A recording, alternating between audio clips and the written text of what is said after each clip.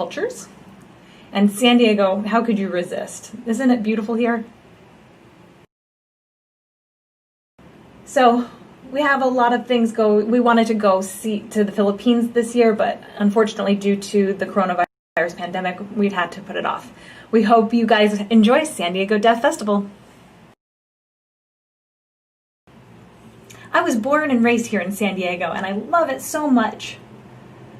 But since the pandemic has hit, I felt really bored and really sad, really strange. Then I found out that San Diego DEAFestival was online this year. And I got so excited. I want to see the whole community come together. I'm really excited to see all of the performances.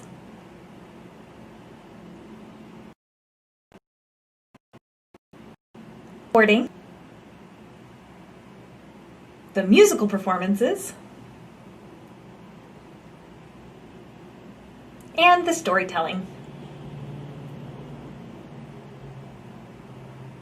I hope the whole deaf community is such a diverse group of people.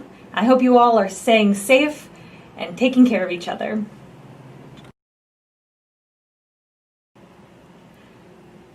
I moved to San Diego from Germany 60 years ago.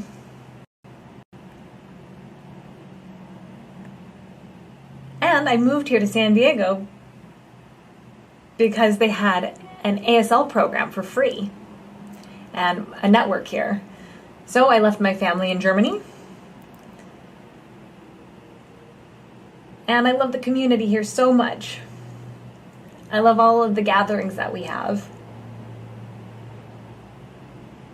I hope you all have fun today watching all of the festival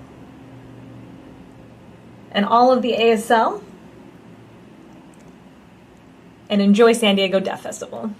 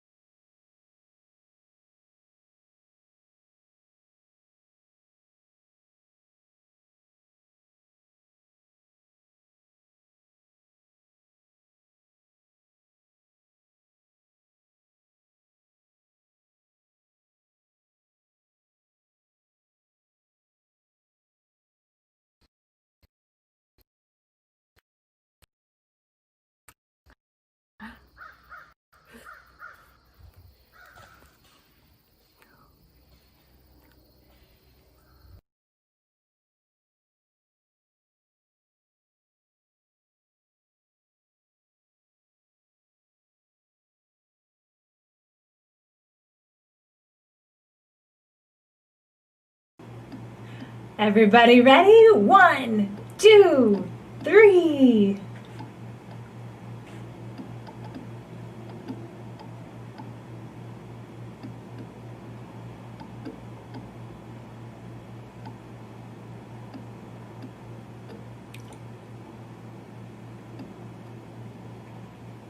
Hello, welcome to Human Races of the World.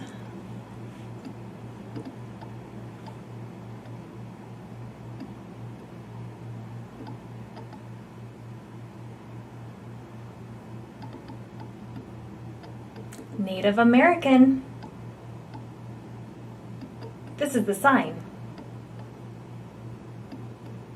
You might have seen different signs for different races and different variations for some of the different races. But let me talk a little bit more about this and I'll explain more at the end of this video.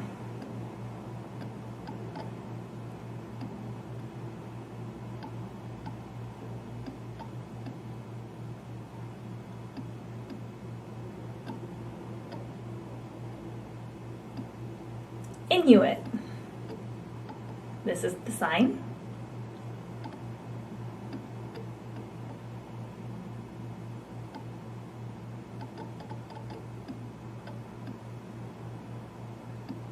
European. This is the sign for European.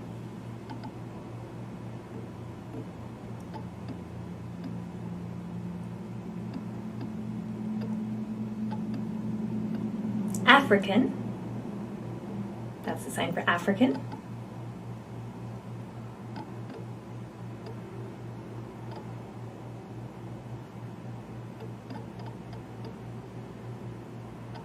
Indian. This is the sign, Indian.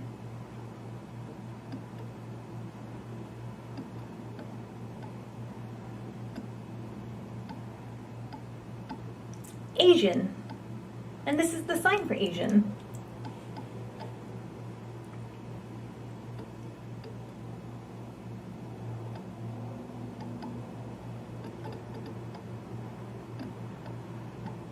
Aboriginal, Australian. And this is the sign.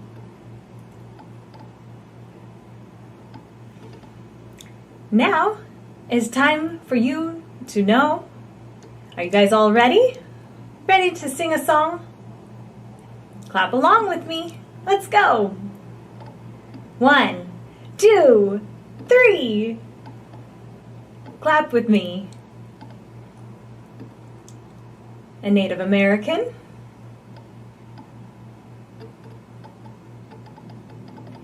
Inuit.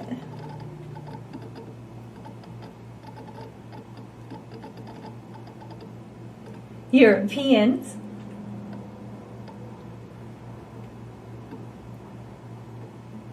African.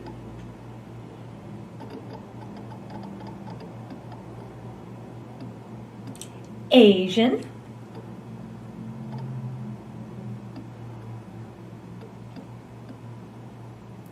Indian.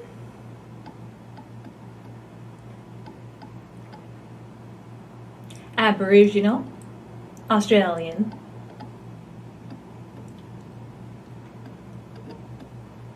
These are the human races of the world. All over the world, people are different colors, and everyone is beautiful, absolutely beautiful. Families and friends. These are the human races of the world. All over the world, there are different colors and different races. Oh yeah, they're beautiful. They're beautiful. They're beautiful. Family and friends. Remember, you are beautiful.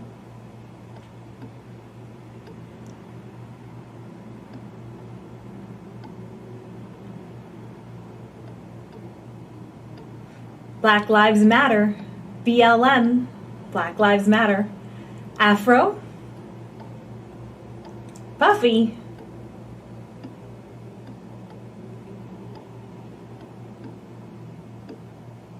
Fluffy. BLM, Black Lives Matter. Delicious soul food. Love, real love. Embrace Black culture. Kwanzaa. All human races come from Africa. They all come from Africa, and they migrated out. Human races came and spread through the world. BLM. Don't forget, we'll talk more about this, about the variety of signs at the end of this video. So I'm here to discuss briefly about the sign languages of races. You might notice that there seems to be more than one sign for some races, and that might be because of three different things. One, national signs. Second one is regional signs, or three are variations on tribal or village signs. And those causes variations within the signs that we use. I'll give you an example of some that I already know, based on some of the research and findings that I've done asking friends and people that I know. So these signs are frequently used in the communities. These are good findings that I want to share with you. Just a caveat to this, that some races and signs might be arbitrary. I'm open to feedback, so please, it's important for us to learn which signs are being used. I'm giving you examples of the ones that I know. This is the sign for Native American. You can also do it on your palm or on your cheek. This is Inuit. You can do it with a flat hand or an open hand. European could be in front of you or on your temple. African can be here or on your face. Indian can be here with their thumb or your finger. Asian is with an open palm. Aboriginal is this way. But I don't use all of the signs. There are some controversial signs for ethnic groups that are not used. Some people still use those signs though. Some races have more than one sign as well. It's important that we do research and acknowledge all the signs for a race. It's best to ask people from that ethnic group what their sign is, what their preferred sign is for their ethnic group, and honor and use their sign for their race. The Baby ASL baby videos are focused on children and families and signing communities. So these videos are to promote baby sign language and rhythmic songs in ASL. I feel it's important to elaborate briefly on human races.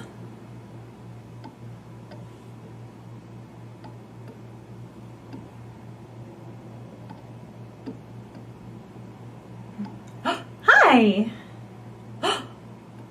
Oh my. There's so many different bugs. I'm going to show you some bugs and teach you the signs for them. This is a cricket. This is how we sign cricket. Like he's jumping on your arm. That's a worm. And we sign it like this.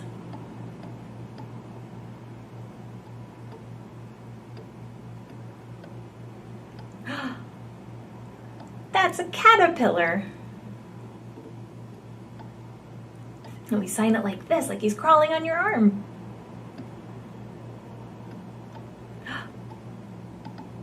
Oh, what's this? This is a butterfly.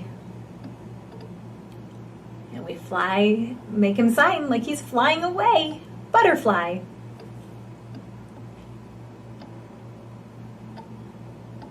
This is a dragonfly. And we show him flying like this. Oh! There's more bugs on this side. Here's some more bug signs for you. Here's a snail. We sign him like he's slithering up your wrist like this. Or you can even do it this way, with his little tentacles out like this.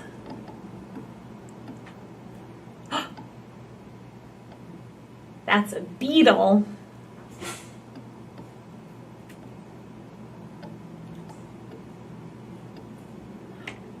We sign beetle like this.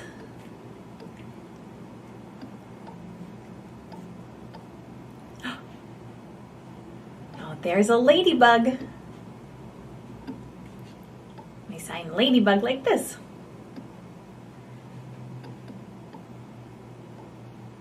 Or you can sign it like this. Show the ladybug flying. There's an ant. And this is how you sign ant.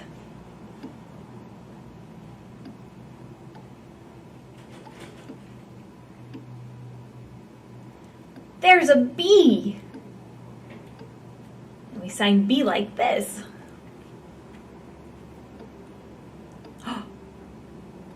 There's a grasshopper.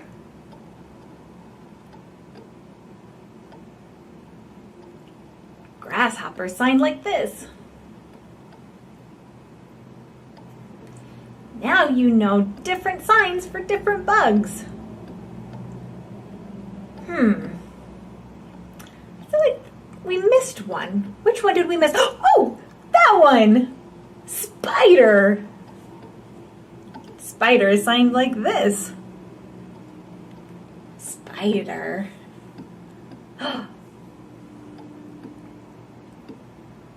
Do you want to sign a song? A rhythmic song? With me? Do you want to sign a song? A rhythmic song about the different bug signs that we know? Yes? All right. Okay, everybody ready? 1, 2, 3. Clap with me. Jump, jump.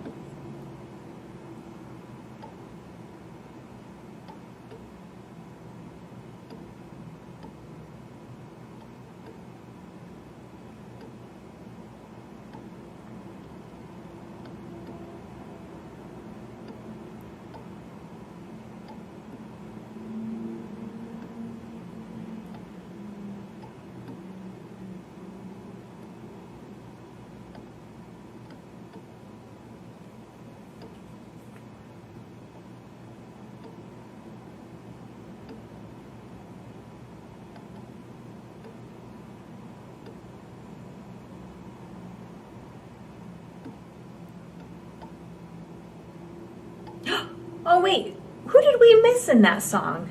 Oh, that's right, Spider.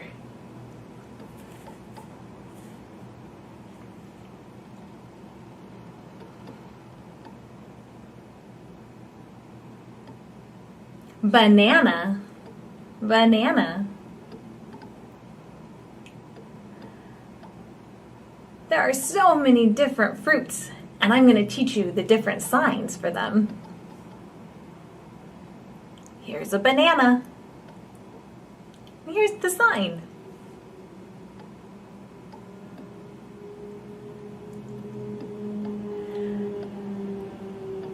There's an apple. And this is how you sign apple.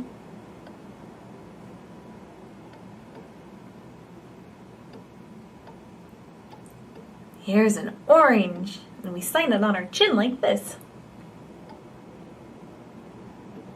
And a lemon is signed like this.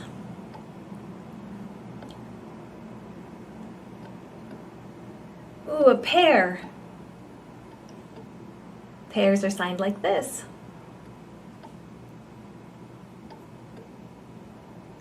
Do you want to learn more fruit signs? Here's a kiwi. We sign it like this.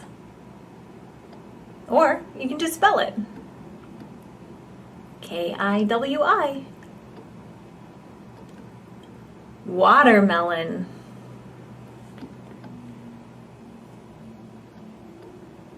Watermelon is signed like this.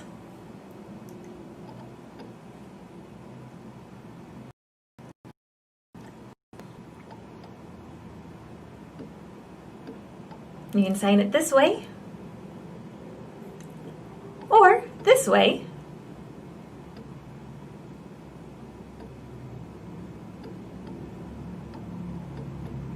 Grapes. We sign grapes on the back of our hand like this. Now you guys know signs for different fruit. Oh, wait, hi. Do you want to sign a song? A rhythmic song? Yes? All right. Ready? 1, 2, 3. Clap with me.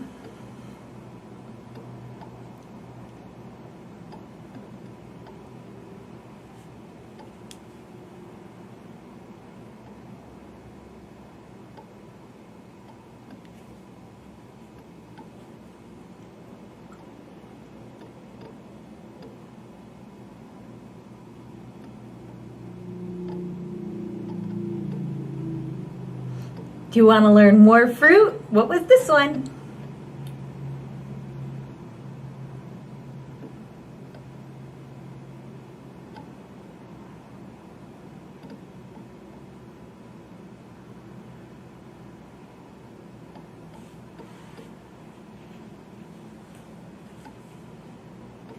Fruit is delicious.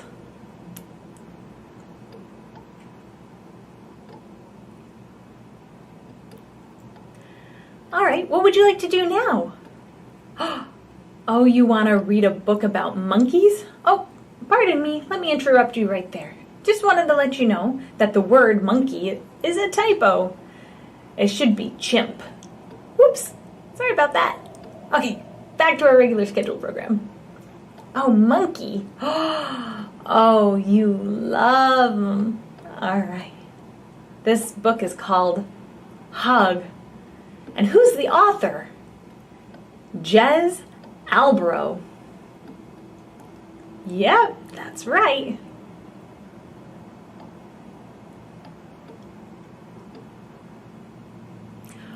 Where does this book take place? It takes place in a jungle with a monkey walking on his knuckles. A chimp sees a big, huge elephant with his small baby. And what does the mama do? Gives a hug with his trunk. The chimp goes roaming through the forest and finds 2 chameleons in a tree, both squeezing together in a hug.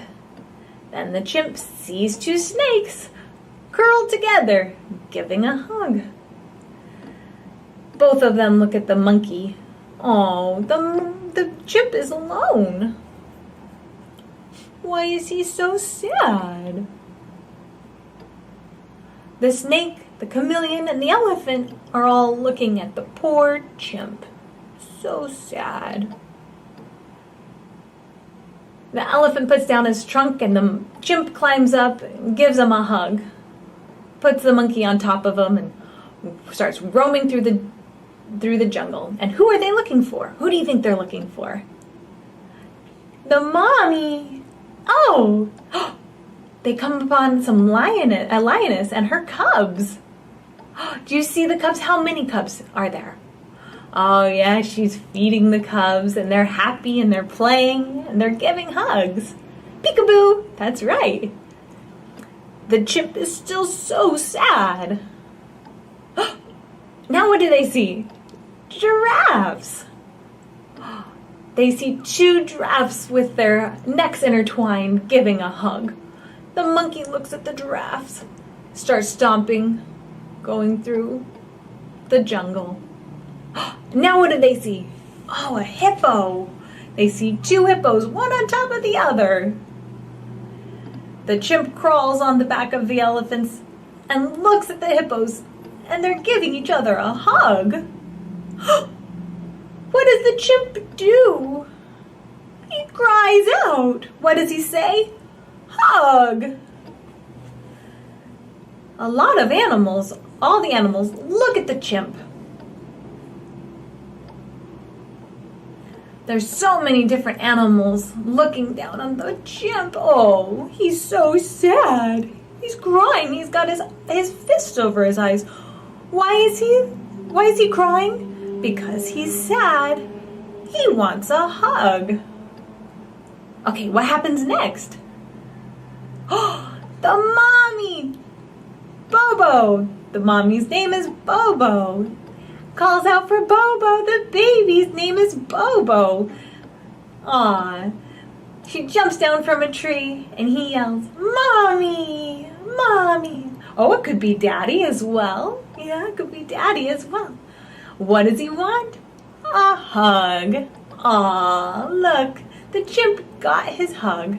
And all the animals are looking at him and saying, hug, hug, hug. Oh, he found his mommy. So, the mommy puts down the baby chimp, puts down Bobo, and he goes and gives a hug. Who does he hug first? Oh, the elephant. Look, he's hugging the elephant's trunk. Yeah. Aww. Now what? Hug. He hugs all the animals and they all dance merrily, all hugging each other. Hug, hug, hug. Hug. Mommy and Bobo hold hands. Hold my hand. Aww. Oh, me again. Just wanted to remind you that it's a chimp, not a monkey. Sometimes those words, they have the same sign, so whoops, sorry about that. Oh, back to our book. Do you want to hug? Mommy wants to hug you. Aww. Aww.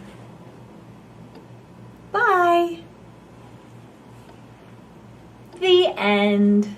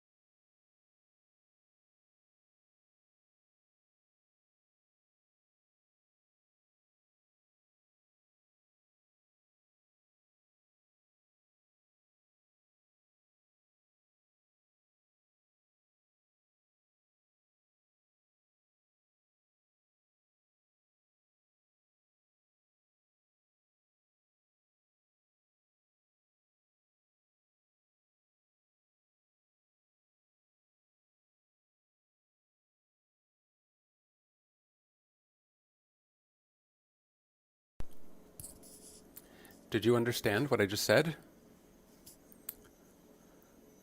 I was just signing to you.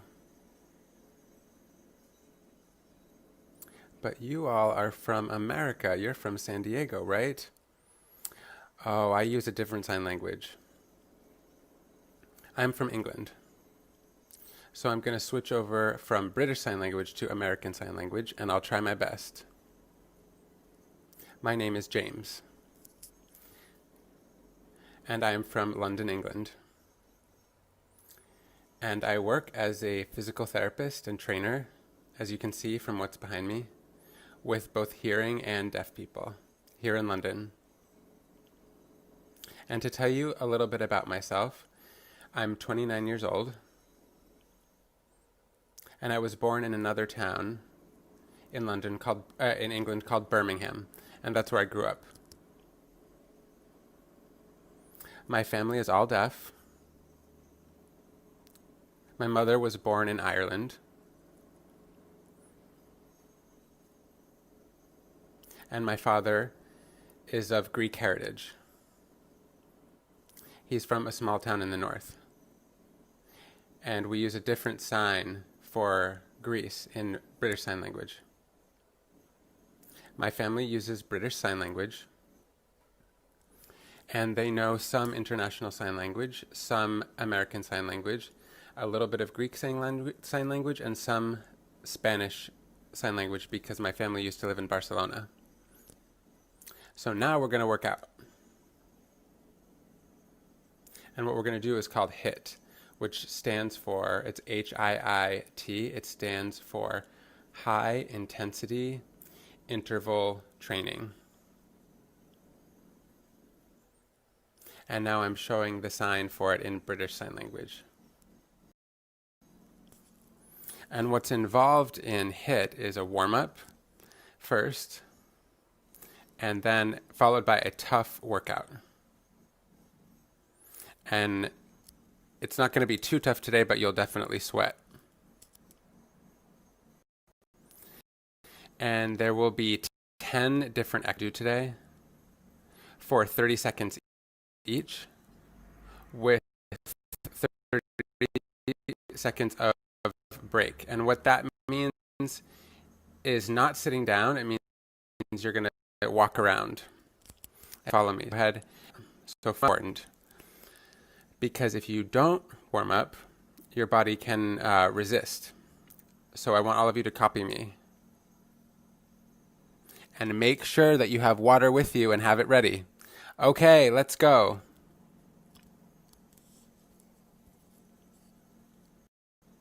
This is a very simple warm-up that I'm going to do. Not complicated at all. The most important thing is to get your entire body moving and get it ready to work hard for the rest of the week. I always start with this for about 1 minute.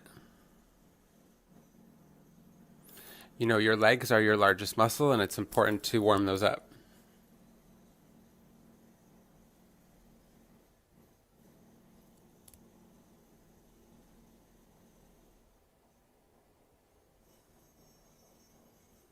And you can use your arms too. Don't let them just hang by your side. Make sure you actually move your arms.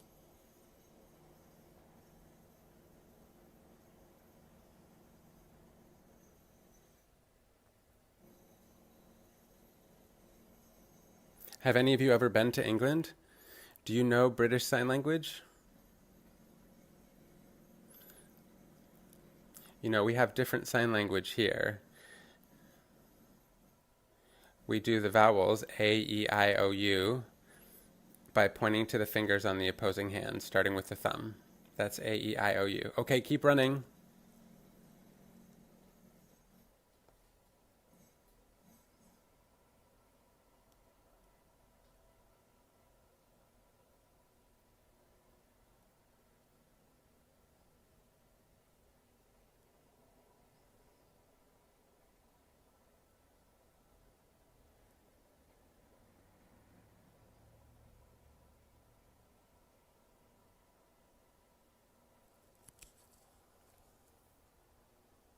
Three more.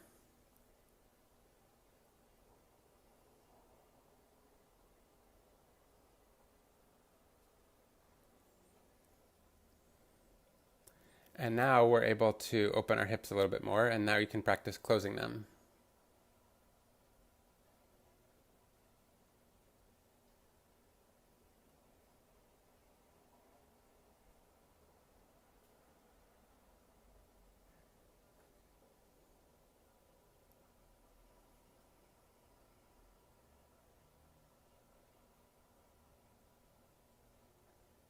Okay, now we're going to cool down for a little bit. Now we're going to move on to lunges. But when you put this leg out, you're going to twist toward the side of the leg that's forward. And you should feel a stretch back here. And repeat with the other side.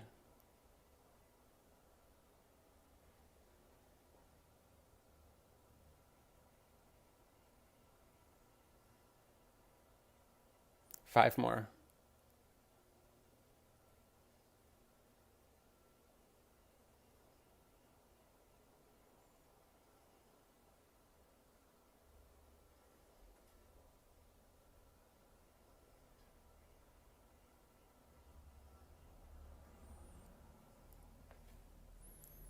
Great. So now you should be kind of warmed up from the waist down, and now we're going to work on our shoulders. 10 forward and 10 back.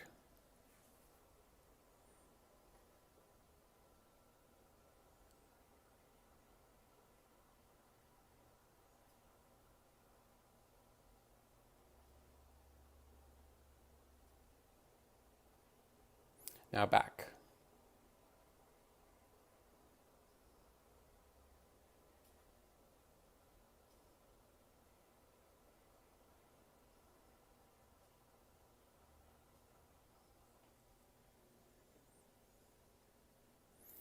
And make sure you really lift your legs up. Not just halfway, but lift them all the way up. Now I'm going to have you do worms like this. That's 1. So I want you to go ahead and do 5. Here we go.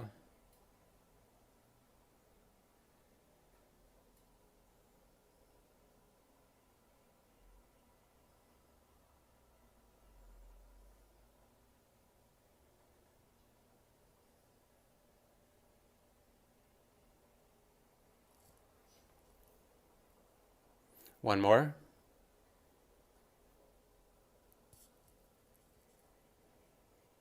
Are you starting to sweat now? You know, England is not very hot, but it is very humid here.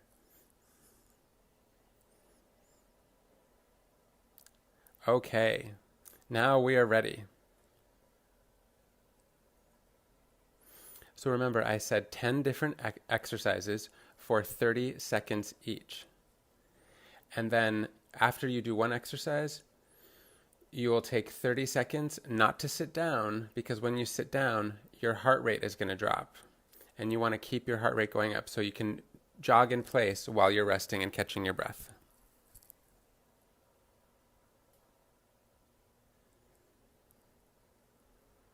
And now I'm going to show you some of the different signs that we use in British Sign Language and in American Sign Language. So the signs for what and where are actually reversed. So what we sign for what is your sign for where, and vice versa.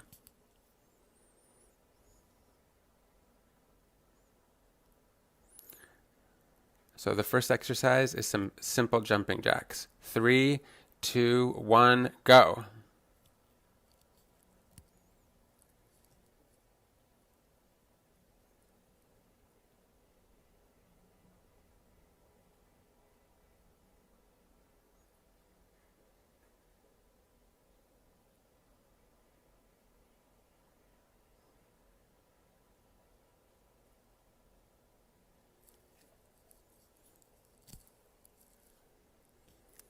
Okay, now you can kind of jog in place a little bit for 30 seconds. And then we're going to do a different exercise that looks like boxing. And I don't want you to plant your legs. I want you to kind of do a little bit of a split, put one leg forward and bend your knees a little bit. 6, 5, 4, 3, 2, 1. Here we go.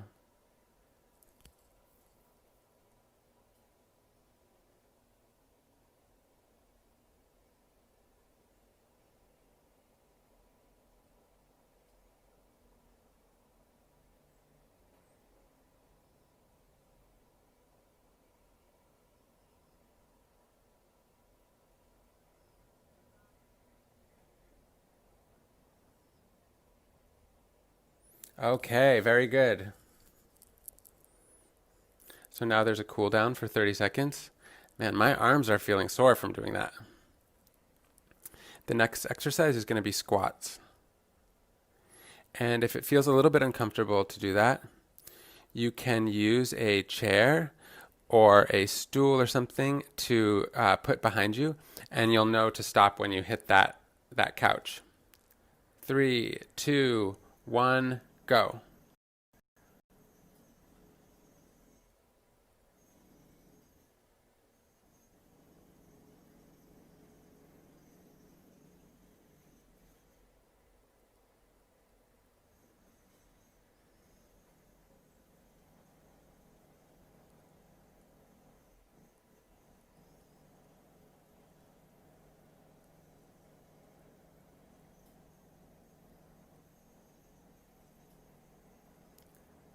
Two, one, and we're done. Okay, sorry, I was just making sure my computer is still on. So now remember, we're going to keep moving. And, you know, the ASL sign is deaf, but what that sign means in British Sign Language is actually, it means hearing. Okay, 5, 4, 3, 2, 1, we're going to go. The next exercise is going to be for your arms. Now you're all familiar with a push-up. And if it's too difficult for you to do, you can go down onto your knees and do push-ups like that. And if that's too difficult, you can do push-ups standing up against the wall. And take it slow, it's okay. You want to make sure that the movement you're doing feels right for you. Here we go.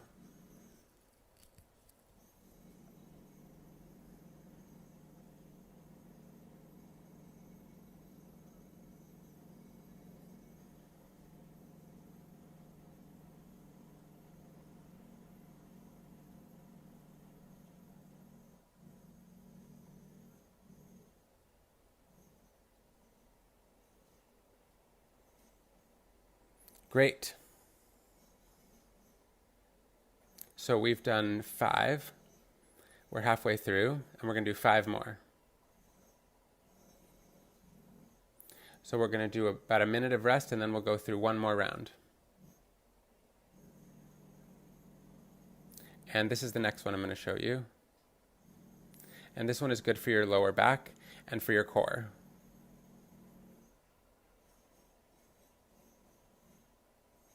And try to keep your legs on the floor.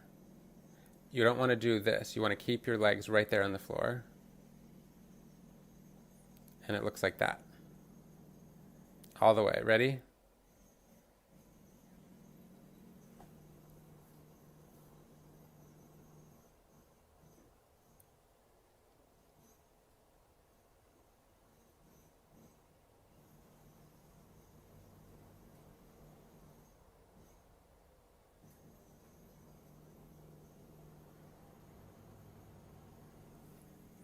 Okay.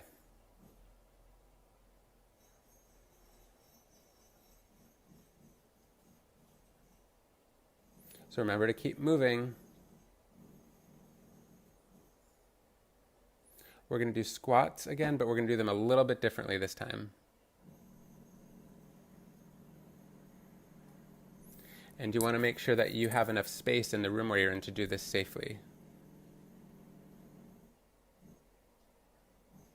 So you can do that, or you can just jump and then twist. Okay? And if you're not able to do that, just do squats in place like we did the first time. 4, 3, 2, 1. Ready?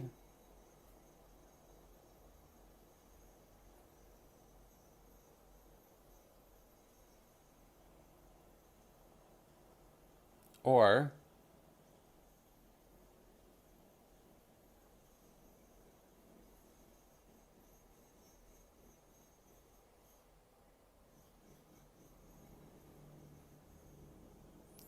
I'm definitely feeling it in my legs now. So remember to keep moving while we're catching our breath.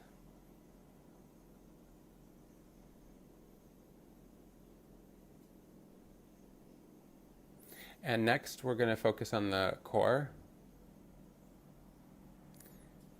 And these are called mountain climbers.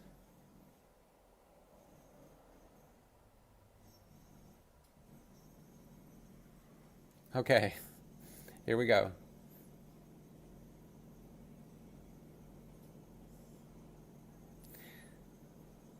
And remember to keep your body straight. You don't want to be bending at the hip or have your hip be sagging toward the floor.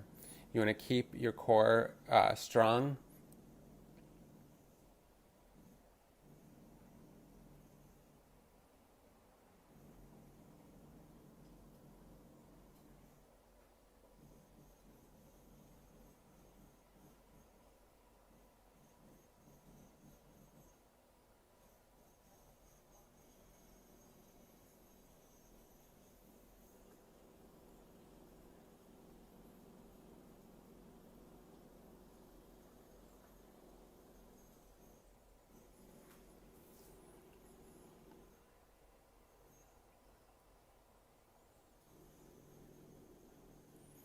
All right. Now this other one is also focused on the core. These are going to be alternating V-ups. So this is hard, and I'm going to show you how to do a modified version after. So you're going to alternate one leg at a time, lifting those up, like this. Okay, if that seems too tough, what you can do is this.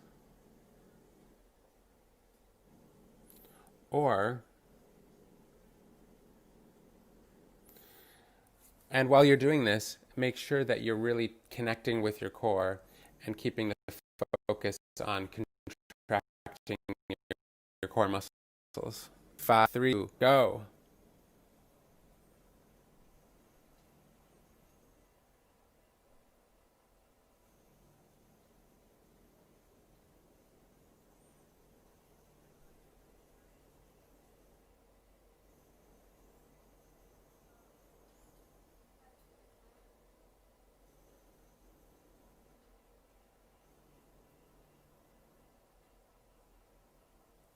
All right, good.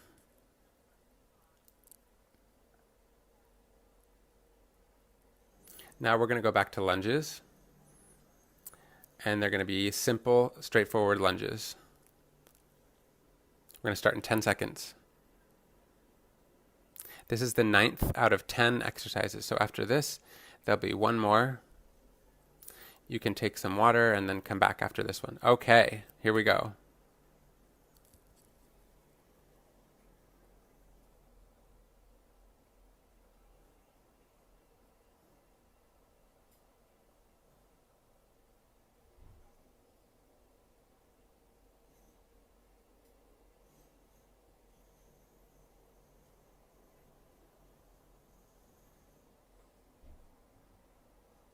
Five, 4, 3, 2, 1.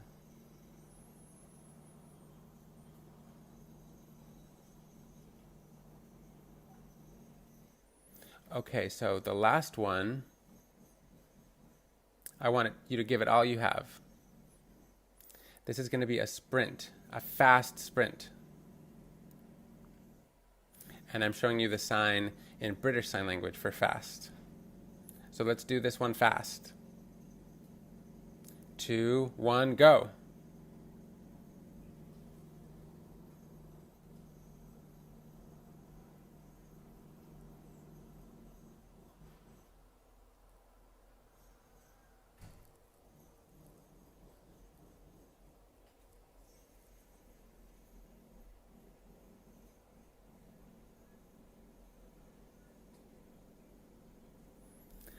5, 4, 3, 2, 1, done. That's the first round, which is finished. So it's time to take a little rest for 1 minute and take some water, which I need to do too. And then we're going to move on to the second round.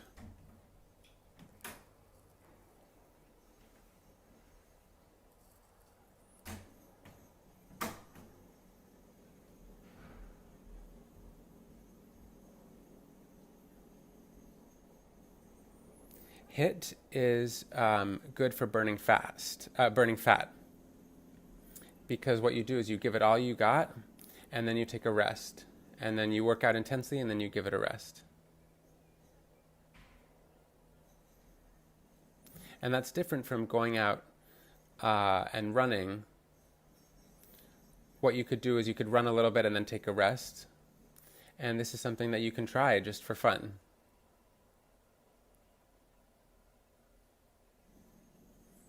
And the way we sign numbers in British Sign Language is different than it is in American Sign Language. I always have such a hard time remembering it in ASL. So I'll show you what it is in British Sign Language. 6, 7, 8, 9, 10. Or 10.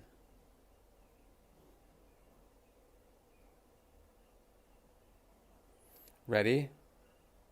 We're going to do 5 more and then we'll be done. Okay.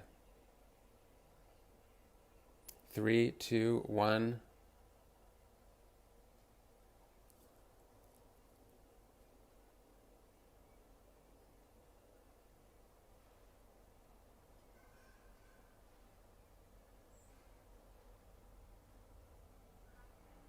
Great. The next one's boxing. Here we go. Remember, keep your legs like this at a split stance and engage your core. You always want to be thinking about how you can engage your core while you're doing this. 3, 2, 1, go.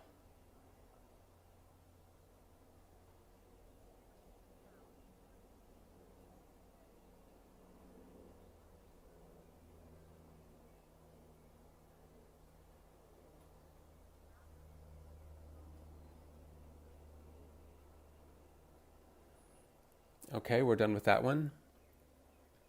The next one is the squats.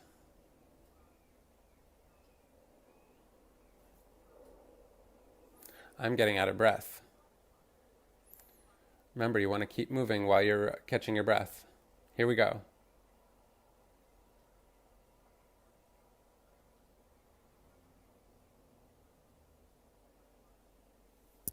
And for a challenge, you can stay down like this and just do little pulses.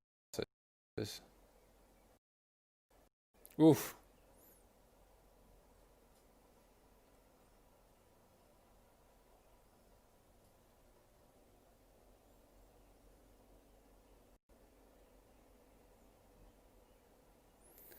I definitely feel that. I feel that burn. Okay, now push-ups. Here we go.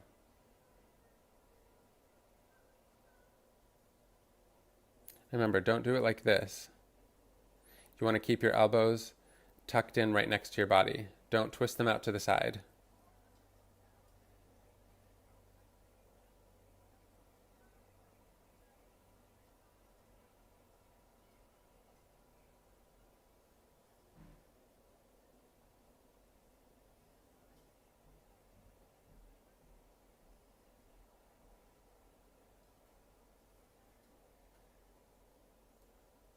Okay, now the last one is 10 of these.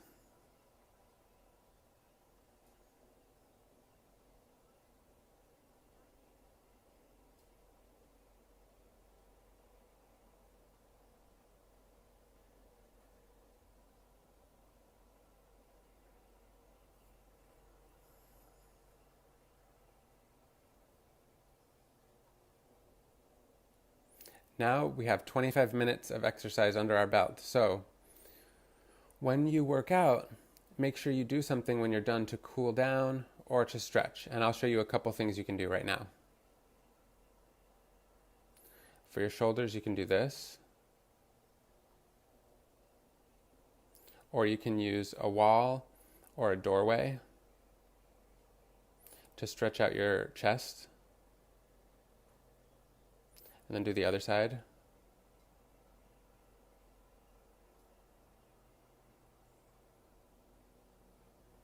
And then for your legs, keep them straight, don't bend them, and lean forward.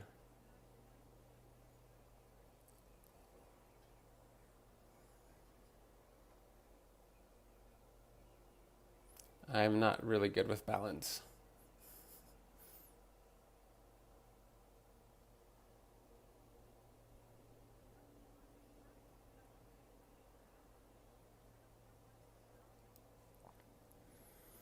All right.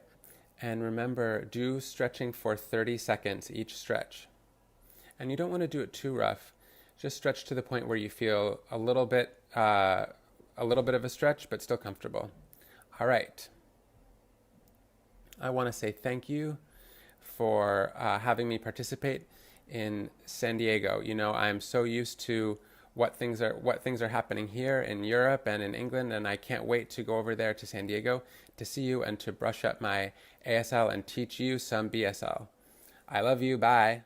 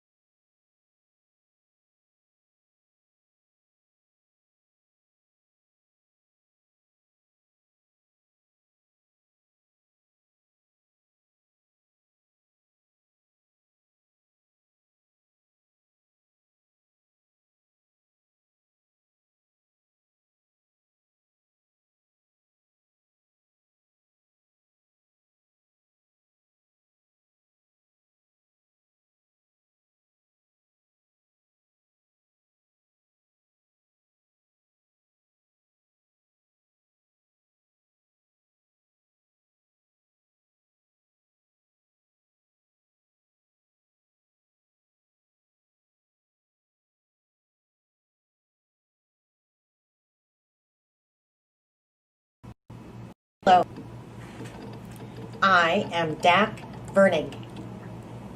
And you're thinking, who is that? Well, I used to do a lot of vlogs. I used to tell a lot of stories in ASL. I'm that guy. I traveled all over the United States and I told stories. I also was in a group. And so you're thinking, what am I doing here? So what am I doing here?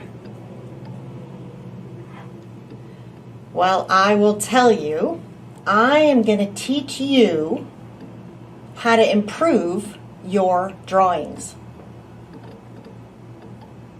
I'm sure some of you are like, nah, Dack, you can't draw.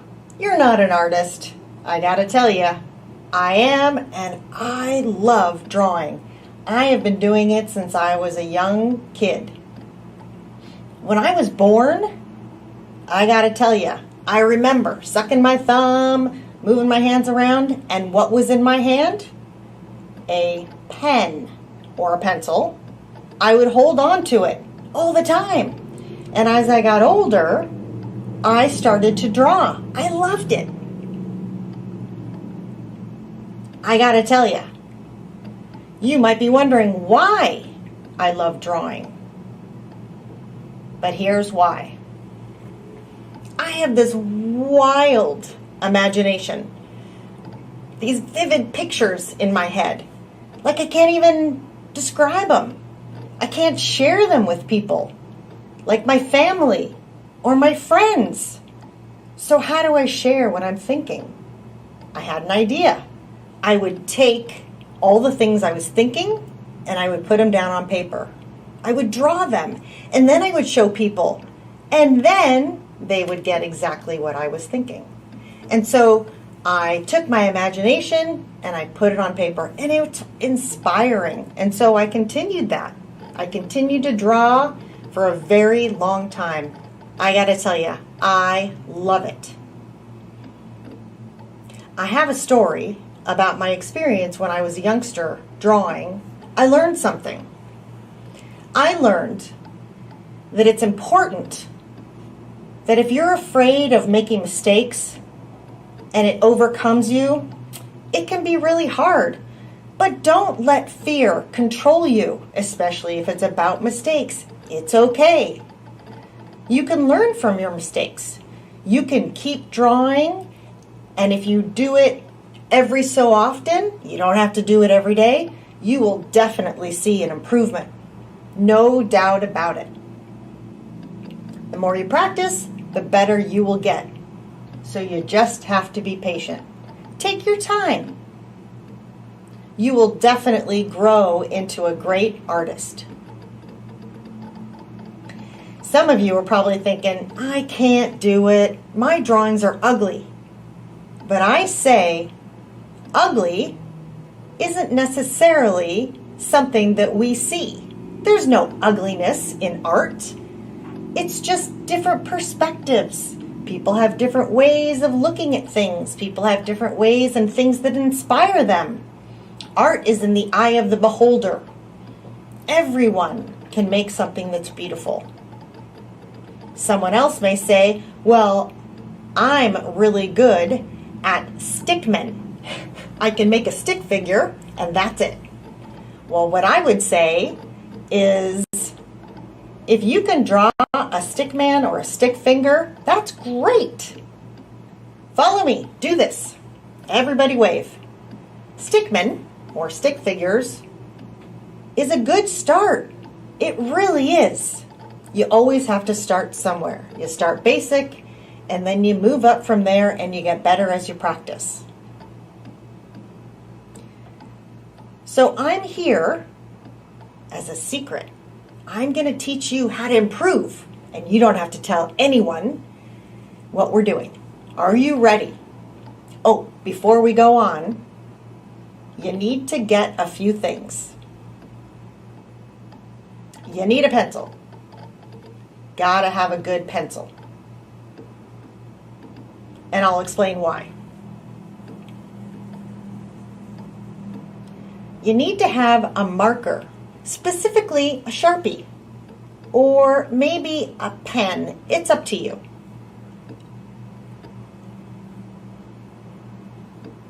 Here's another Sharpie. This one is thicker than the last. The other marker can be thin, like the pen. This is a special, very, very thin pen, like hairline thin. And what's most important? A canvas to draw on.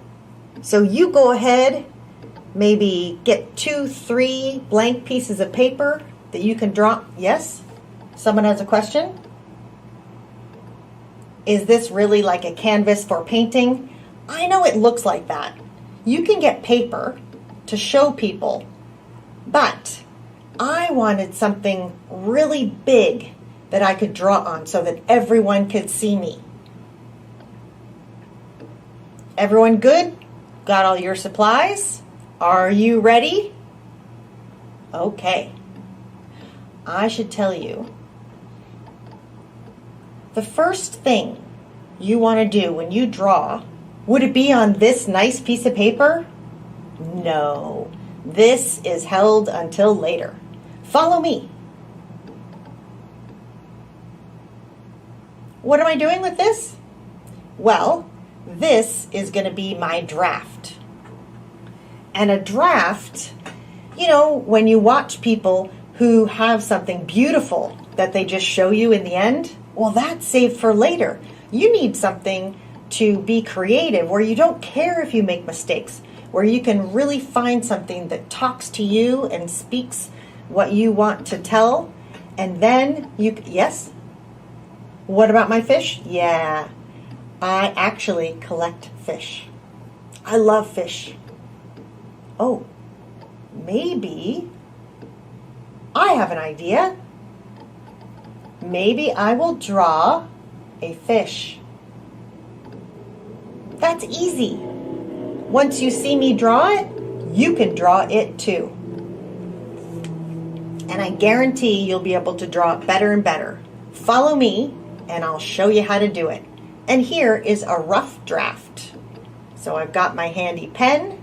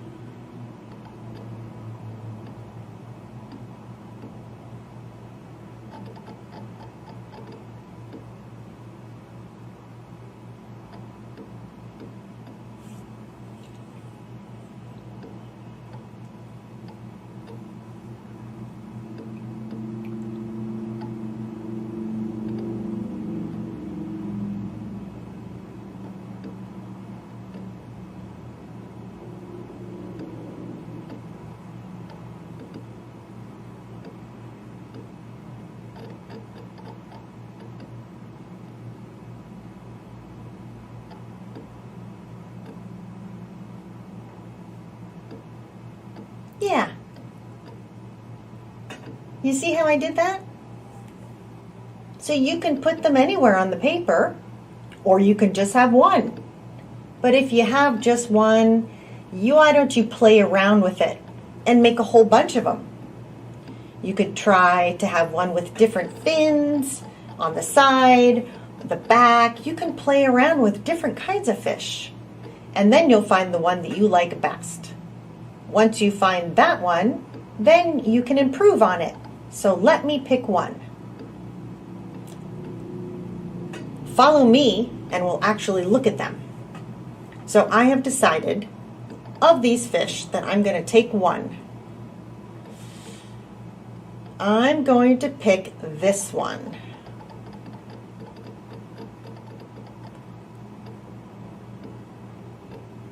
Now I'm going to start the actual finished product. But first, How do I do that? Remember the pencil?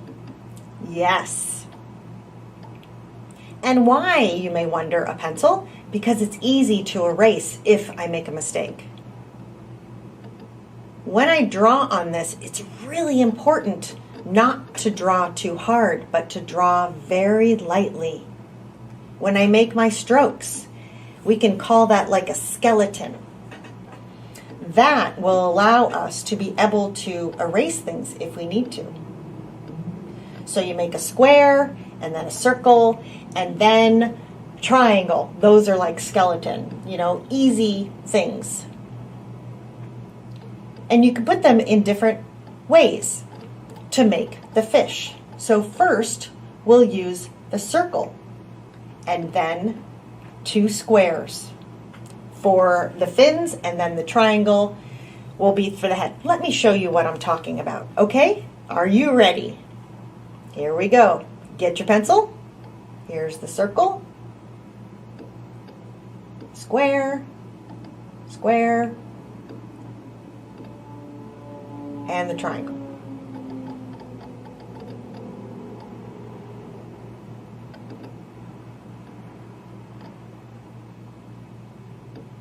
You see how I did that? 3 easy shapes. What? Yeah? You can't see it? Got to use binoculars. Well, that's because I did it super, super light. I'm going to save it, and then I'm going to work on this one. And so I'll show you that's part of the beginning. So you can notice I did it over and over, and I just used 3 simple shapes, and then I fit them together to make the body of the fish, and that's the foundation. What do we do next? We use the pencil again. This time, I'm going to etch it in a little more precisely. It takes a lot of patience. Are you ready? Let's do it and see what I'm doing. Here we go.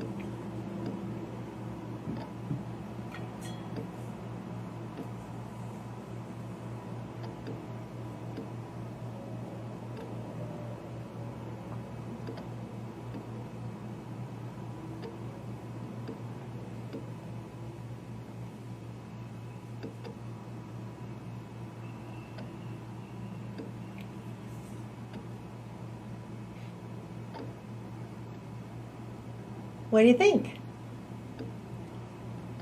And so you can add more details if you want.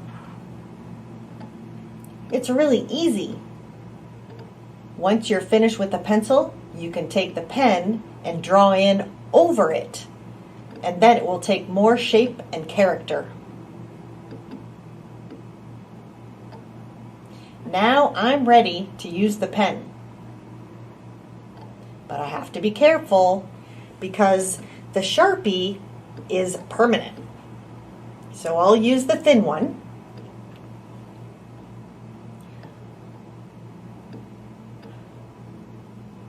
I tend to either do little lines at a time or one solid line. You decide what you want, but I like little lines.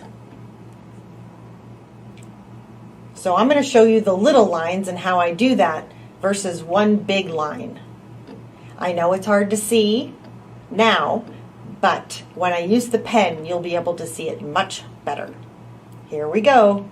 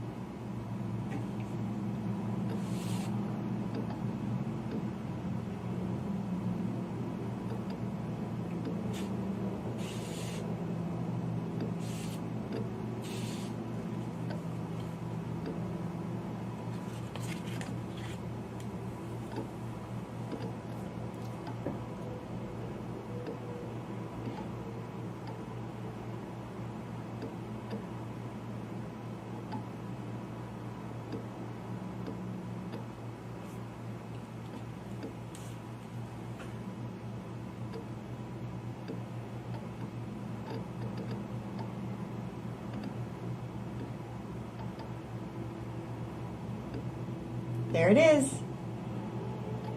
This is my fish. And you can see it clearly now. Yes?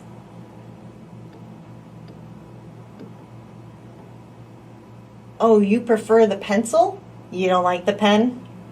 Yeah, well, I gotta explain. In my experience growing up, I loved the pencil. Pencils, I would draw all the time. And you know, pens, I hated them. And I had this book, and I wanted to save it for years and years. And now that I'm older, I open up the book, and the pencil, when I drew it back in the day, it is faded because it's not really permanent. Compared to the drawings that I did with a pen, those have lasted for a very, very long time. Years. And so now I see the difference. I would encourage you, when you draw something in pencil, you should finish it off with pen if you want to save it for a long time and maybe pass it on for generations to come. Anyway, back to my fish. So what am I going to do next? I'm going to finish the drawing, but I want to get really detailed in the body where the gills are. And I want to show you some details. I'm going to use the same Sharpie, but instead of using those small little lines, I'm going to use one solid line. Very, very thin. Are you ready? Here we go.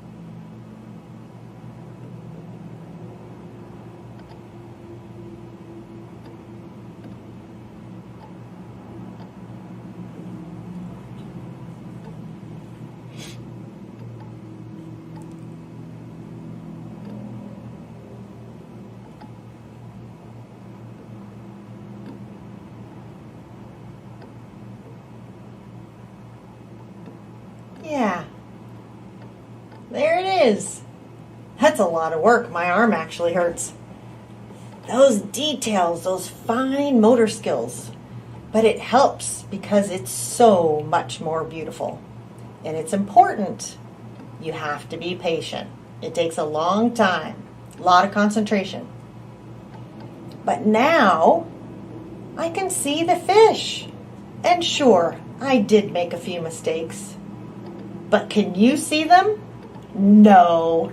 You don't see any errors. You see? So when you look at your art, you probably see the errors. But when I look at it, I won't see them. I probably will think it's just beautiful. So I'm done. And that's my fish, am I? If you look at it from far away, it might be hard to see some of the details. So what then do I do? Aha! I take the thicker Sharpie. What am I going to do with that? I'm going to outline all of the fish to help expand it so that people can see it better. Let me show you what I mean. Here we go.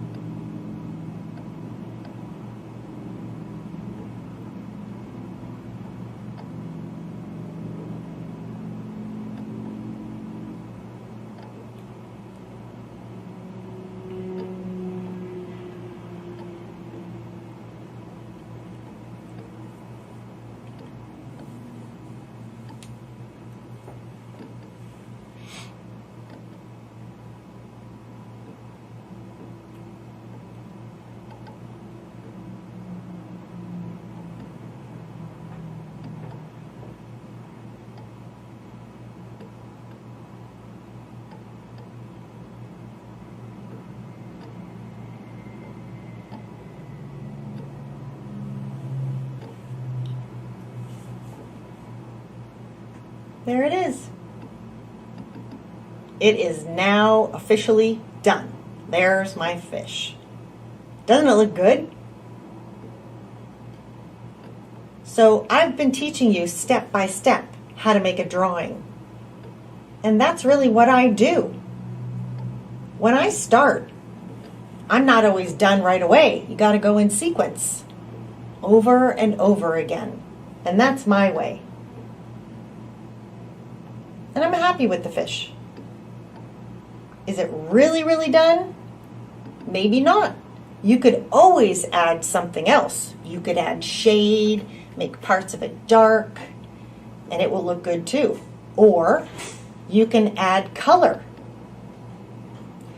I would also recommend maybe you add a background. Maybe make a bubble or bubbles coming out of the fish's mouth. That would be really cool. It'll be a beautiful drawing. You can put in so many things, it's really up to you. But the most important thing is when you're done, what do you have to do? You have to sign it. And you gotta sign it with a date. That's really important. Because if you put down the date, and then years come, and you look at it and you go, oh my gosh, I'm looking back, when did I draw that? Wow, if you have a date, you'll remember when. So that's really important, and here I go.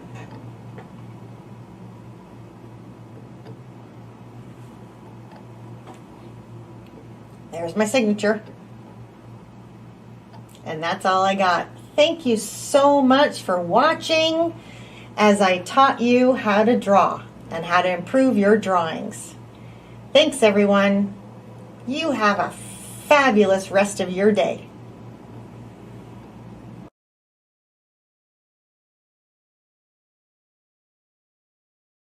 Ouch, out Supremes, out Crusts, or outstuffs the Hut. Because when it comes to making your favorites, no one outpizzas the Hut.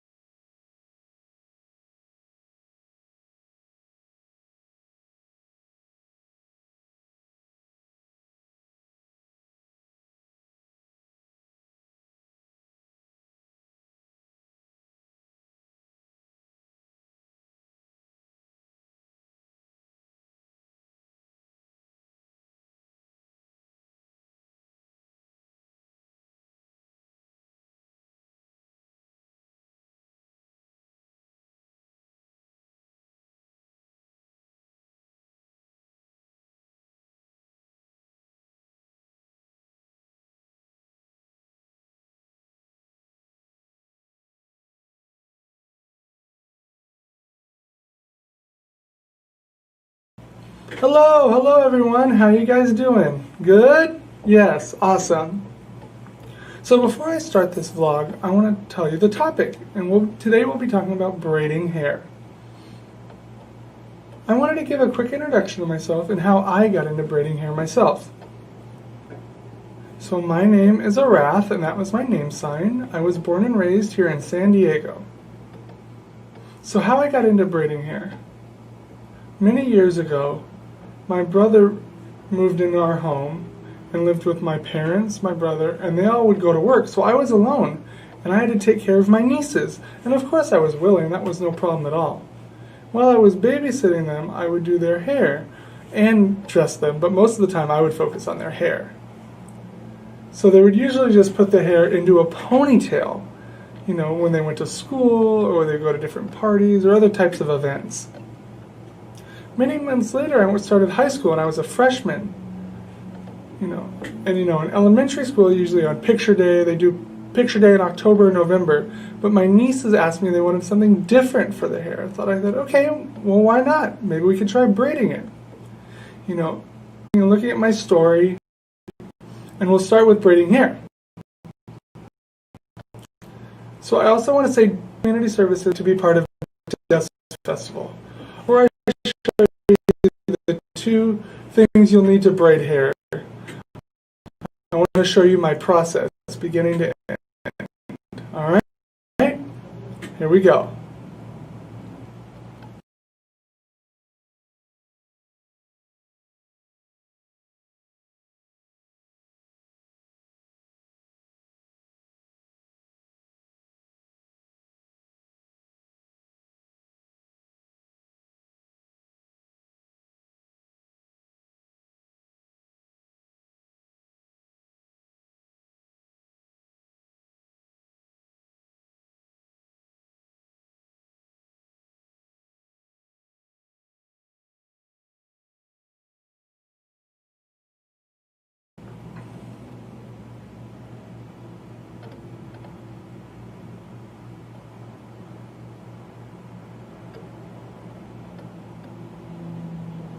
Alright, so hello everyone.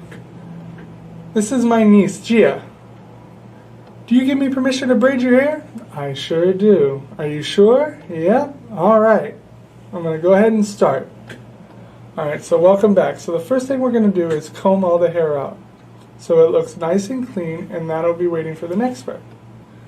Our next step is to make a line down the middle with a comb. So now I'm going to start. Come in close and watch me. You'll start right at the nose and go all the way back and make a perfect line down the middle of the head.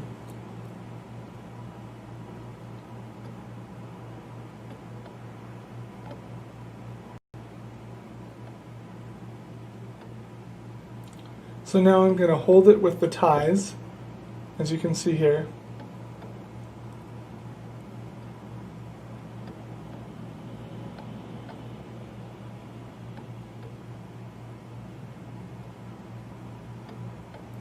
Since I don't have any support, I'm going to be using these.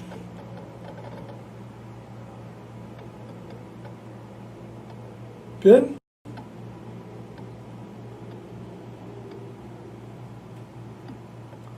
Okay.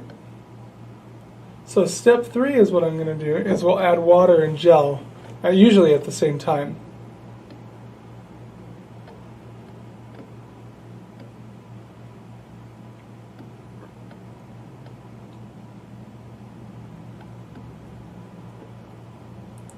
Can you hand me the gel, please? Thank you. Just a little bit. You don't need too much here.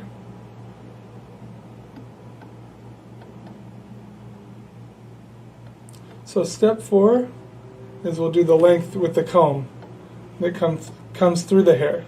Watch. This is how I start. Come closer. Come on.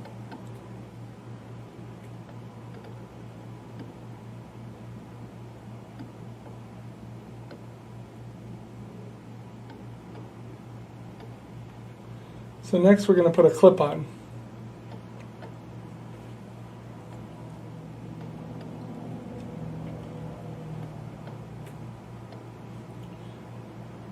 So then we're going to begin braiding.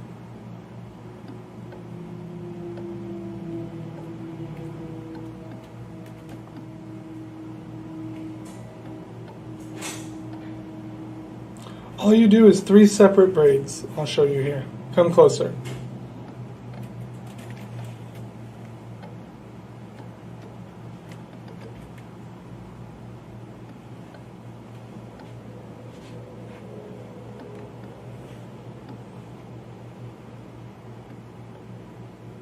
Then you'll add 1 strand of hair at a time.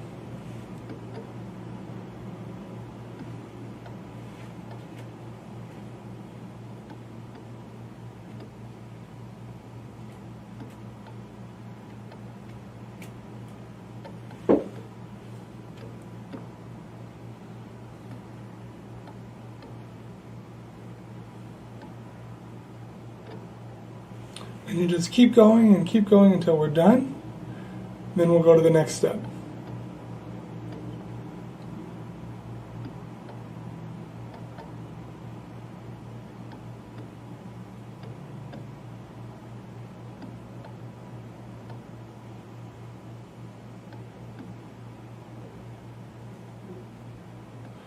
So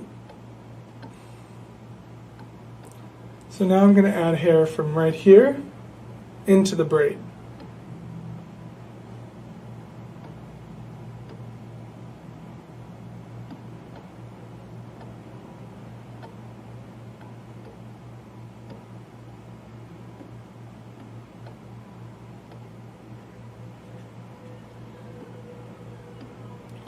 Now I'm going to hold on to this. You'll see the surprise. Here we go.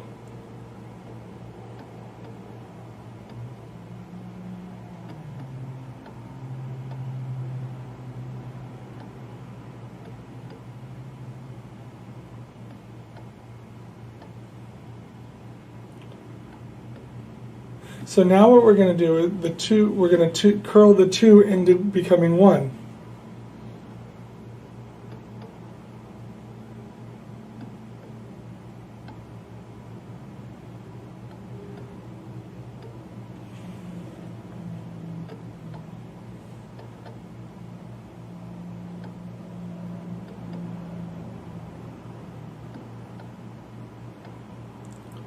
So since I showed you her hair all around, I'm going to ask her, what do you think? Do you like your hair? Oh, yes. Why do you like it? Because I love the heart, and I love people, and people love me. Good answer, good answer. All right, well, thank you very much for having patience with me while I was braiding your hair. I know it took a long time, but thank you. And thank you guys all for watching. See you next time. Hi, I'm Dack. This is the second person I'll be braiding their hair. This is Marla. So today we're going to do cornrows. Yay! I'm excited. Alright, so before we start, what do we have to do? Brush it out. Curly hair is usually, we have to brush more. You can use either brush. This is the one I chose.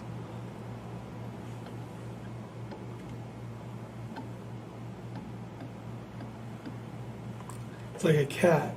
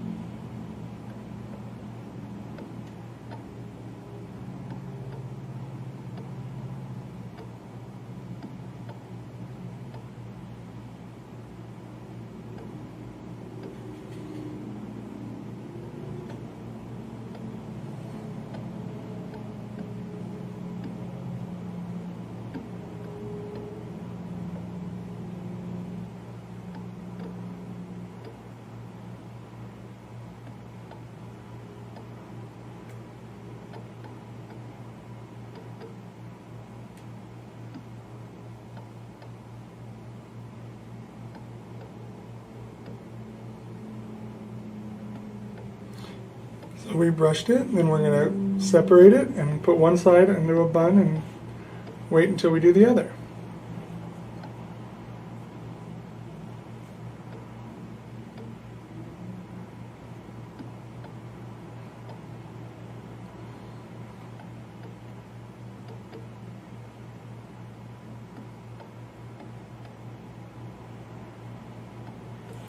So excuse me. So our next step is, we have to find the middle, or whatever looks good to you, and you'll start separating out that hair. So I'm going to start with 3 strands from the front.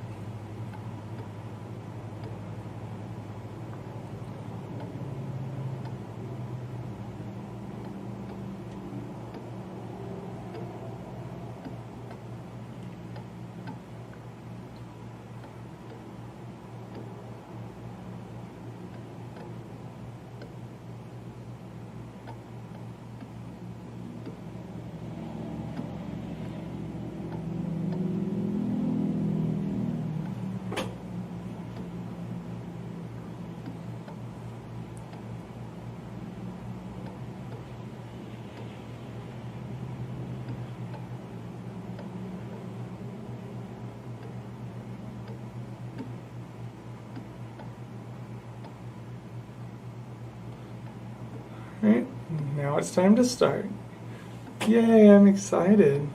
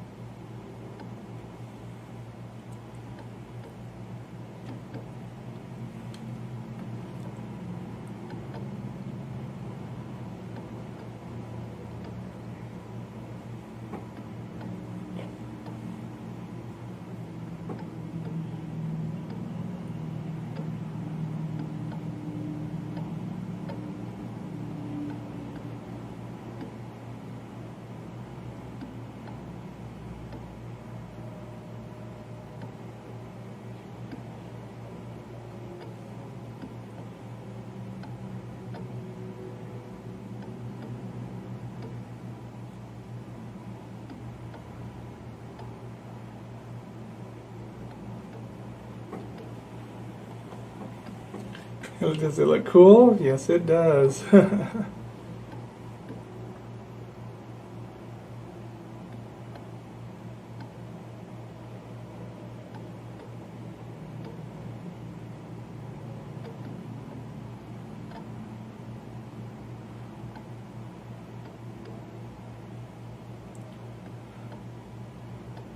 we're going to add some here.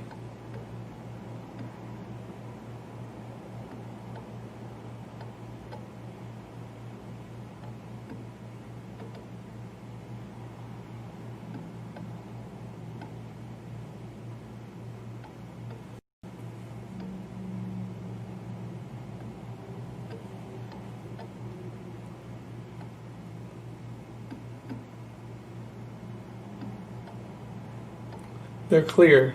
These are clear bands. They're a lot better than the colored ones.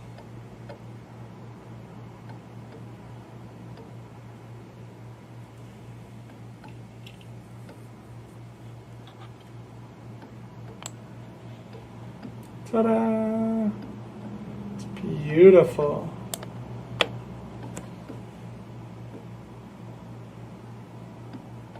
So now we did the first one, and we'll continue on to the second and the third.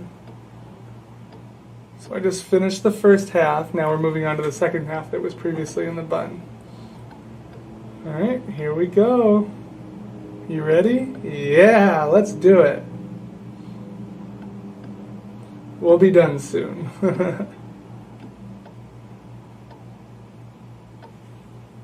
My trusty comb with the pointy at the end, it helps.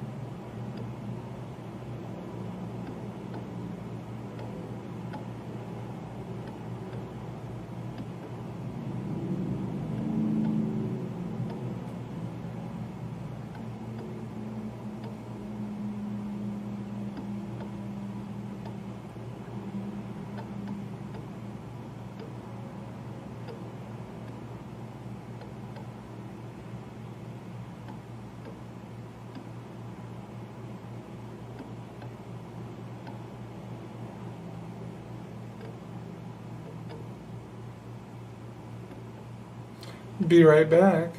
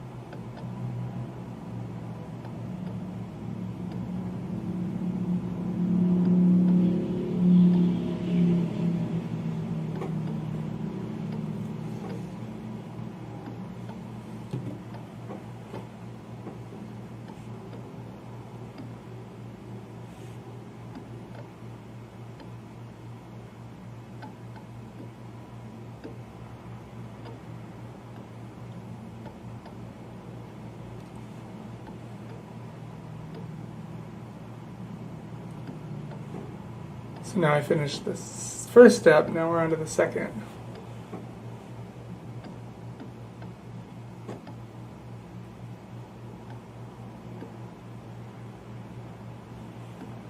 We'll be done soon. Ooh. It looks awesome. Yeah.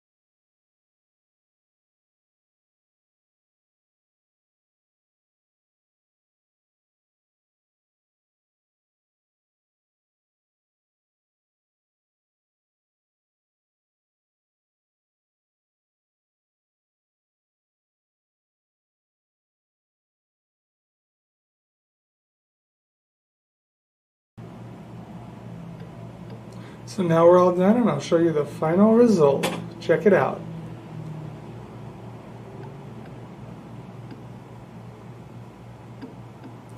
You like it? I love it. Good. All right, now I'm going to give you a full view of it.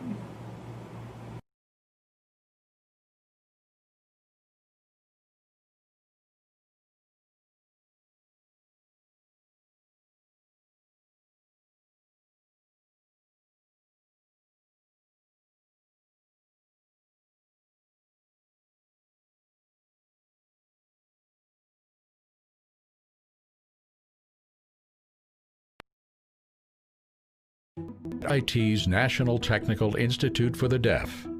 We are scientists, innovators, athletes, problem solvers, performers, researchers, creators, doers and makers. We are unique. More than 1,100 deaf and hard of hearing students creating and collaborating alongside 18,000 hearing students on the most accessible campus in the world.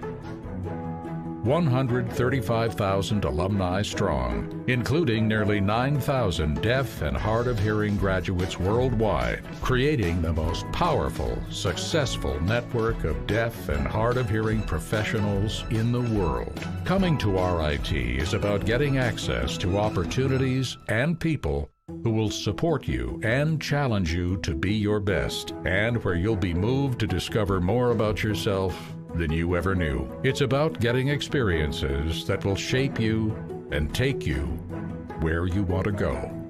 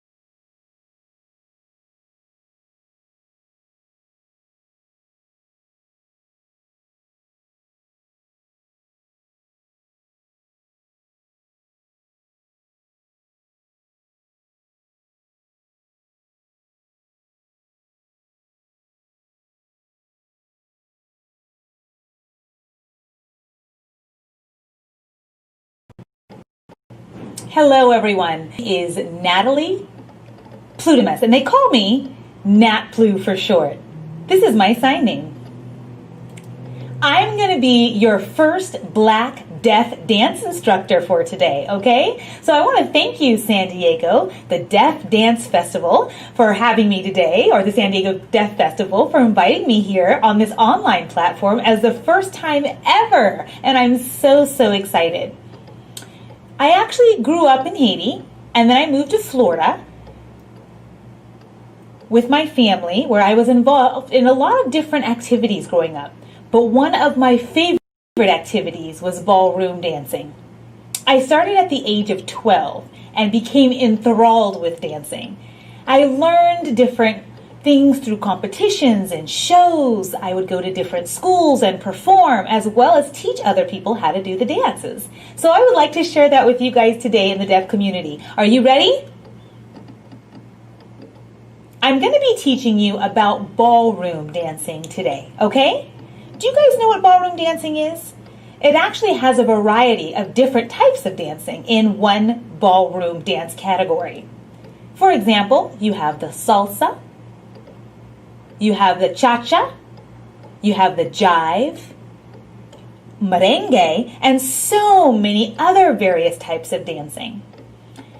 I want to explain to you in detail what ballroom dancing entails. It's a formation type of dance, which means that there's a specific structure and framework and certain postures that you have to follow. Most often, you're not dancing alone. You usually have a dance partner.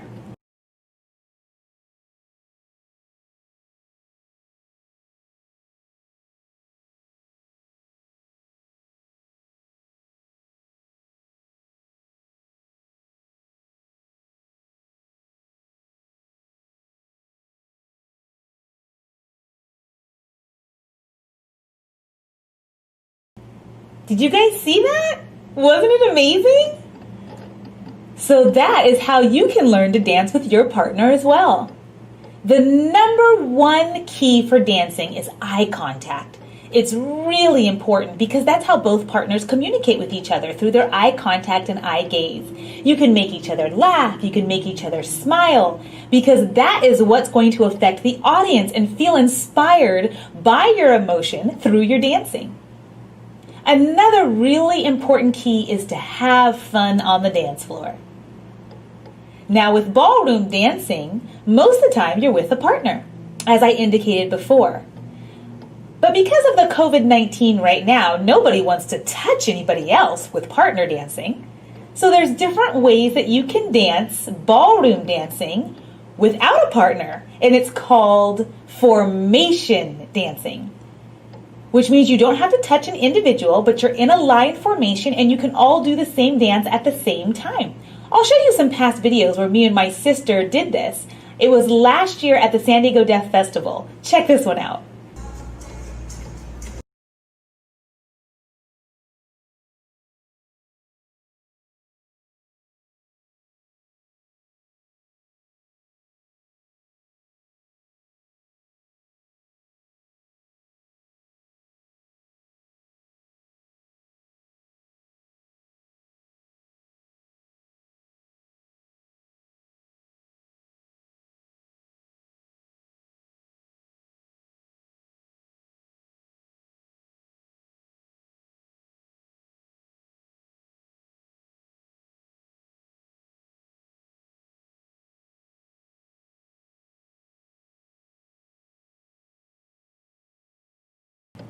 Wasn't that cool? So that's what it would look like. Now on this online platform, I'm actually going to teach you guys how to do the cha-cha today.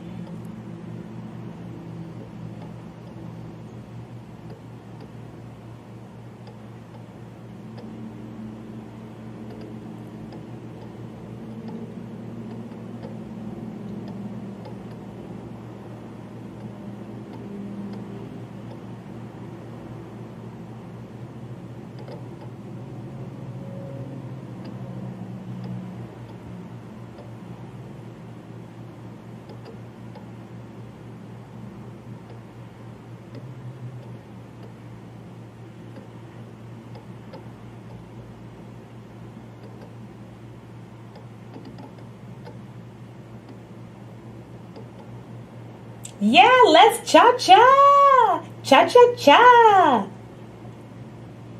Okay, so now I'm ready to explain to you in more detail about the cha-cha and the count breakdown, okay? Now you always start on 2. So it looks like 2, 3, cha-cha-cha. 2, 3, cha-cha-cha. Okay, that's the count breakdown. So when I do cha-cha-cha, I'm actually not going to say it. I'm going to clap with my hands, and that's me making the countdown, okay? 2, 3, clap, clap, clap. 2, 3, clap, clap, clap. And that is the natural rhythm for the count for the cha-cha. Now I'm ready to show you guys the basic steps with the counts. Are you ready? 2, 3, cha-cha-cha. 2, 3, cha-cha-cha. 2, 3, cha-cha-cha. 2, 3, cha-cha-cha. 2, 3, cha-cha-cha. Let's do it again. From the side. Ready?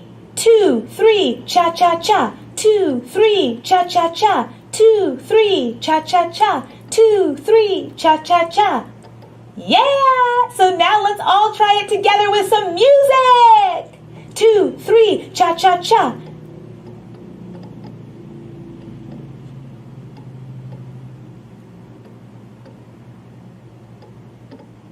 Cha-cha-cha. 2, 3, cha-cha-cha. 2, 3, cha-cha-cha. 2, 3, cha-cha-cha. 2, 3, cha-cha-cha. Now, most people tend to ask me, you're deaf. You don't hear anything. How in the world are you able to follow the beat?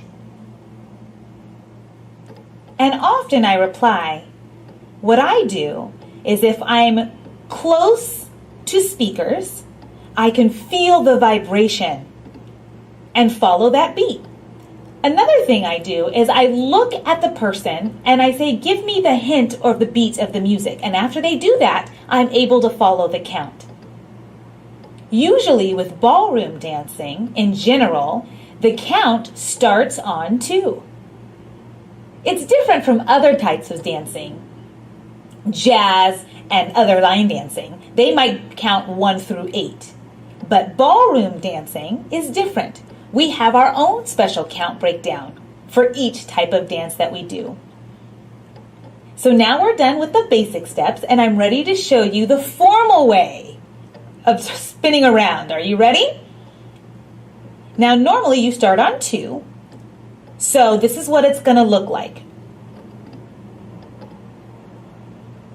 2, 3, cha-cha-cha. 2, 3, cha-cha-cha. Now with the right foot, it's always free for any count after 2, okay? So now you're ready for the turn. You're going to go back, count on 2 again. 2, 3, cha-cha-cha.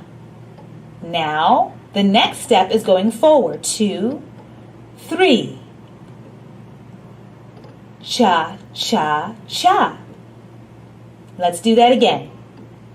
2, 3, cha-cha-cha. 2, turn, 3, cha-cha-cha. Got it? Now I'm going to show you from the back what it would look like.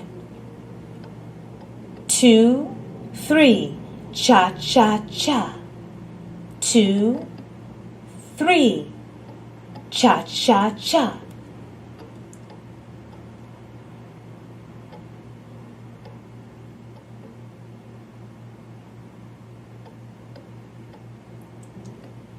Now, after the spin, what we normally do is do the side by side.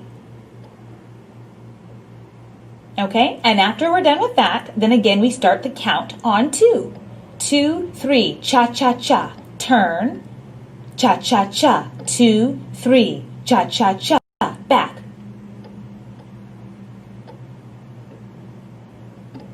And now when you're done with that, you turn, cha-cha-cha. Got it? Okay?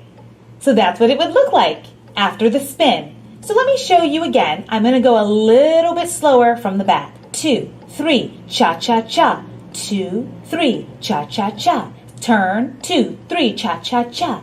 2, 3, cha-cha-cha.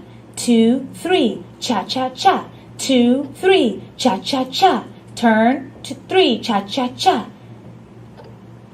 Now, after you're done with the side-by-side, the next thing you're going to do is go front and backwards with the cha-cha-cha. It's called the cha-cha-cha walk.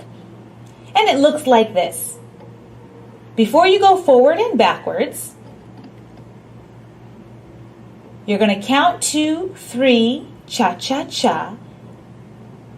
2, cha-cha-cha. 3, 2, 3, cha-cha-cha. 2, cha-cha-cha. And when you're done, 3, cha-cha-cha. Okay? That's what it looks like. That's the forward and the back movement for the cha-cha-cha walk. So now I'm actually going to show you everything from the basic, including the turn, then the side-by-side, and finally the cha-cha-cha forward and back walk. Are you ready for it all? Here it comes together. 2, 3, cha-cha-cha. Cha-cha-cha. 2, 3, cha-cha-cha. Spin. 2, 3, cha-cha-cha. Cha-cha-cha. Cha-cha-cha.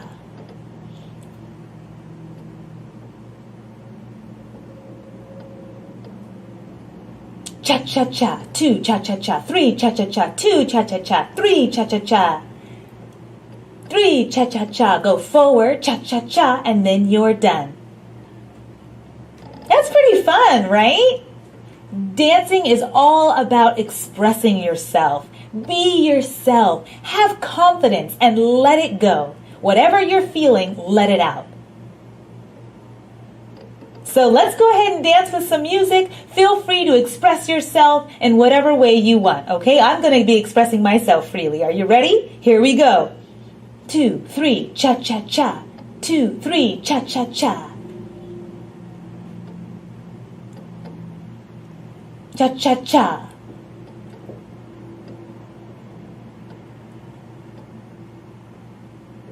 Cha-cha-cha. 2, 3, cha-cha-cha. Cha-cha-cha. Cha-cha-cha. 2, 3, cha-cha-cha. And now we're done. So just feel free to be yourself, express yourself, and have fun on the dance floor. Now I'm going to explain a little bit about what to do with your arms. They're actually part of making the style of dance very beautiful. Do you want to dance with your hands by your side? That would look so boring. You have to make sure you keep your hands up and elevated. Your arms can move and rotate using the space around you, okay? So it's very, very important to make your hands and arms useful. Now let's cha-cha-cha. 2, 3, cha-cha-cha. 2, 3, cha-cha-cha. 2, 3, cha-cha-cha. 2, 3, cha-cha-cha. 2, 3, cha-cha-cha. 2, 3, cha-cha-cha.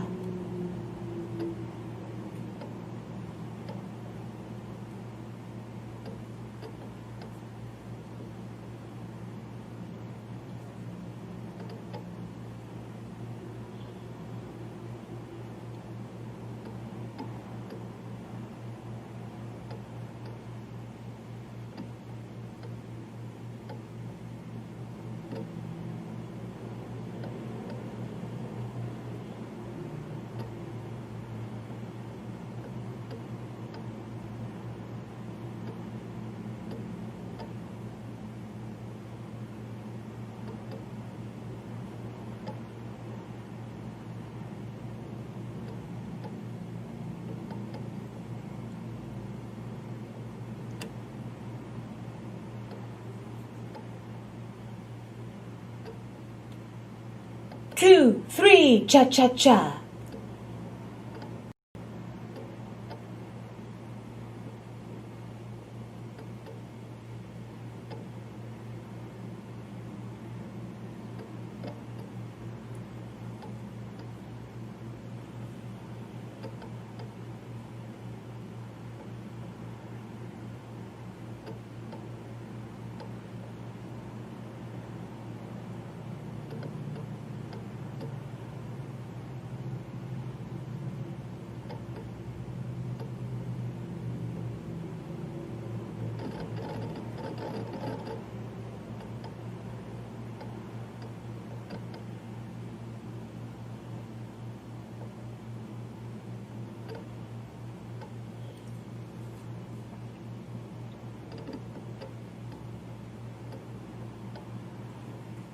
So now you've noticed the front and the back dancing.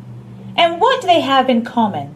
They all follow a line, right?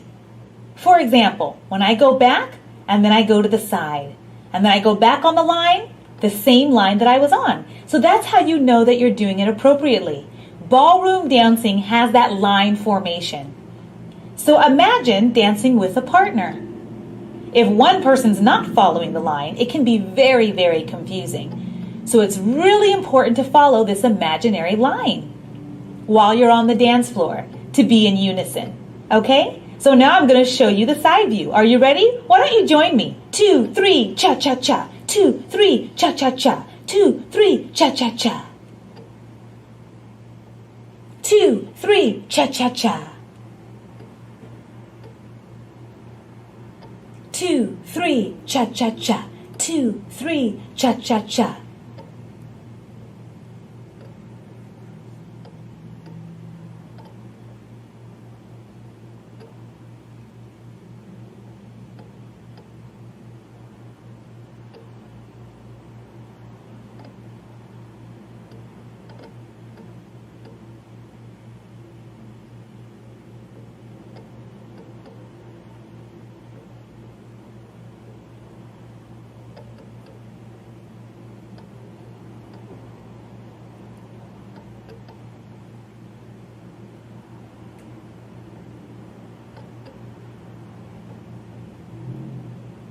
Cha-cha-cha, cha-cha-cha. So, now you guys can see how to dance freely, to express yourself, and to use your arms and your hands as you dance. Now I'm going to show you the count for the more difficult parts of the formation. Okay? Are you ready? Cha-cha-cha, 2, 3. Cha-cha-cha. 2, 3. Cha-cha-cha. 2, 3. Cha-cha-cha. 2, 3. Cha-cha-cha. 2, 3. Cha-cha-cha. This foot stays. 2, 3. Cha-cha-cha. 2, 3. Cha-cha-cha. 2, 3. Cha-cha-cha. Now you guys help me do this tough part, okay? 2, 3. Cha-cha-cha. 2, 3. Cha-cha-cha. 2, 3. Cha-cha-cha. 2, 3. Cha-cha-cha. 2, 3. Cha-cha-cha. 2, 3. Cha-cha-cha. 2, 3. Cha-cha-cha. Cha-cha-cha. 2, 3, cha-cha-cha.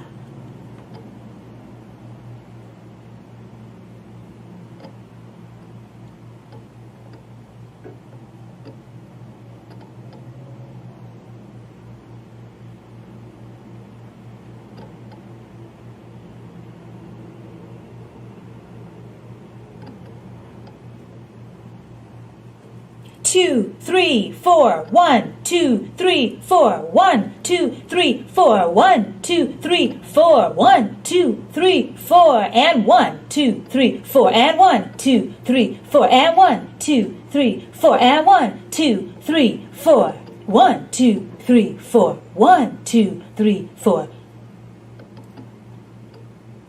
Now I've actually showed you some of the more difficult parts of the last structure of dancing.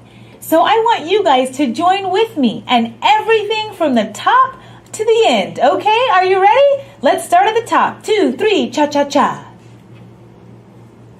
2, 3, cha-cha-cha. 2, 3, cha-cha-cha. 2, 3, cha-cha-cha. Cha-cha-cha. Cha-cha-cha. 2, 3, cha-cha-cha.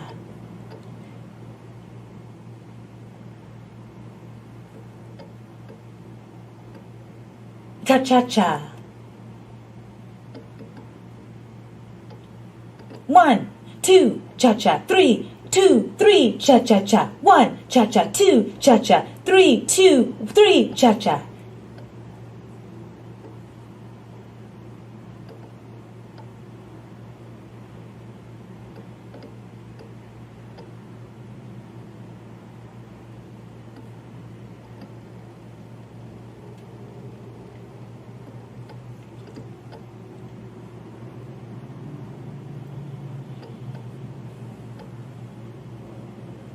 I want to thank you guys again so much for dancing along with me on this virtual platform.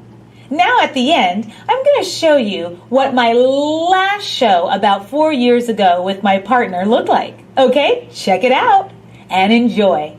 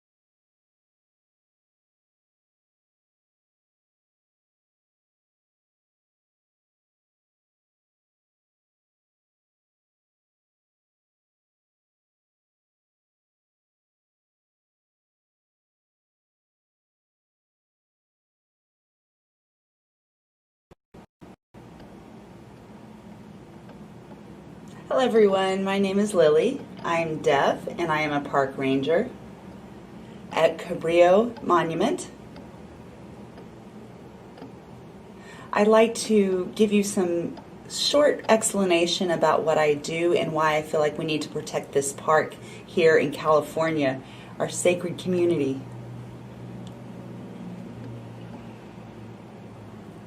So before the National Park Service took control, they decided that we needed to protect our ground, protect our habitat, protect the animals.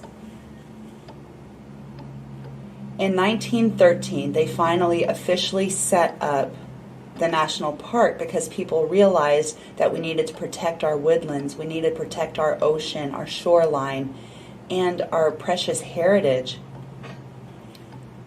People came at astounding numbers, and we realized that would ruin the event for future generations, and they won't be able to enjoy it. So that's the reason it was established as a national park in 1913, to protect it. This is an old Spanish lighthouse that was built here in San Diego years ago. It's an old-fashioned lighthouse, so you can see it's an example of Spanish architecture at that time. So the reason it's called the Cabrillo Monument is not because of the fact that they found San Diego. It's because of an artist and his works. So the history of the lighthouse, I'll explain briefly.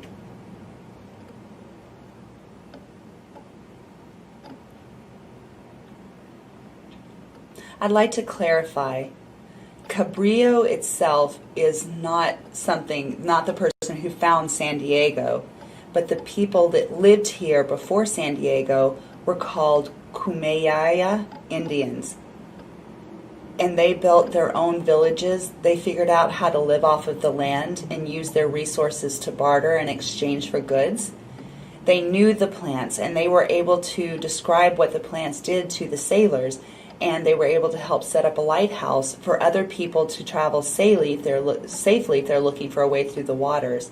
There's a military history in San Diego in World War I and World War II, and we'd like to talk about our involvement in the park today. It's still there so that you can enjoy it. Cabrillo National Monument is in Point Loma, California. You have to drive all the way to the end of the peninsula, past the tide pools, and that's where you can see the official visitor center. And with the park itself, we feel like we're an example of preservation of our oceans and our shorelines. It's beautiful. You should come visit sometime. As you go into the park, you'll see the visitor center on the left. For deaf, you get a card and you get in with a free pass. So if you're deaf or hard of hearing, just show them your card and you'll get in. Otherwise, you'll have to pay. We're trying to get a diverse group of people to come in. So you can come in for free if you're deaf and enjoy yourself.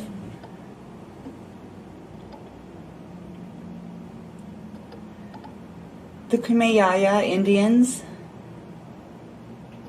they were 10,000 generations. This was a fishing ground. They came from Spain and from Europe, but there were people already living here on the land. They had built their own community, their own village, and they knew how to eat and find food from the local sources. And so really, they had a good society going. They had trade. They were growing and developing until Cabrillo arrived. And they revered Cabrillo. He had a good relationship with the Indians who lived here before they discovered San Diego. So there was a good exchange of ideas and goods and mutual respect.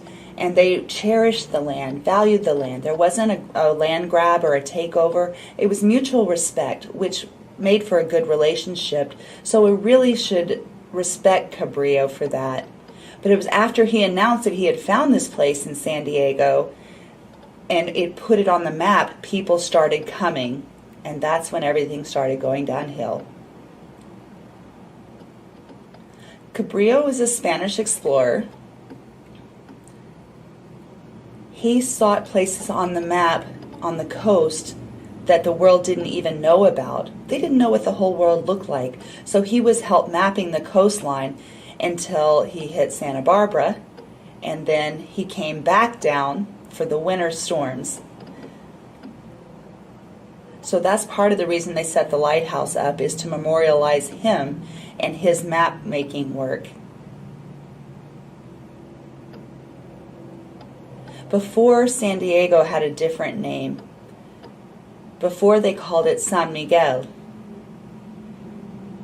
It was based on Spanish history, and so they were honoring some of the saints because they believed the saints had blessed the man and helped him find the land. So previously it was San Miguel, and then later, when it was part of the United States, it became San Diego.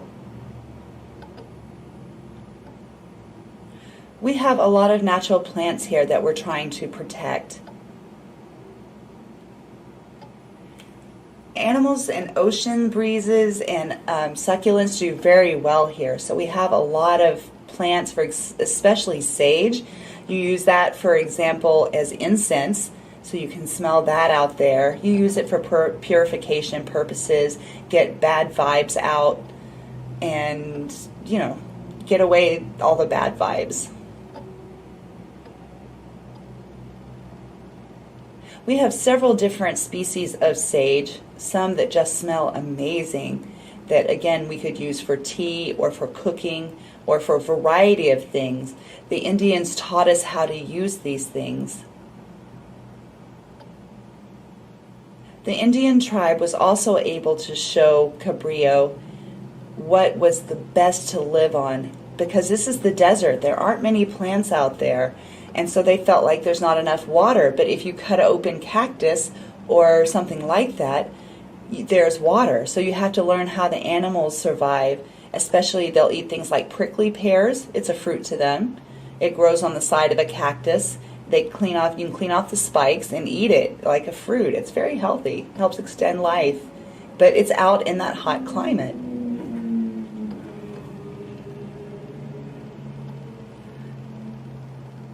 We also honor somebody who has been teaching us a lot about the flora and fauna. He's very tall. He likes to make a sweet syrup. Back in that day, they used agave. Agave has the same use that we use today. It's become tequila after it's fermented. Agave tends to be up pretty high, so you have to climb to get it. But eventually they use it to make tequila. They use it for its natural sweetness as well. Animals here, we have a lot of different mammals and birds. We have birds, squirrels, raccoons, chipmunks. We try to ask people not to feed the animals because they're wild animals. They need to take care of themselves and forage for themselves. We don't want them to depend on people. We want them to depend on nature. That way they'll get healthier foods. And so we need to be careful to protect that ecosystem.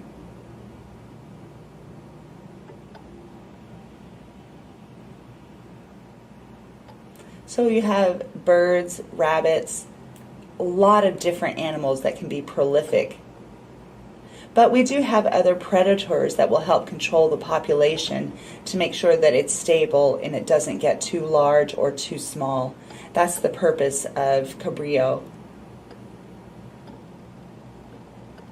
As you can see, we have different types of snakes and lizards and spiders and eagles.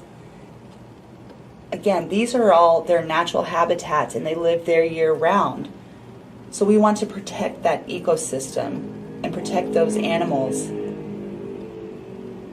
We want to use their natural habitat, what they've been used to for years. I know they've had to adapt and get used to the way the world has changed, with the San Diego climate, but they've survived here forever, and we want to encourage them to survive so they'll be here for future generations.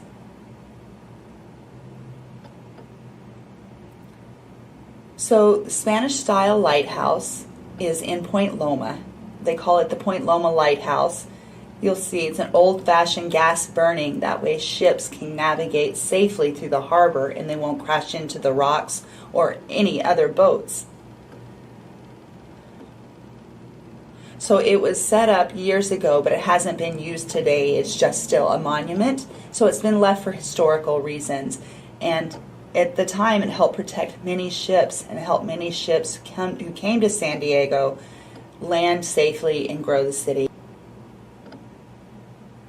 So the picture is from 1887 to 1891, sort of that area, and the way people got back and forth was on horses. And you can see there was a well also. They didn't use electricity at that time. I mean, it was back before all of that, so they used water to help drive. So this is the interior of the lighthouse. People used to live in the lighthouse, and then when it was a certain time, they would go up and check on the light to make sure that it's burning all night long for all of the ships to see, and that people can recognize it so they know where the land and the rocks are. Now remember, there's no running water back in the day. They had to use the well outside. You had to scoop the water, carry it all the way up the hill, dump it into a basin, go back and get some more. If you wanted drinking water, you had to boil it first. So that is old-fashioned. There's no electricity. You can't text your friends. You can't do anything. So you have to write letters and send them. You have to send them in the mail, which we don't use much now.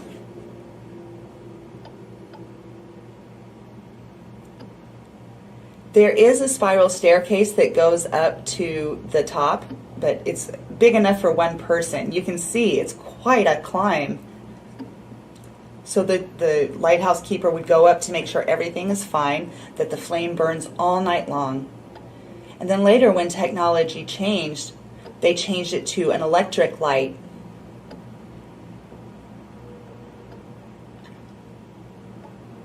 So you can see the picture on the left and the picture on the right. One is gas and like a lantern style, and the other is a newer advanced technology with a bright electronic light. Again, to make sure that all the rocks are visible and illuminated so that ships don't crash into them, or just to make sure that they're coming into a safe port and they don't scratch up the bottom of their hull.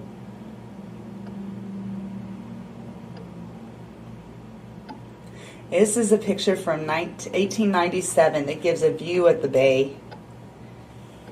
The picture is from Coronado Island, looking over to Point Loma.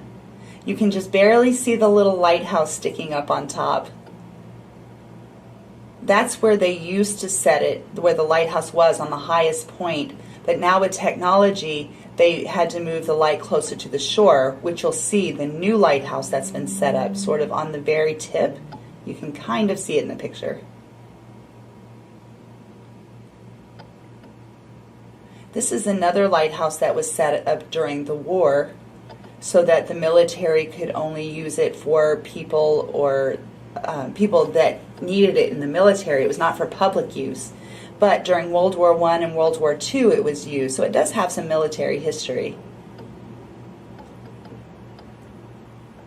The current lighthouse is closer to the water than it was before, so this more accurately is able to protect and show people where the rocks are and make sure that there are no enemies approaching at wartime that can come in. So the lighthouse is able to illuminate things on the water to see what's going on, to make sure that we're being protected on our soil.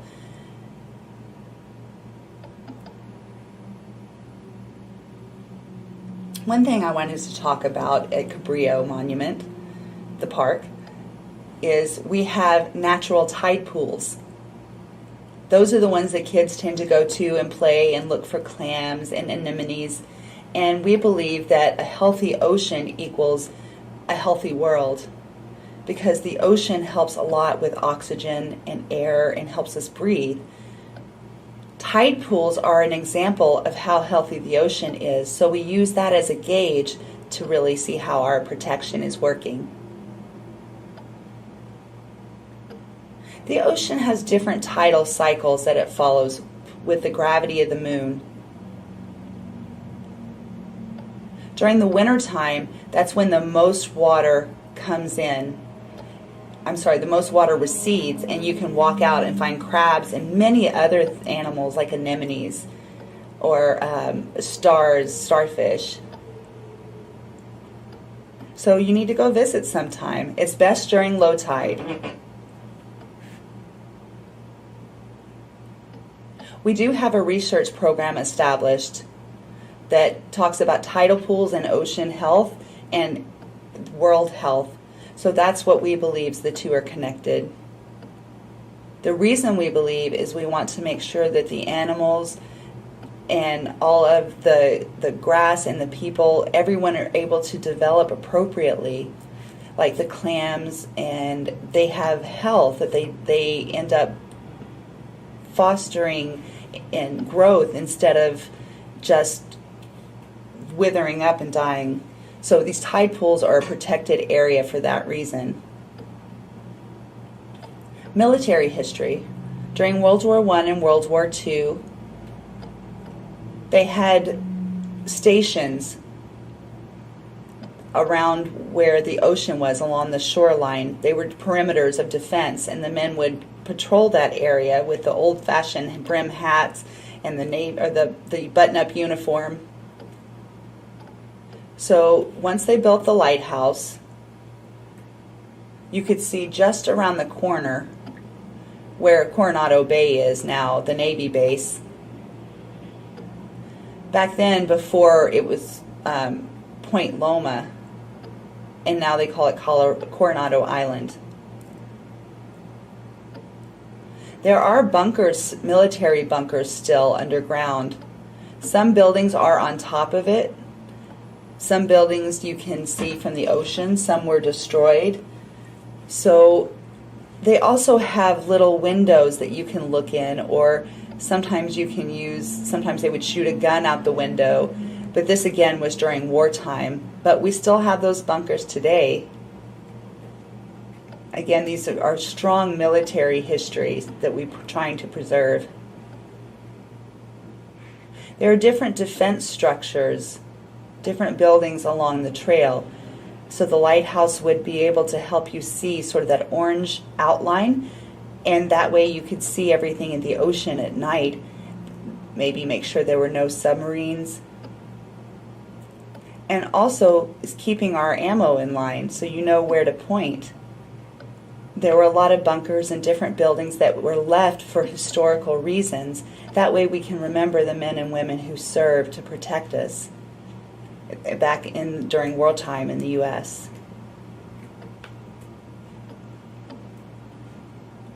Our biggest attraction during February through March is the gray whale migration that goes through San Diego. They go down south for feeding until they get full, and then 6 months later they'll go back up north for breeding. So these are Pacific gray whale migrations that go north to south. And we do have an observatory where you can watch for the whales. So you should come sometime and see the whale migrations and the dolphins and the beautiful trees and the kelp trees under the ocean. I mean, that's what it looks like. It's not bare under the water. Absolutely not. It is full of life. These are different pictures of whales that have been viewed from the shore. Typically they use binoculars, which we do provide, and you get under the shade and you can stand out and look for whales, which are just beautiful to see in their natural environment, just right from the shore in our backyard.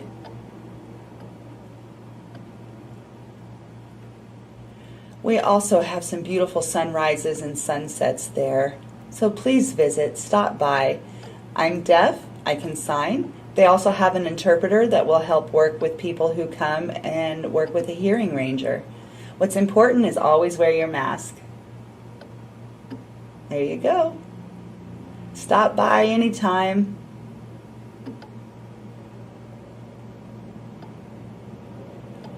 We recommend registering online on the website before you come so we can make sure that you have an appropriate time slot since we're practicing social distancing. But do stop by and say hello.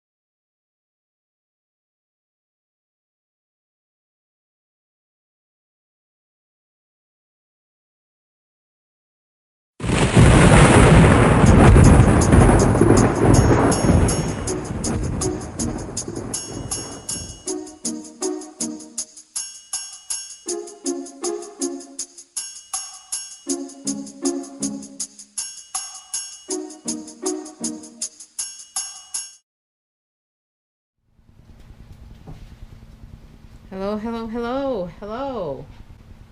Hi, my name is Robbie.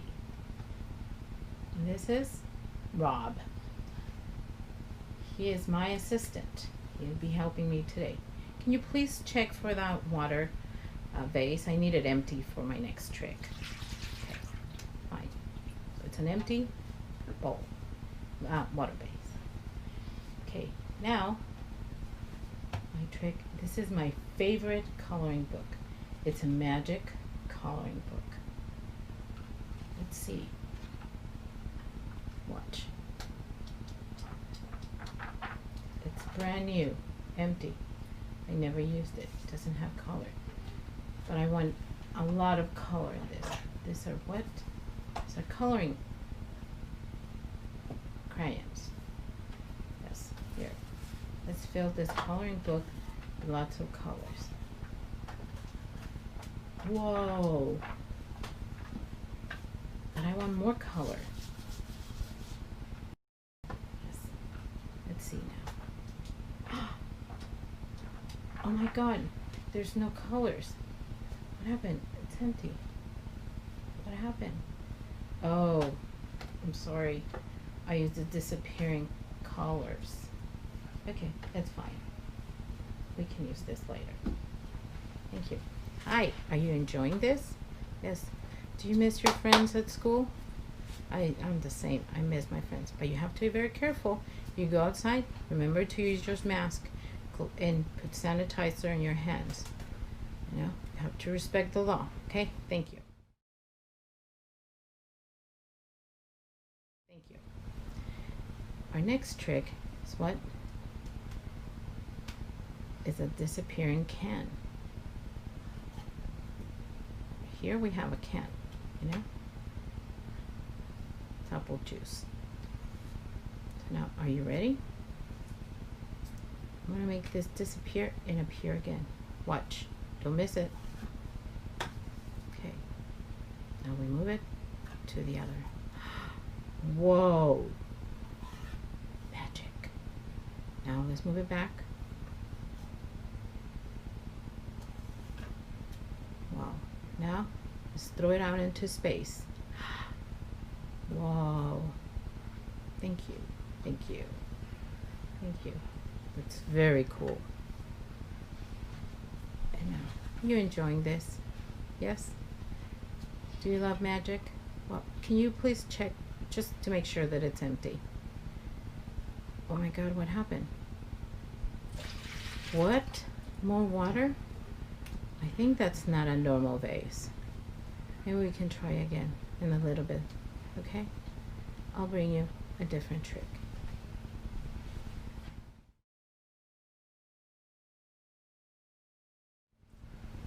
Hi, Rob. Can you please give me the magic scarf for our next trick? Yes. Here you go. Hello. This is just a scarf. Okay? Okay. Let's fold this and get it. Now, can you please... I need some money for our next trick. Here. What? No. It's too little. I need a lot of money, big money. Okay, I have big money. Hold on. There you go, big money. Whoa, this is big money. Okay, let's do this. Okay, now it's gonna disappear. Ta-da! Whoa! Well, where's my money? Okay, hold on, don't get mad, okay? Don't get mad. I'm gonna give you money. Here it goes. Look. I'm gonna make your money appear back again. Voila. Oh, oops. That's not my money. I want my big coin. It's okay, fine. I'll take that money. Okay, well, thank you. Nothing.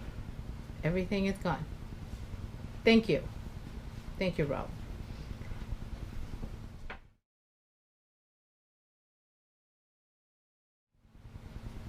Hey, hi, Rob.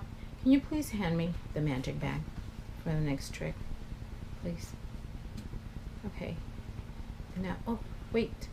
Please, can you check the vase? I almost forgot. Oh my God. What? What's wrong? What? Water? Still? Well, that's impossible. I don't know. Maybe we can try later. Okay, now this is my magic bag. See? It's empty. Nothing in there. Rob, who wants to volunteer? You. $1? Yes, please. Maybe 20? No, just one. Okay? Draw $1. That's a good number. 1.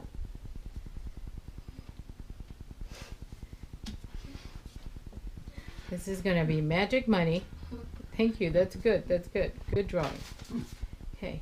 Now, let's see. Or the magic trick now. Whoa. Well, no, nope. That's mine. That's mine. I drew them. I drew them. I'm sorry. This is my money. Okay. Ta-da. Nothing in there. Wait.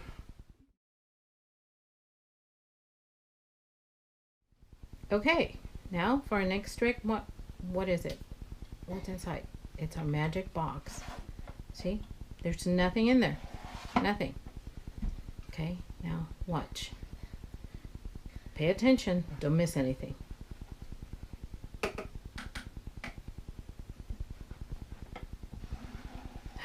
Whoa, what is that? Flowers. Beautiful flowers. Okay. Here you go. But wait a minute. I know how to do magic too. I've been practicing. Let me show you what I got. How to do magic real good. Huh? So I'm ready. Now I know how to do magic. He's been learning magic. Yes. Good. I want to see, I'm curious to see what he's gonna do. Okay, now we have a box. It's an empty box. Oops. You don't need that. I'm that good. Here you go. Voila. You wanna see what's in there? You wanna see the flowers? They're beautiful flowers. Come on. Oh my God. You scare me. What is that? Oops, sorry. I think I picked the wrong box. Okay. Well, it's a good try. Maybe next time, you need to practice a little bit more. Okay, that's fine. Practice every day, and then you will be an excellent magician. Can you check the vase? Because, I don't know. I'm not sure about this trick anymore. Let's hope it's empty. Okay, let's hope. Oh my God. I don't know what's going on with this. Okay, again, it's here. We're inside. There's no rain. It's dry and hot outside. You know what? I don't know. I think this trick may be broken. Yeah, maybe we need to do a different trick.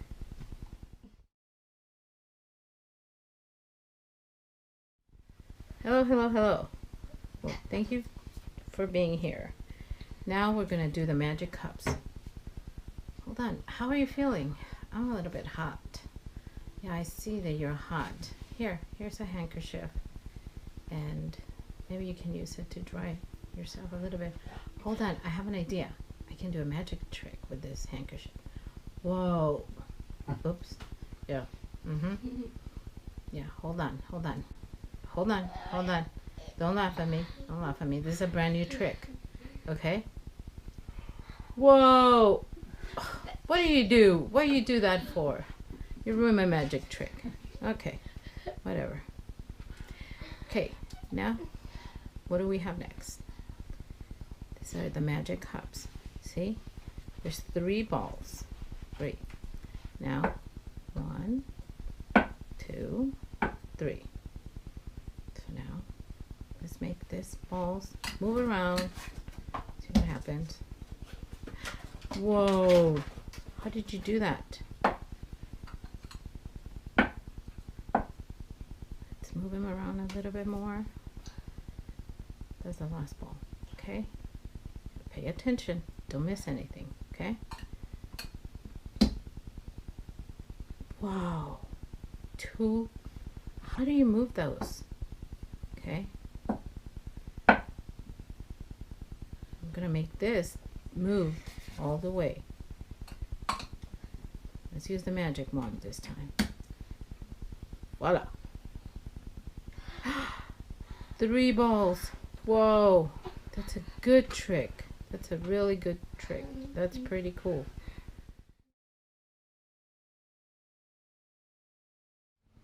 Watching me. Rob, can you please hand me the ropes? Please. Here, watch. We have 3 different ropes, 3 different lengths. Okay? The second one is the medium one. And then the third one is the longest one. Okay? So the last one is big. Watch. What's gonna happen? It's magic. Okay. So we first fold the first rope, the smallest one, like so. Then we fold the second one like this, and then the third one. Now, ready?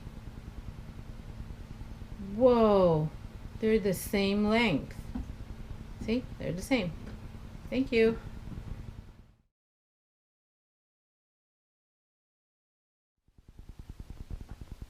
Okay, now for my next trick, what? I'm going to fill this cup of water and I'm going to make it fit on this small cup.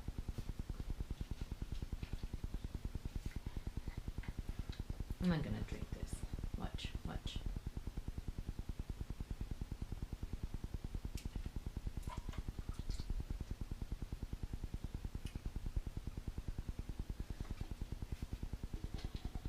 Okay, are you ready? Let's see. Next, watch.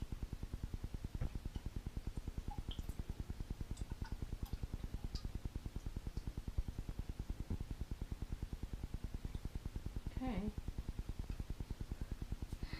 See? Now let's see. In the next cup, see how it's transferring?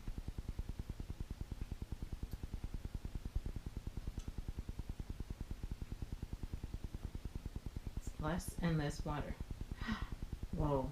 Now let's see if all that water can fit in the small cup.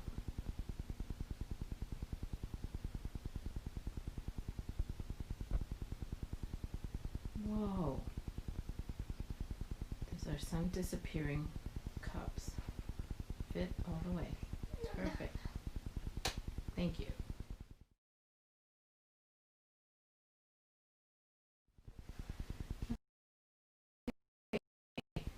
Rob, can you please bring me the next trick? Wait. I want to try my magic box. Please. One more time.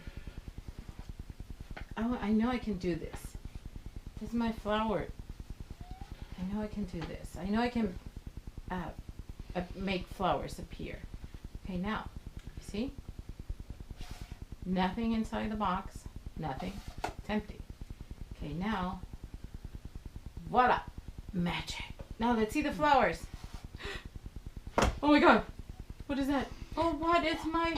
Thank you. You found my pet spider. Oh, I haven't seen it in like a month. How are you? Yeah, please take it. No. I don't want to see it. Oh, come on. It's not a scary spider. It's a good spider. It's not going to do anything to you. No, you keep it. You keep it. Okay, fine. That's my spider. Okay.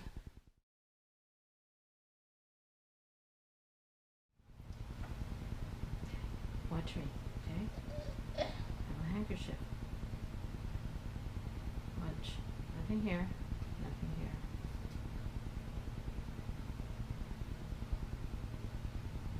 Now, let's make this disappear.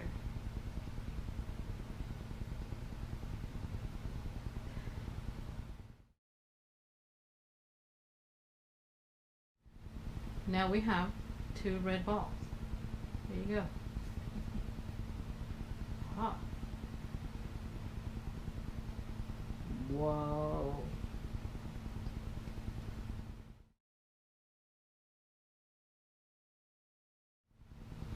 Okay, Rob, can you please hand me that gift bag? There you go. Thank you. This bag I bought yesterday. I was walking around at the mall and I bought it. It's an empty gift bag. See? There's nothing inside. Nothing inside. Now, let's turn it into a magic gift box. Oh my God. What's that? It's a crystal box.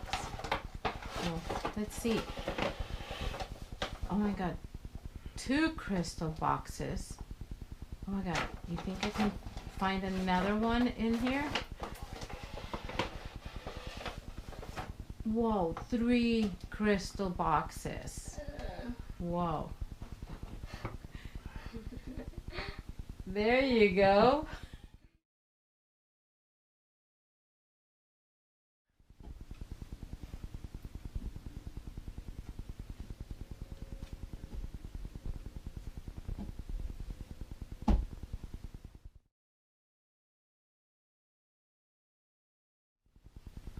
Okay, and this is our last trick. Okay, Rob, please, I need you to help me with our last trick. First, we need to pour a little bit of water in these cups. Okay. Stop. Not a lot of water. Okay. And then, okay, stop. You can stop now. Okay. Now, we're going to make this water disappear. So this is what we do. It's the magic to make water disappear. Okay? So now, watch me. Copy me what I'm doing.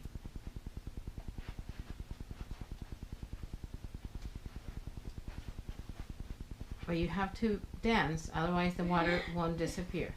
Don't be shy. Don't be shy. Just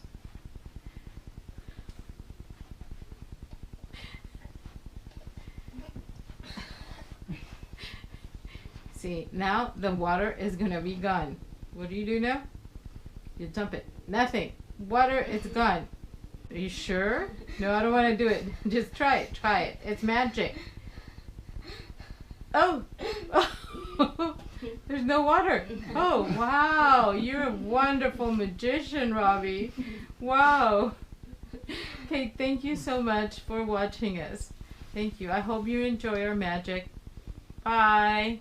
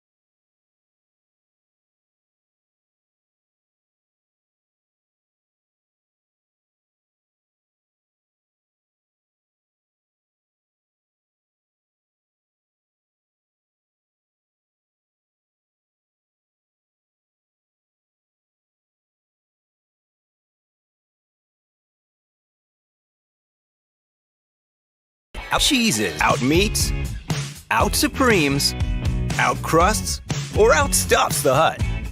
Because when it comes to making your favorites, no one outpizzas the hut.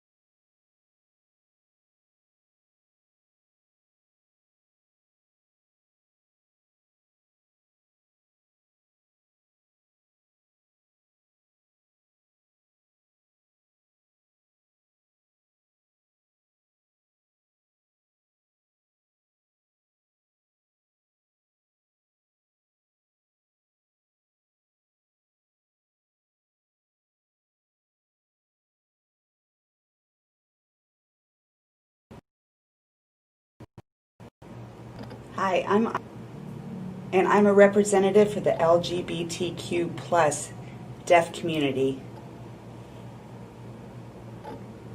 My vlog today is about my journey and my story.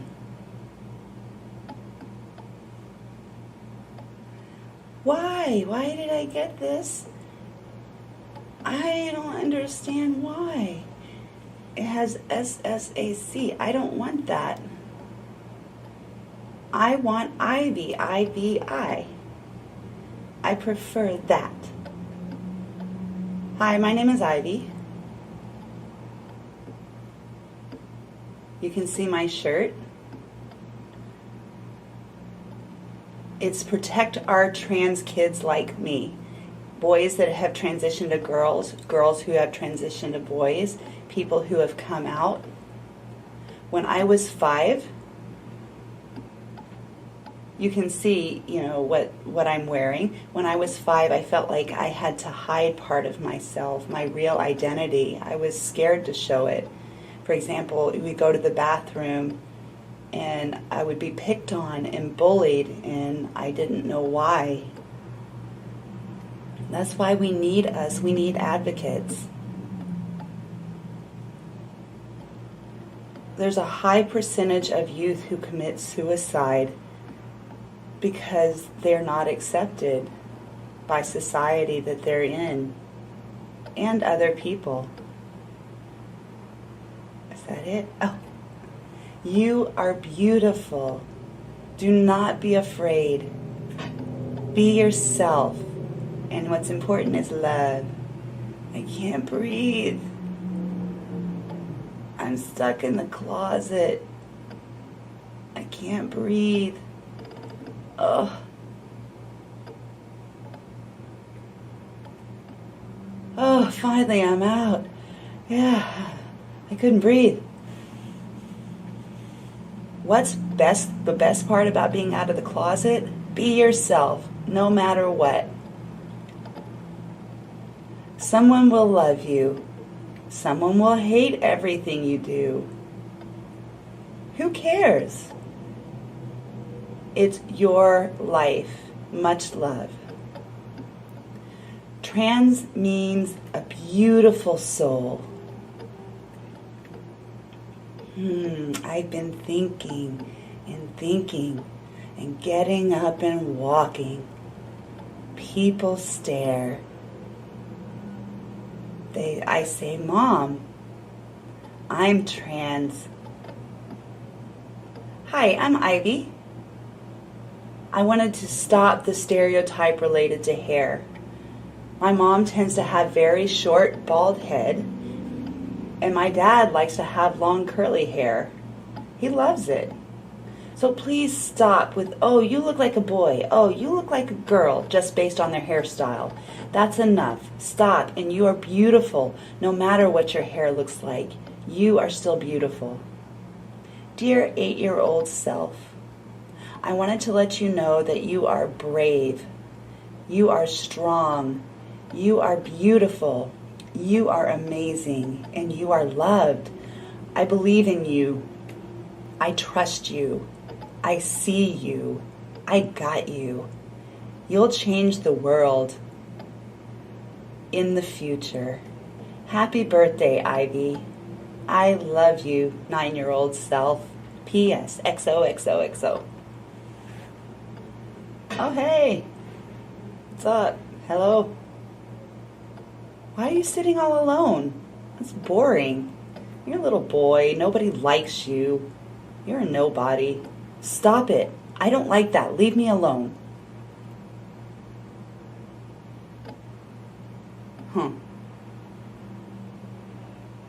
Oh, stop bullying other people.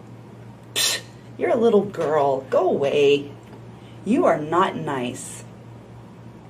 Oh, ah. Ha. Don't let anyone pull you down. Yeah, you're right. We will always be friends. Pinky swear. Accept others for who they are, no matter what. Everyone is beautiful on the inside. Oops, let me try again. When a caterpillar climbs up the tree, it becomes a cocoon, and then it becomes a butterfly and breaks free. Do you want to know my secret to happiness? Love yourself first. Then free yourself like that butterfly. Hi, I'm Ivy. September is here now, which means Deaf Awareness Month. Look at me. My identity as a deaf as well as transgender person, that's who I am every day. I love going to pride events, but it's exhausting because there's not enough access. They should be deaf friendly and have interpreters and have more resources for our deaf LGBTQ plus community. You and I need to break down those barriers and make more connections. Ivy loves you.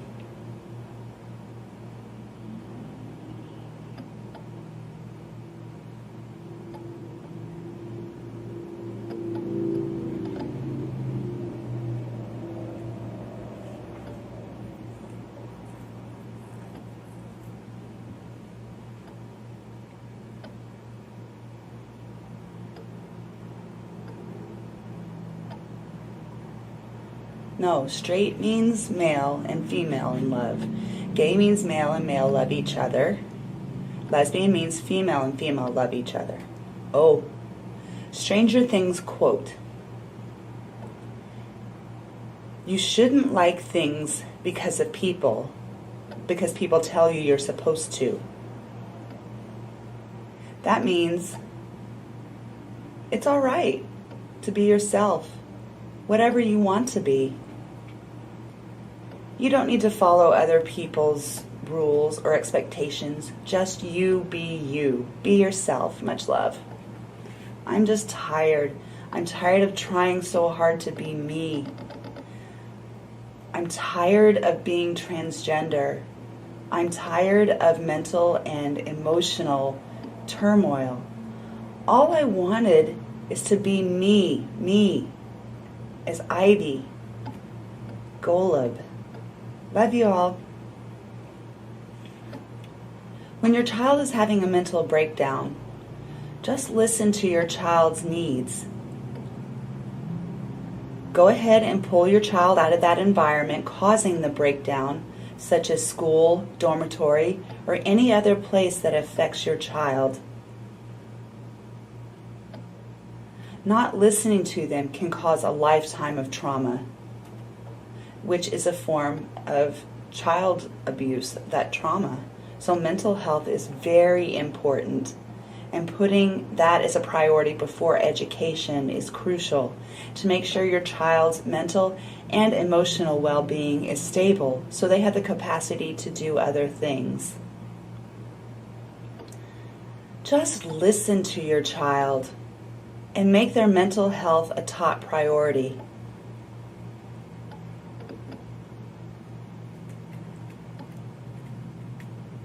Hi. I'm trying to spell my name. Am I doing this right? I'm so sorry. Okay, let me try this again. Yeah, we can teach you, show you again. A, B,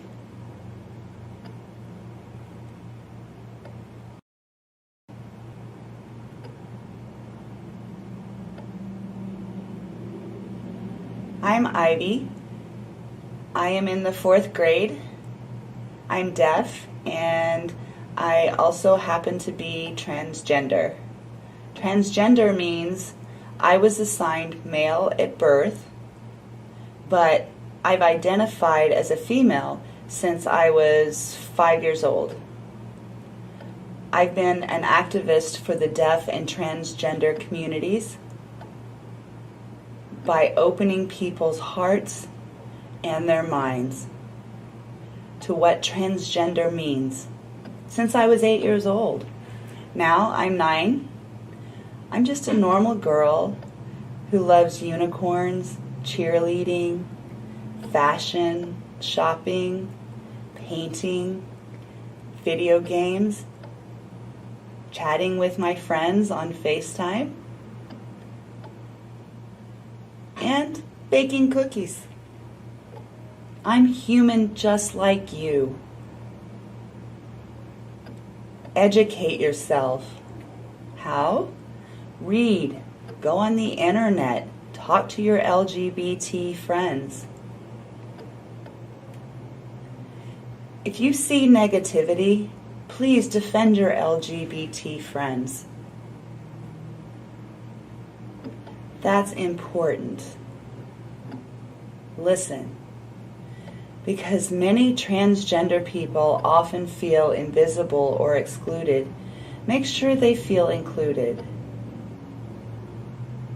Respect pronouns.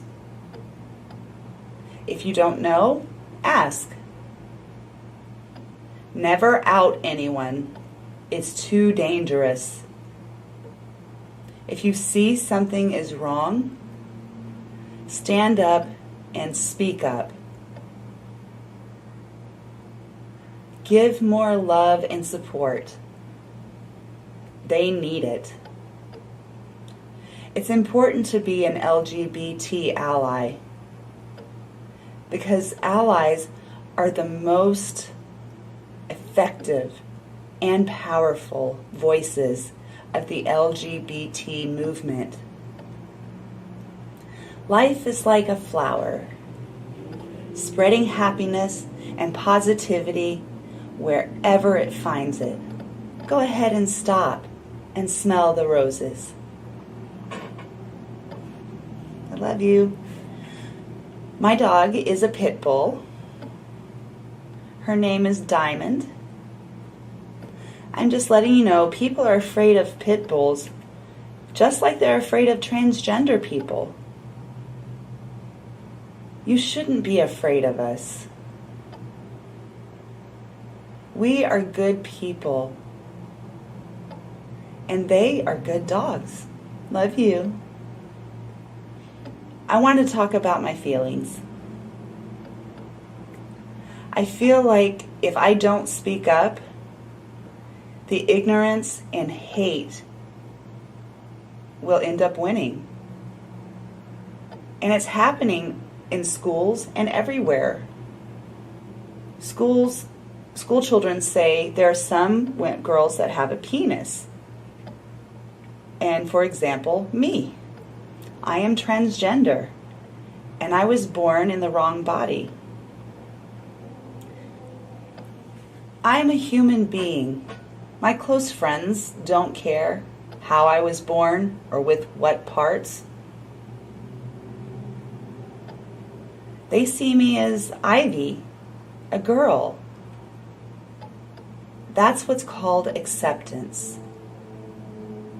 It's other people who are afraid of being open-minded and understanding and learn about things. Transgender people like me aren't bad people. I hope you understand what transgender means. Love you all.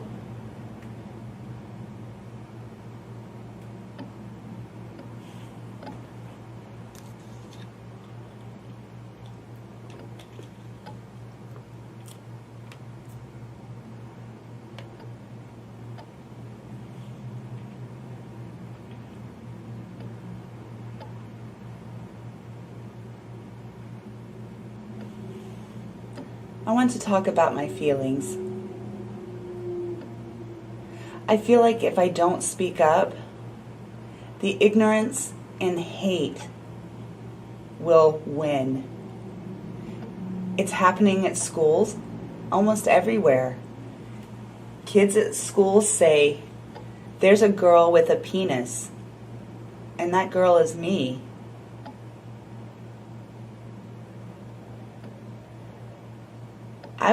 I'm transgender and I was born into the wrong body. This is normal because I'm a human being. My friends don't care how I was born or with what parts. They see me as Ivy, a girl. That's called acceptance. It's other people who are afraid of being open-minded and understand and learn about things. Transgender people like me aren't bad people. I hope you understand what being transgender means. Love to all.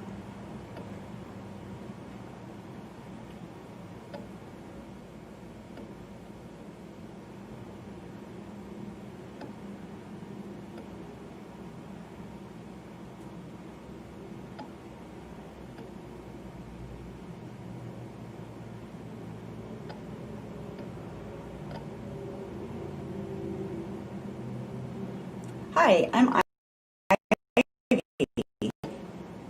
Summer's coming very soon, but sort of, not really. Have you ever heard of what's called gender dysphoria?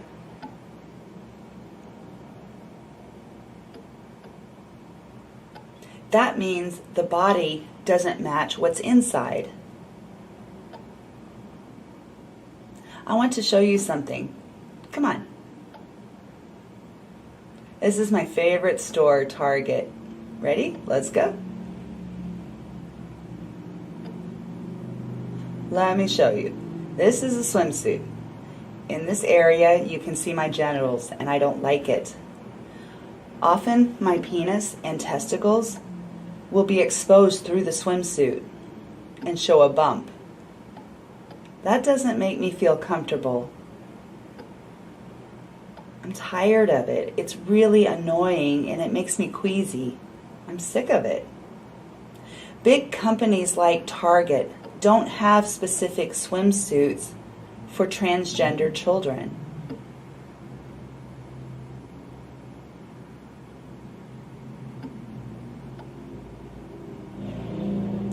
Handmade clothes from websites like Etsy are too expensive, and I wouldn't fit into it next year. You know, I'm a kid and I'm still growing. Target, it's time to change, not just for me, but for all of the transgenders like me.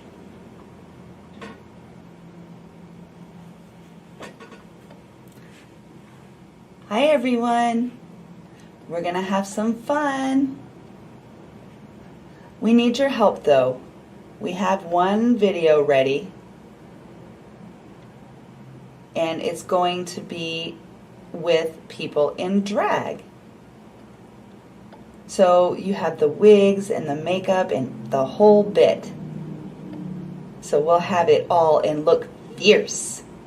Really, girl. Hey, and just show yourself. Show people.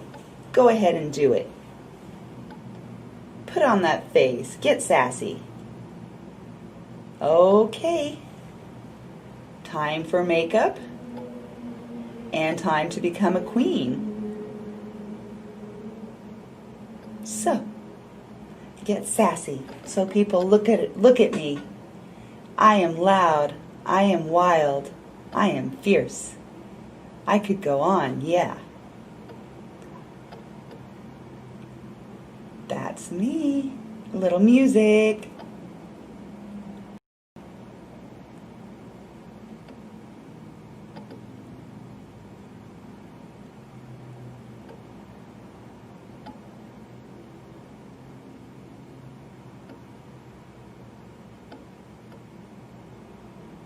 Well, girl.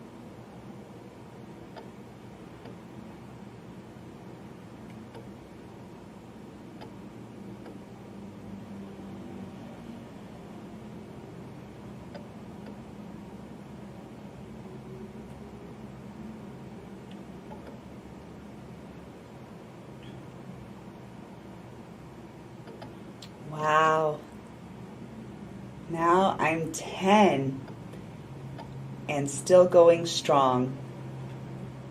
I'm thankful to my family and my friends and to all of you, my fans. I thank you for your support and your encouragement to help me keep going and continuing to educate people and share my story. Thank you so much. I love you all. MIT's National Technical Institute for the Deaf. We are scientists, innovators, athletes, problem solvers, performers, researchers, creators, doers, and makers. We are unique. More than 1,100 deaf and hard of hearing students creating and collaborating alongside 18,000 hearing students on the most accessible campus in the world.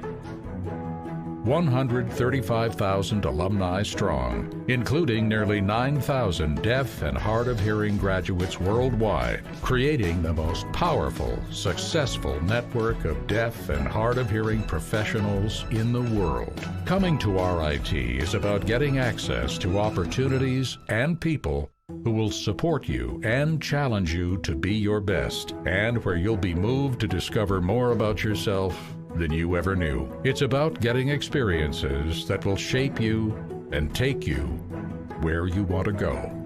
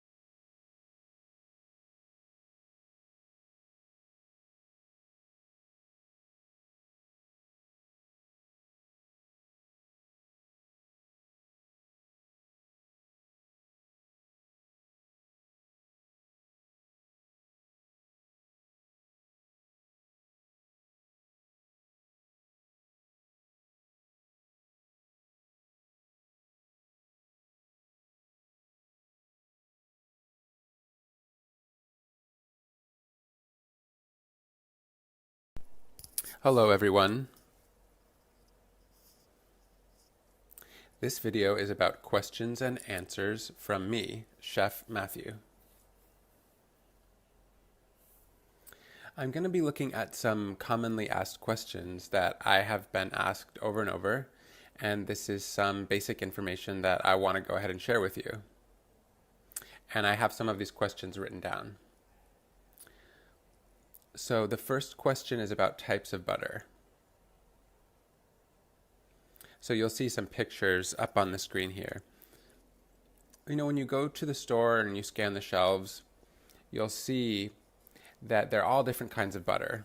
Now, it used to be that there was only a couple kinds, but now there's all different kinds of fancy butter with canola oil and olive oil and European butter and sweet and salted and unsalted. And you may be wondering what the difference is. So the main difference is there's salted and unsalted. And that's just a matter of preference. If you're looking to limit your salt intake, then you'd want to go with unsalted. And if you have a recipe that calls for butter, it might not say what kind of butter it should be. And you want to look and see if there is salt added to it, then you could do unsalted butter. But if it doesn't say, you could add salted butter.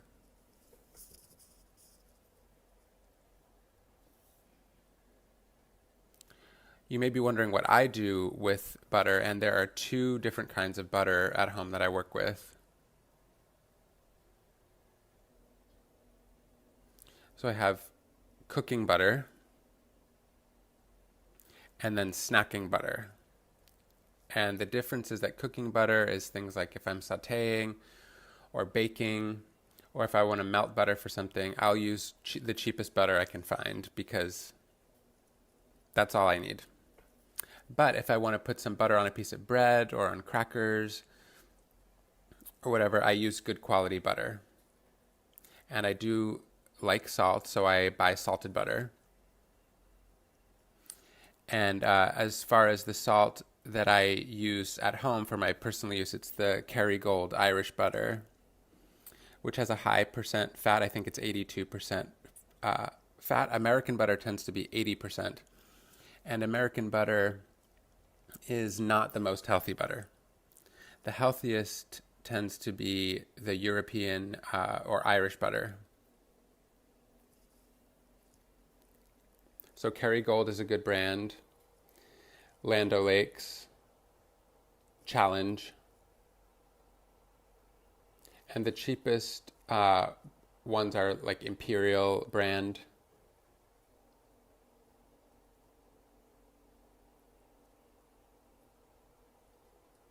And you want to think about how you use salted butter. That could be things that are on toast or on vegetables. Unsalted butter is good for baking.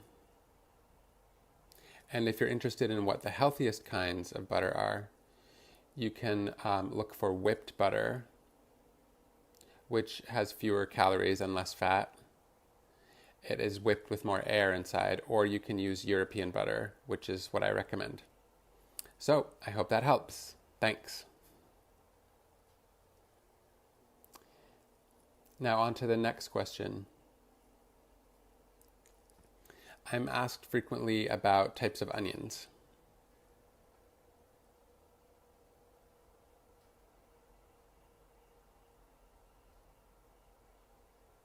So we know the common types. There's yellow onions, white onions, red, sweet onions. Yellow onions are good all-purpose onions. You can use them anytime you need to use an onion. And now I'm going to talk about some of the other varieties. So red onion is commonly used with food that has a spicy flavor. And they're commonly eaten raw. And they're usually better raw than they are cooked. And you may notice with red onions sometimes that they have a sharp or kind of a bitter flavor to them. And the way that you can reduce that is to fill up a bowl of cold water and leave them in the onions submerged in cold water for 30 to 60 minutes, and that will help reduce that bitterness. And red onions are good for sandwiches, on burgers, in salads, in salsa, things like that. Yellow onions tend to be the cheapest. If you go to the supermarket, you'll see those are usually the cheapest, and like I mentioned, you can use those for anything. And they are perfect for soup, making stocks, making risotto, sauces, anything that has to be cooked for a long time at low heat. Yellow onions are a good candidate for that. White onions are not commonly used. They're a little bit more expensive, and they have a sharper, stronger flavor compared to yellow, and those can be eaten cooked or raw. And I notice white onions are used a lot in Mexican food, in white sauces, in pasta, potato salad. Sweet onions, you'll see them two different kinds. You'll see sweet onions or Walla Walla onions or Vidalia onions. And those ones tend to be a little bit bigger. And those are good if you're roasting vegetables. And the thing I use them for a lot is I cut them and put them on the grill with a little bit of olive oil and salt. And those are really good. So I hope that answers your question about onions.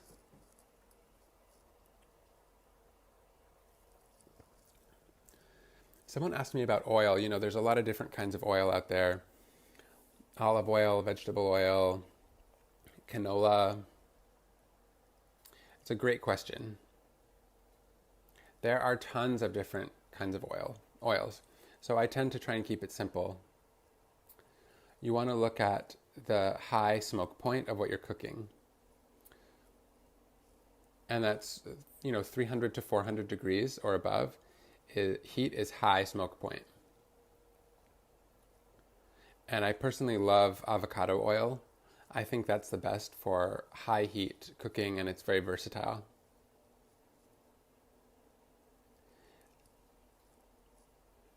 So for high heat, you can use avocado oil, almond oil, corn oil, canola, peanut, grapeseed, safflower oil, sesame oil, or sunflower oil. You can use olive oil, but there are two different varieties. There's the extra virgin olive oil, which is thicker, and that's not what you want to use for high heat. You want to use the thinner, lighter olive oil for high heat. And the reason why is because we have all these different kinds. Is like, for example, if you're making an Asian salad, you might want to put sesame oil. You might want a spicy, kind of nuttier flavor, which is great. Sesame oil is great for that. And if you want a more neutral flavor, you could use sunflower oil or corn oil. Those both have a really neutral, kind of like no flavor to them. So those are perfect for any type of salad. And if you want a nuttier flavor, you can add nuts, or you could use walnut oil or hazelnut oil, and that imparts a nice flavor. And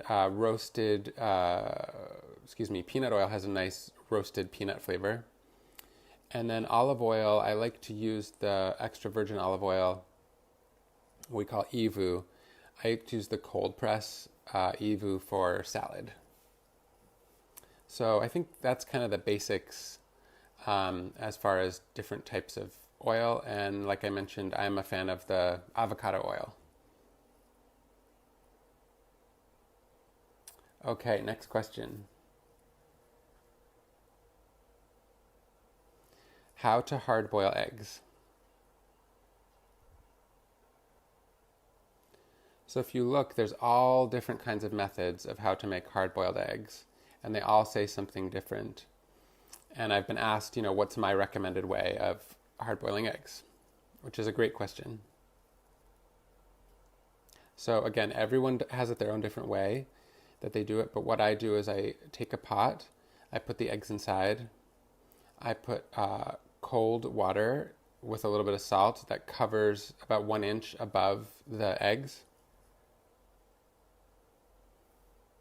And then I put that on high heat until it boils. And then once it starts to boil, I take it off the flame and I leave it for 20 minutes. And I have seen some people will say 4 minutes, 8 minutes, 12 minutes. And that depends. Sometimes people will put the lid on it. If you put the lid on it, I would say it takes about 12 minutes. But at least for me, I think you should at least do it for 8 minutes. If you want it to be a little bit runny, you can do it for 6 minutes. And I do not leave the lid on when I make hard-boiled eggs. So there's really a lot of room for individual preference. The other question I get asked is peeling hard-boiled eggs, which I know can be really hard to do. And it's interesting, new eggs are harder to peel than older eggs, and I don't know why that's the case. People ask me about different methods for peeling, and some people will take the eggs right after they've been cooked and roll them lightly so that all of the shell breaks and put them in cold water, which is something you can do. So there's for that question. Now moving on to the next one.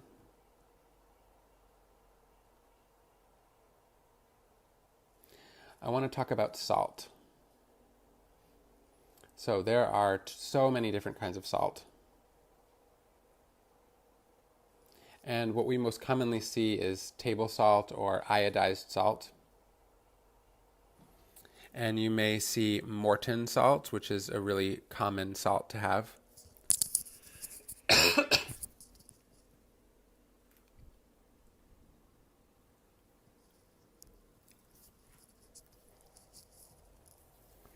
So here are a few ideas about salt. So this is pure sea salt. Another one here.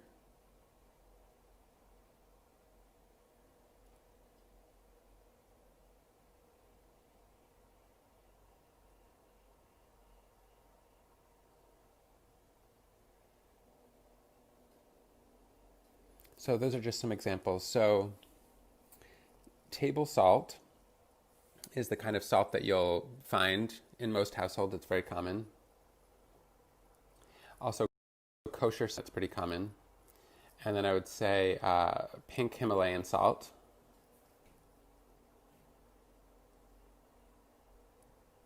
Those seem to be the 3 top popular ones that people have in their homes right now.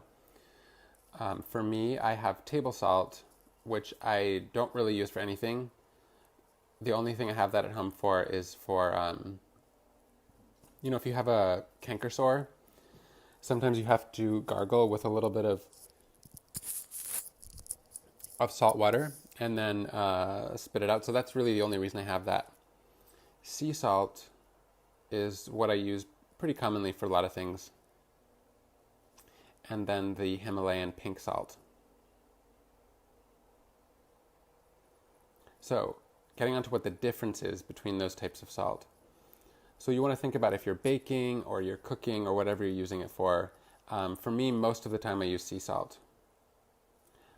And for table salt, I will use more than I would use sea salt. So I'll give you an example of what I do.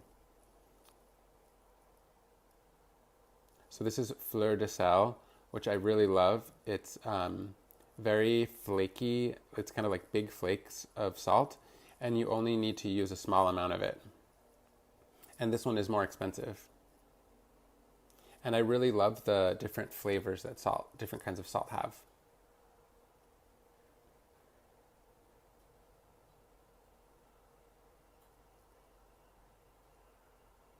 So this is a curry salt. This is a chipotle salt.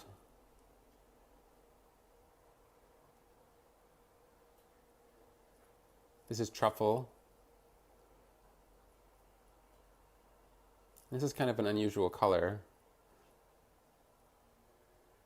And this is blackberry. And this is something that you would use in like a nice summer salad, to have blackberry salt, just to give you that little extra flavor.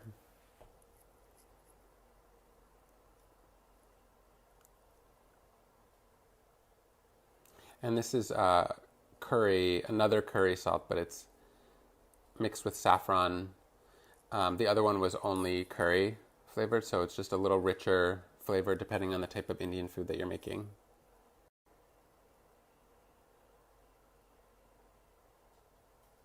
And this is lemon salt. So for salads, you might want to impart a lemon flavor, like if it's spring or summer. And then if you're making a Mexican style salad, you might want to use the chipotle, or if you're cooking chicken, even on popcorn, you can put different flavored salt. And the blackberry is sweeter. That would be good for dessert, or like I mentioned, for a healthy summer salad.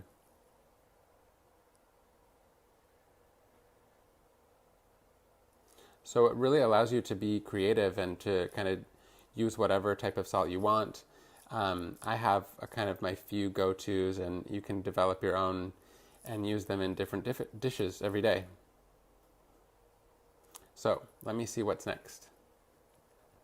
So another question I have here is an egg wash. So what the purpose of that is, why people do that. So it's not really necessary. It's really done more for appearance.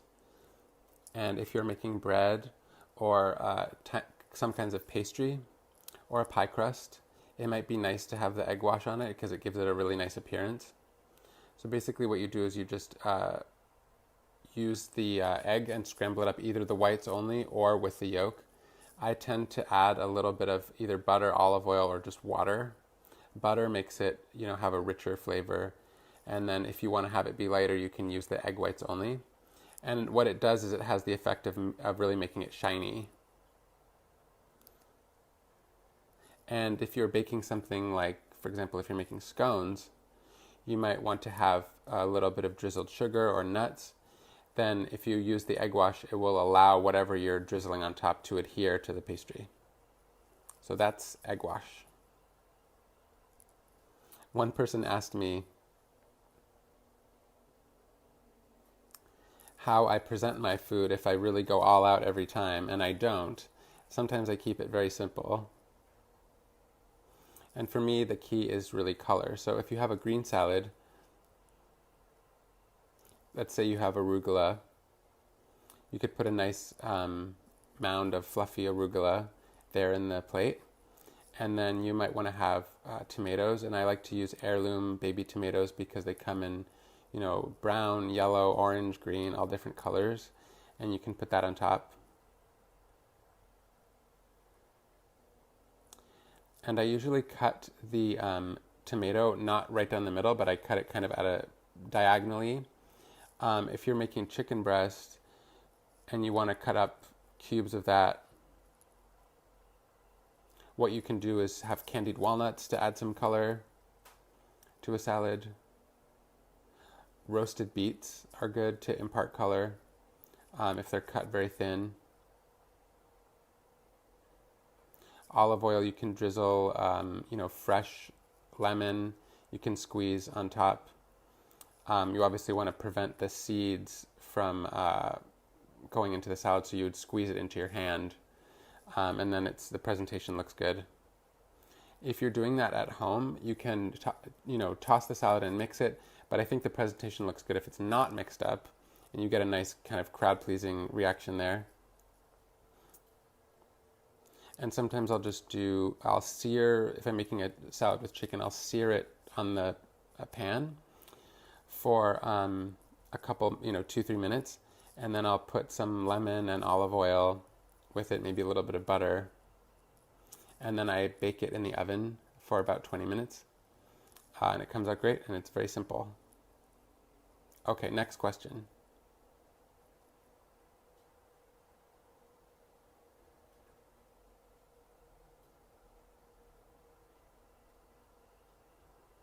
If you notice, I don't use measuring cups that much, and I'll tell you something, I really never use measuring cups.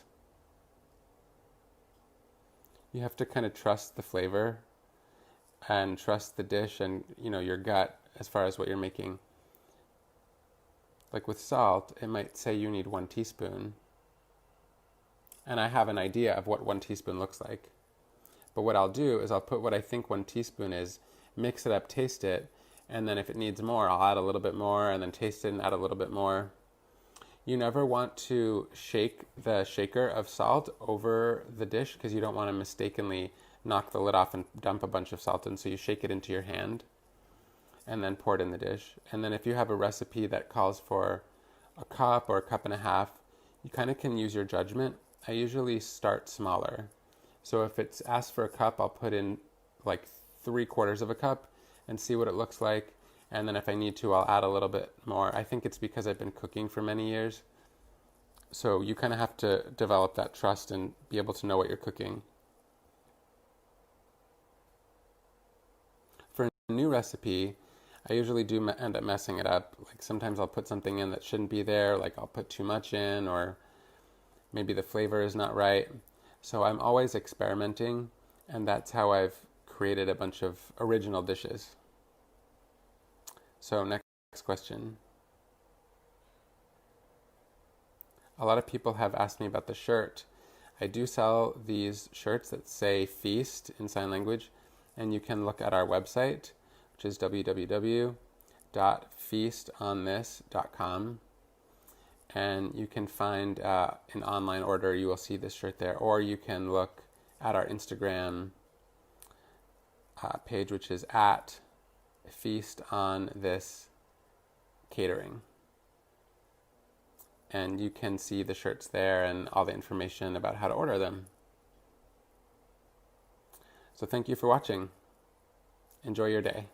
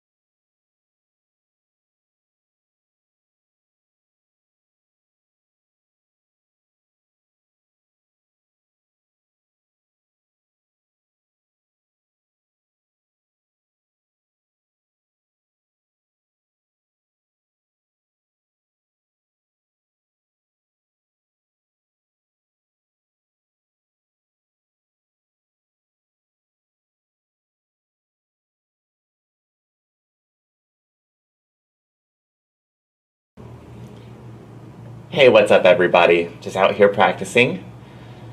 My name is Brandon White.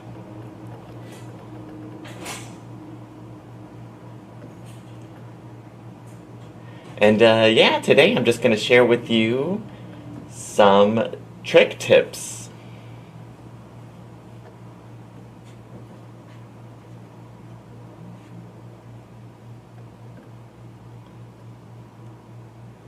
So when you start practicing, it's important to first learn the fundamentals. The initial one is the ollie, which looks like this.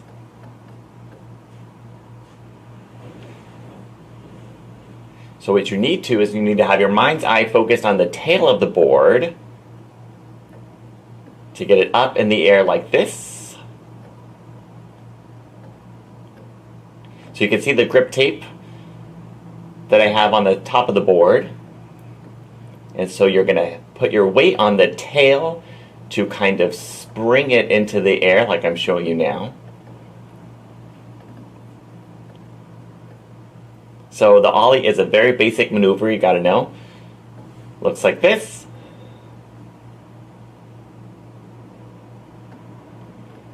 And you've got to just practice that over and over and over again.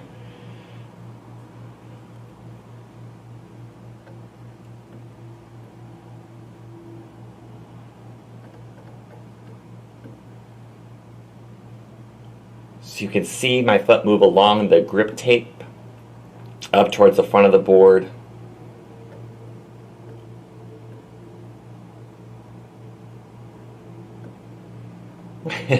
So kind of like a ninja, you know, just like this.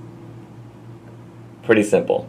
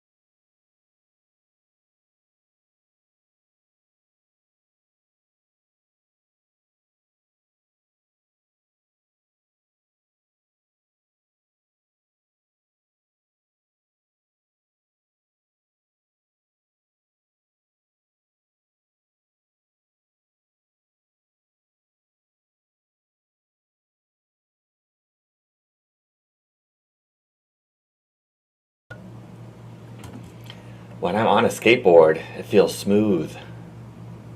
It feels like music to me.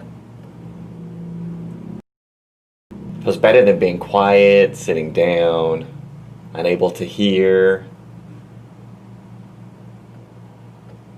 You know, we're all traveling in the RV, and I'm the only deaf skater, but it doesn't matter if you're a pro or not. It's just important that we share positive energy and learn from each other.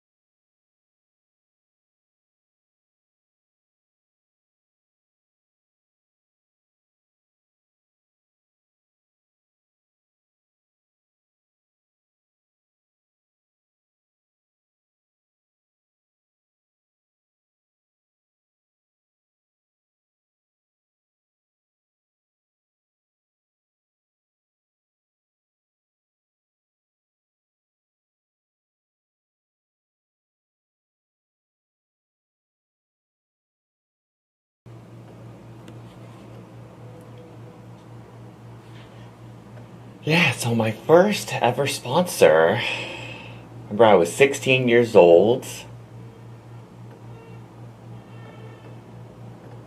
And at that time I just loved to skateboard. And I looked up to Brian Werner, the owner of a deaf skateboard company, and that was back in 2000, I think. I was maybe in 2006 or so. I just really became enamored. And I was just really like inspired. So I reached out to him, sent him a message, some of my skateboarding videos and so forth. And then, yeah, he replied. He said, "Oh, congratulations. We became friends, now we're partners." And really, I was just absolutely thrilled. He sent me a board, and it just really motivated me. I mean, I think back, and if that hadn't happened, maybe I would have quit at some point, you know? So it was a huge help. Sent me apparel and stickers for my board and all these things. Man, it was really, really, really exciting. And then at some point I was looking for a videographer, someone to film me, for other sponsors. Now my second sponsor is Grid. I have a third sponsor, really my primary one, which is Monster Energy, which is very cool. I remember I was like I was 25 or something, and yeah, Monster Energy paid for a flight for me to go to Hawaii. In this big place, I stayed for a week. It was my first ever time visiting Hawaii, and it was just so awesome. Really great memories. But at that time, I was just being passionate, and I was just so hungry for it. Just followed my intuition, just tried to be fearless. Just try not to doubt myself, you know. Just really tried to show who I was and just show my love for the sport, you know. And just, man, I just wanted to do everything I could and just, you know, not let people stop me. So, you know, you just got to follow your passion and resist the negativity. So I want to say now I have maybe altogether something like 15, 20 sponsors. Some small companies. But yeah, Monster Energy Drink and Converse were huge ones. Got like lots of donations and things through them. But really the experience is most important of all, you know? Just never gave up skating. Had to seize every opportunity that I could. Always looking for new sponsors, yeah, and ultimately at the end of the day, it's not easy. You got to find someone to film you. It's got to look professional. It's got to be fluid and smooth. You got to hit people up to help you with your video and so forth. I mean, yeah, I've got a lot of gratitude for like strangers who took the time to film me and so forth, you know? Got to start small. It's better than nothing, you know? I've had the opportunity to make new friends. You know, just showing up at skate competitions, meeting people for the first time. People are kind of getting inspired to hear about me, like a deaf skater, you know? There are several deaf skaters throughout the U.S. Some are really great, like Brian Estrellas, Brian Ramos, Brian Weir, Alex Brad, and Chris Wheel, you know, some really phenomenal skaters. Others in Japan and so forth, you know. We just envisioned kind of setting up this this large kind of group of deaf skaters, you know. You might have seen other videos and things before. But if we can get a group of like 10 or 15, you know, skateboarders professionally, I feel like we're at a place where we can even hit up like Tony Hawk himself saying like, hey man, deaf skaters, we have arrived, you know, to increase our visibility, you know. I mean, who knows what the future will bring, right? We just got to get people involved, just share with one another, you know, get people interested. I'm just really happy to help as much as I can. I'm happy to meet you in person.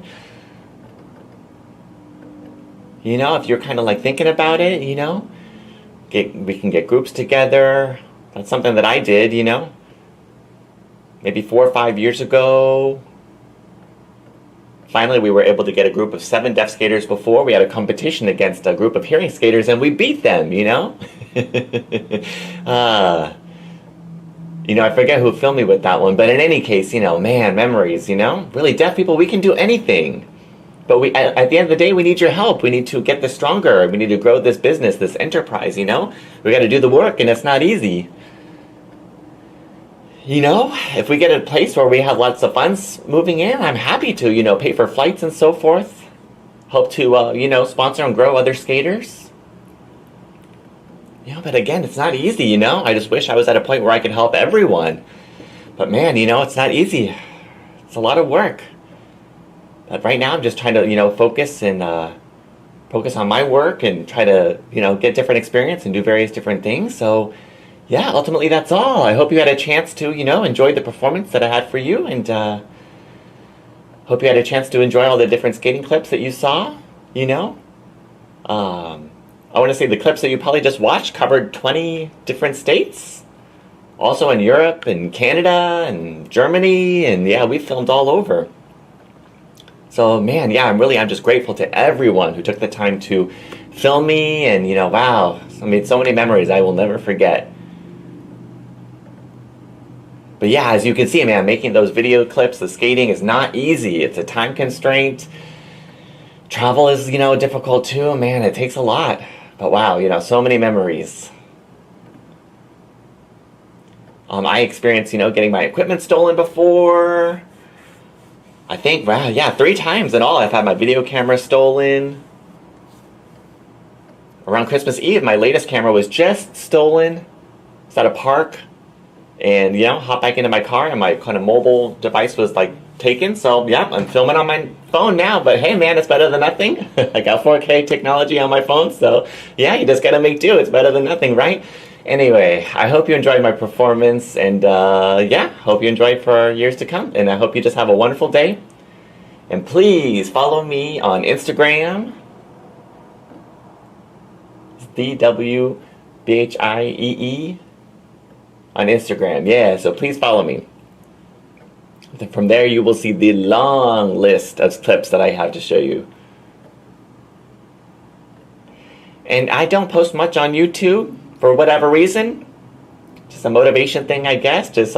Pardon me for that. But yeah, I post a lot on Instagram. I'm very active there. So if you want to catch me, find me there. All right. I just hope to see you soon, and I just want you to join us in skate competitions around the world. All right. Lots of love. Have a good day. Peace.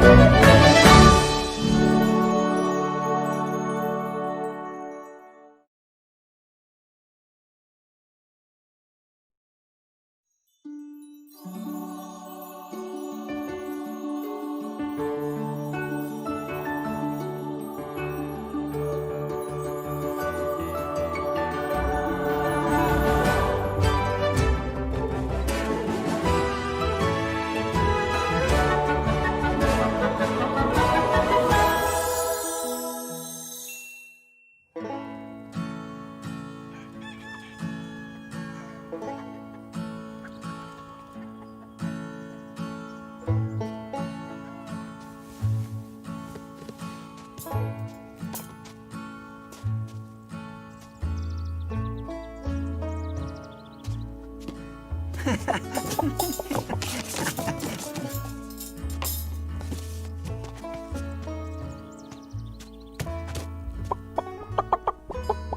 hungry. Me too, but I'm more hungry. You two are always hungry. Mm-hmm. I have decided to send Jack into the city. He's going to sell some eggs and bring back a lot of food for tonight. Are you nervous? Oh, no. Me nervous? Going into the city alone? Oh, no. I'm excited. I can't wait to go out into the world and prove that I'm a man. I understand, and I'm proud of you. I know you are strong and brave, but it's important to know what to do. Mixing with those city people to sell eggs and buy food? I know. I'll sell the eggs like they're gold. Later. Bye. What is it? What's going on? It's not just the eggs. You need to sell the chickens, too. Sell the chickens? Uh-huh. No. Serious? I am serious. But just look at them. They're so cute. Oh, I know. It breaks my heart to sell them. But I have to take care of our family first. I know it's tough. Okay. I'll try the best I can and bring back a big feast. When I get back, what do I tell my brother and sister when I have no chickens? Use your imagination. You'll think up a story.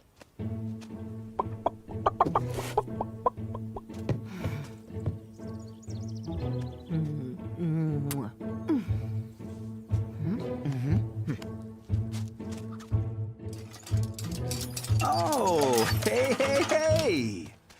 Hello. Beautiful day, isn't it? Yeah, it's okay. Oh, what's with the frown? Why such a sad face, huh? It's a long story. I get it. One of those days, huh? One of those days, yeah. Even on one of those days, wonderful things can happen.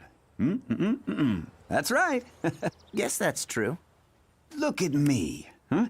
Believe it or not, I can turn all this trash into gold. Yep. Wow, you can do that? Hey, so this trash will become gold? What do you mean? I change it with recycling. That's my special magic. Magic? I see you have something special of your own. Those chickens. Yes, but they can't be recycled for money. They're too valuable. Impossible. I see for you, those special chickens are precious. They are like life itself. So, the price would have to be something even more valuable. Like what? Oh. Oh.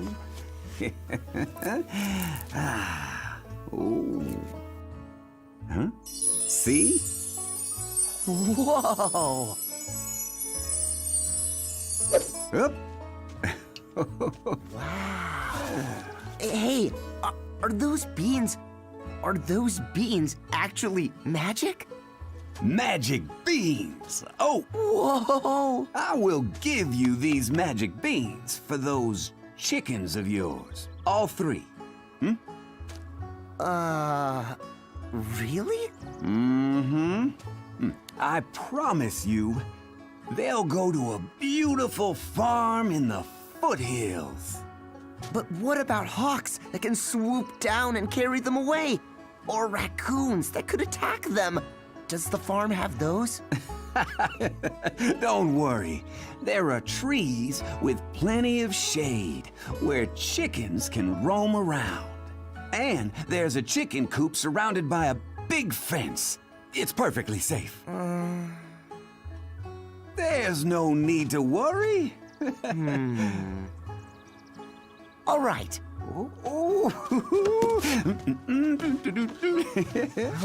Bye. There you go. Thank you. Oh, and thank you. Don't mention it. Enjoy. Bye. Bye-bye. Uh-huh.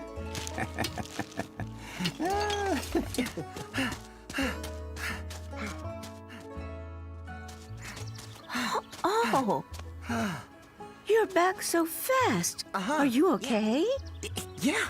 Did you lose the chickens? Oh, no. The chickens are fine, perfectly fine. They'll live on a big farm with a cool shade tree.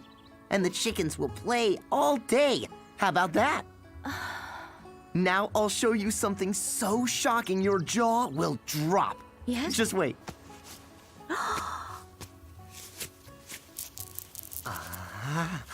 What's that? They're magic. Magic beans. Huh? 3. 1, 2, 3. See? These? Oh, that man fooled you. Now what will we do? Thanks to you, we've given away everything we have. What will we eat tonight? Old bread and 1 egg. That's it. But the man told me those beans are lucky. You go to your room, now. Go!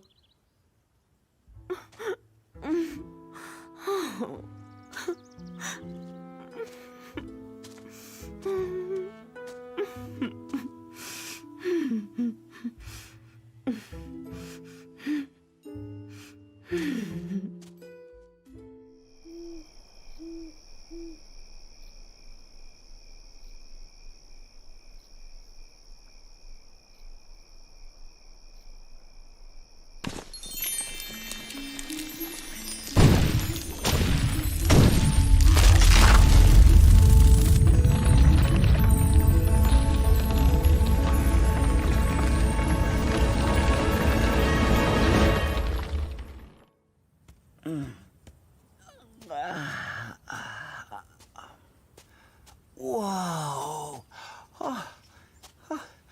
Wow. Oh, hey. Come on. Look. Oh.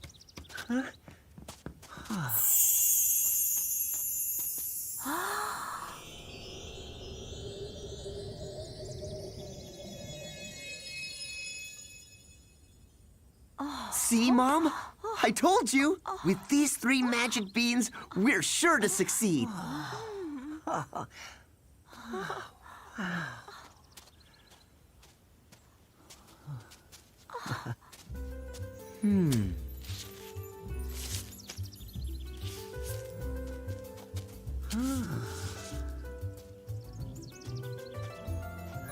No matter what happens, I must follow this all the way up, wherever it leads.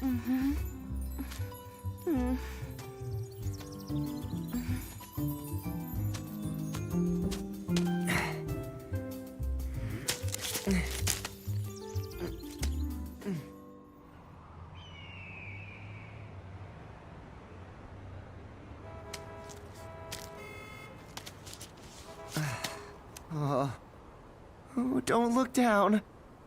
I am so afraid of heights. I can go higher. I can.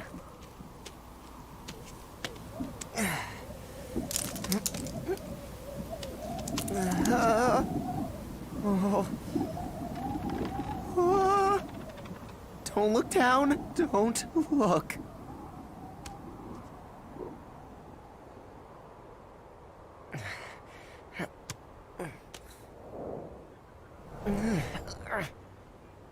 Oh, no.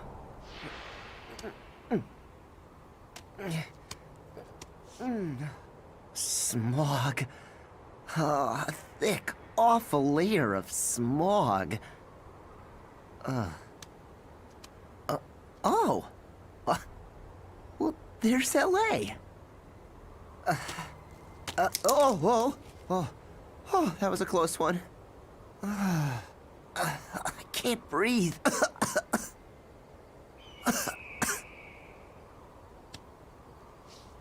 I better go even higher up.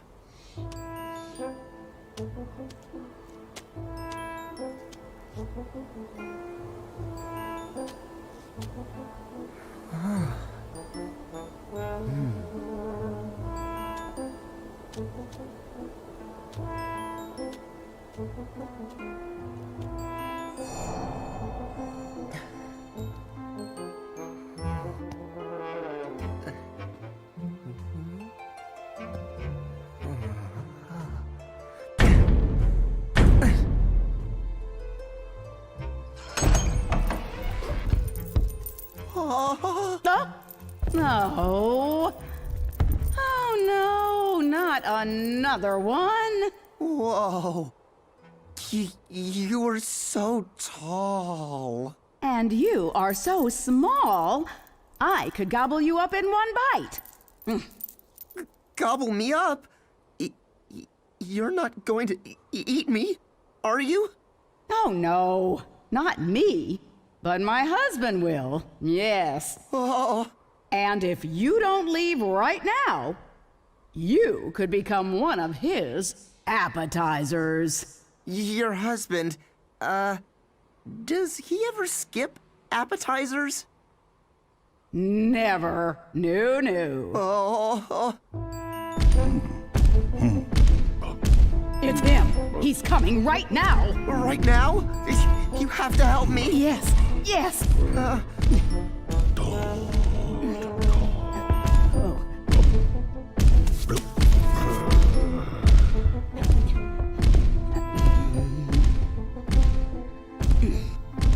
Go, hide in there. Oh, thank you.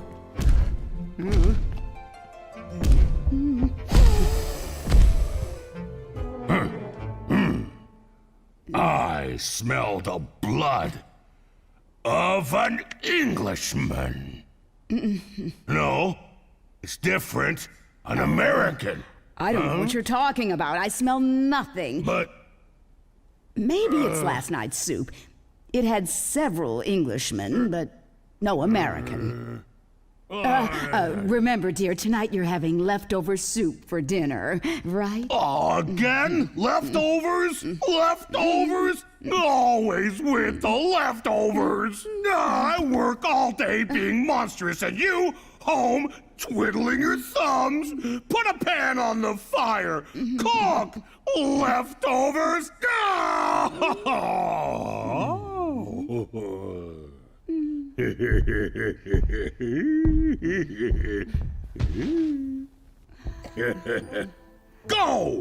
Get in the kitchen!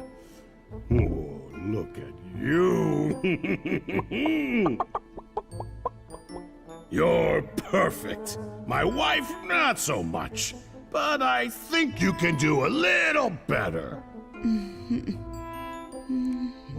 This is average. Come on, let me see more. What, are you scared? I want more gold now! If I don't see some eggs, you're going into the oven. Instead of leftovers, I'll be eating chicken. Is that what you want? Is it?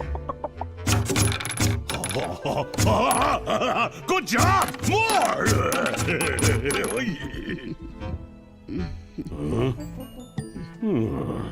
Here's your drink, dear. You've been working so hard. Pillaging villages and eating all those small Englishmen. That's right. You need a break. True. People don't understand how hard I work. Thank you. Now run along. Go. Yep.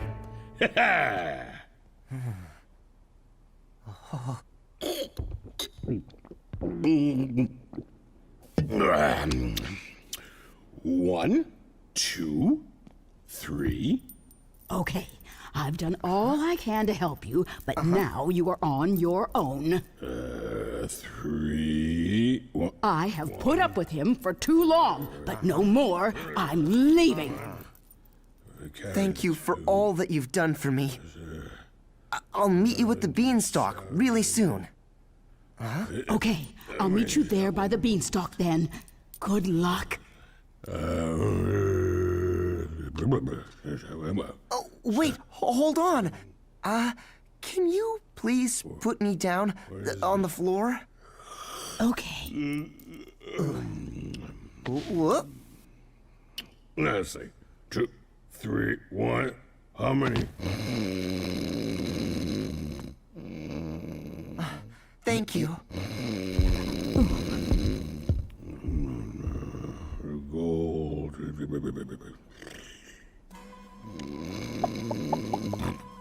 Whoa! You look just like my favorite chicken.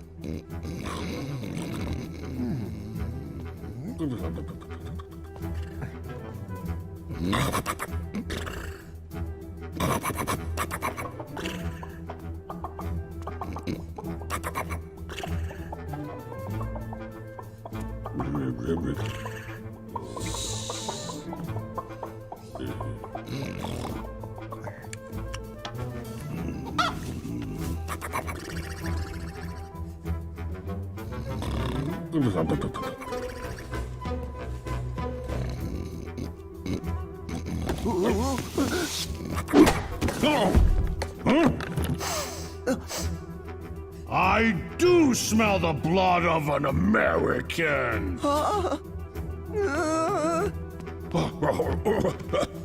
Hey, you!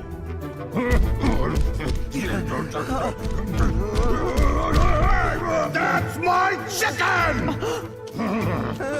Mine! Mine! If I catch you, I'll wring your neck! Oh, you're too slow.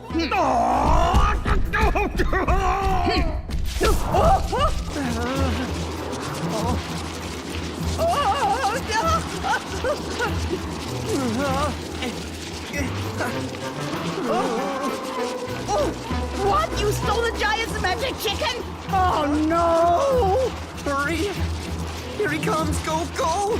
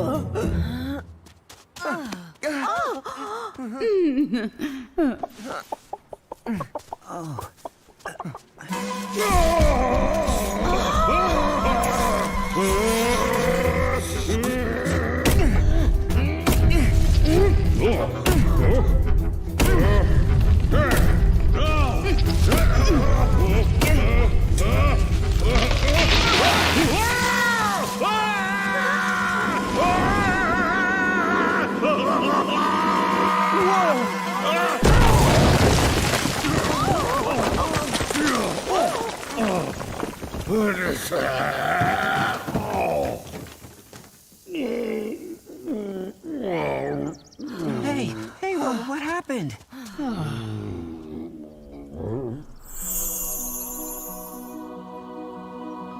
The sky is so blue and clean. Hey, the giant's factory, it caused horrible, dirty pollution.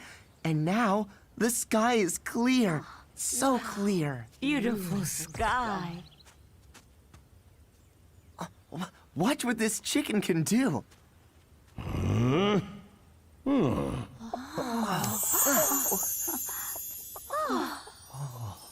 Oh, what a mess!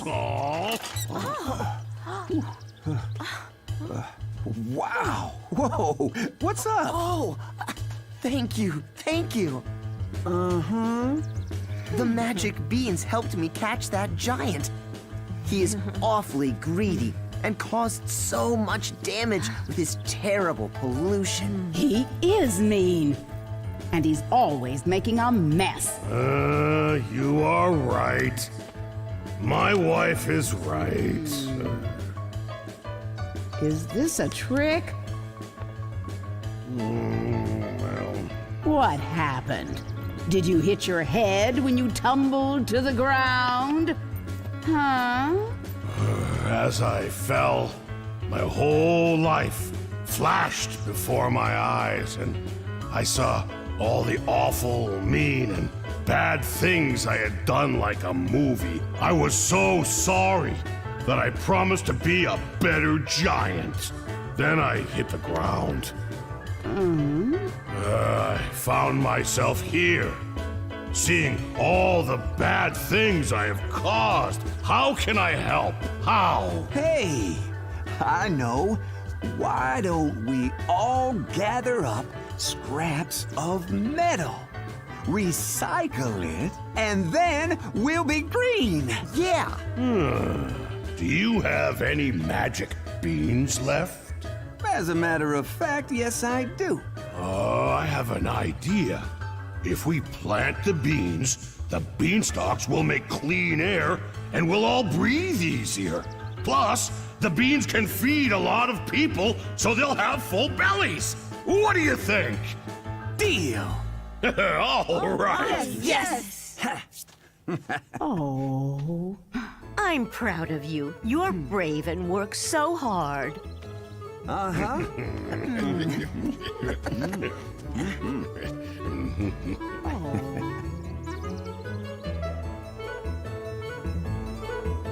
Yeah! Fun signs! Yeah! Fun signs! Yeah! Thank you. Eggs. Huh? Oh, I know. Eggs. Eggs. Yeah. Chicken. Chicken. Yeah. Gold, huh? How about you, huh? Gold. I love gold. Gold! Gold! Hungry. Food. You know. Food. Yeah. Food!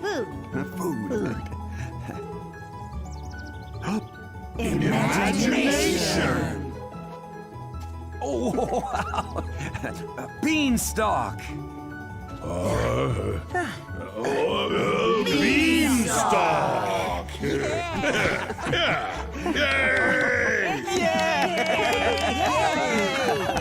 Fun signs.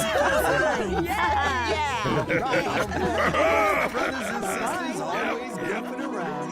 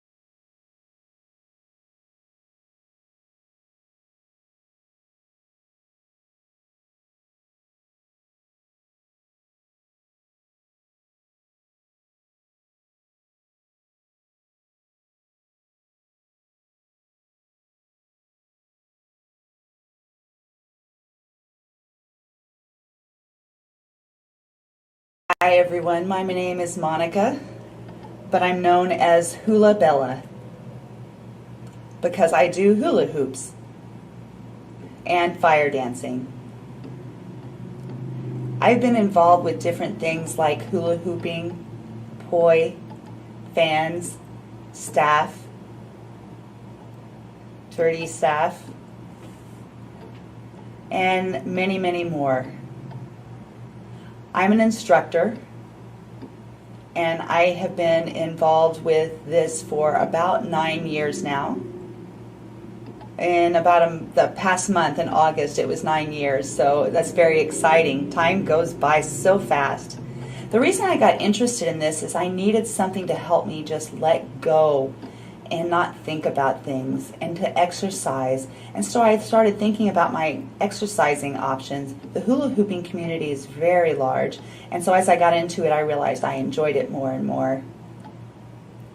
I became a professional dancer and got certified as a dance instructor for hula hooping. I love teaching people how to learn something new. And that's really a passion for me, and that's where my passion came from in my career. It's a difficult career to get into, but being deaf is something that is really unique. Being deaf in the hearing community makes me unique. Hula hooping doesn't need words. It just needs a connection to make words. People will look and think, oh, that's beautiful. Someone's deaf and they're doing this. I've had a good experiences and I've had frustrating experiences, and I have to address those as a deaf and hard of hearing person, because I was in the deaf school, and the key there was I learned to be assertive and not be afraid to share my experiences with other people. And I can teach them something, which I really have appreciated. I am doing that in my work. I've been able to travel to different countries like Europe and Canada, and of course across the United States. So I've worked for private parties, I've worked for Queens, I've worked for DEAFestivals, I've worked for hearing festivals, a lot of different things. I've been on panels. I've been involved in the music industry and the horror industry. And as a hula hooper, I feel like it's a little different community. So I know what deaf people are in their communities. Hula hooping tips. Don't buy a hula hoop from Walmart or Target. Sometimes they have sort of a weird shape. They're a little too thin, or they have water in them. And there's no benefit for your body in doing that. Your body needs to learn how and develop that muscle memory. So I would recommend you buy it from a small home business, small store that specializes in hula hoops. There's an HDPE and a Ply Pro. The HDPE's benefits is it's weighted and it's bigger, which tends to be easier for beginners. HDPE is really good for beginners. It tends to have a weight in it, and so it's a little flatter, and it's plastic, so it tends to be a little heavy. Helps with your hips, and it also helps with body movement. The Ply Pro is a little more immediate because it's lighter, it's a little bit smaller, and it's easier to throw, and is less painful to catch. So I don't use it for my hips, I use it in my arms. So maybe I'll see you out on the floor in the future, trying different things. Always try something new every day. Get exposed. You never know what you'll find that's your new passion. For example, cooks like to eat. If you like to do things with your hands, if you like to jump, if you like to eat, there are so many options. Use your nose, use your head, use your elbow. A lot of different ways that you don't realize you can make these connections. And also, always make sure you exercise your brain every day, and always have fun in what you do in your life. That's an important part. So, I just wanted to share with you about my time working with fire.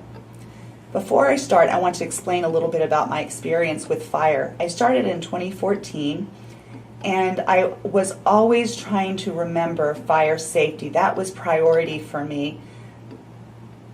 It's really important. People don't understand that fire can be dangerous. It needs oxygen and wind. Wind is the biggest problem with fire. If it's windy, it can cause heat flares, it can cause sparks. So I have to be very mindful of that. When I perform, I always have fire safety with me. Always. It's very, very important that you have fire safety equipment. If I don't, I won't perform.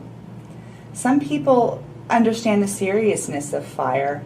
I have to practice for many, many years to become confident enough where I could start handling fire and more knowledgeable about fire.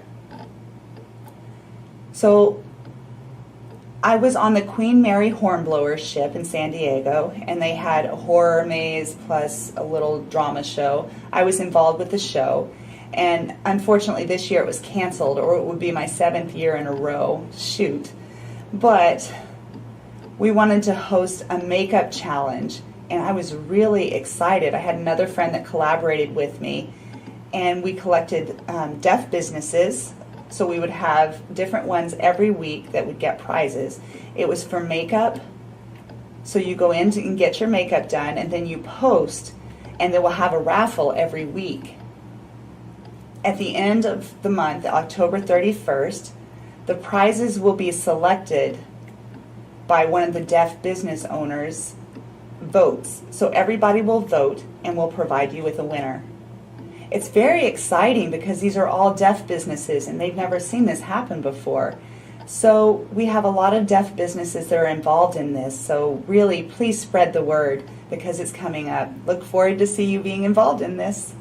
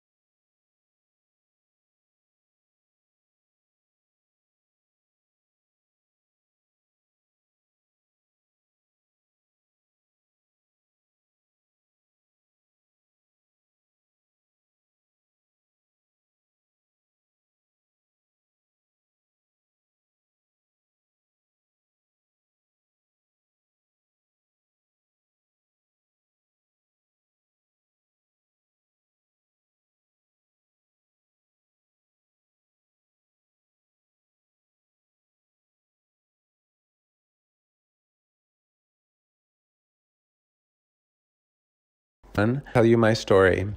My name is Brandon Carmedy, and I'm a Funko collector.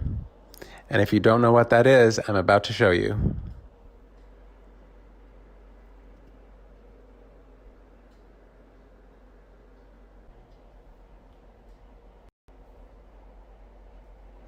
Do you know where that comes from? That's in Washington State.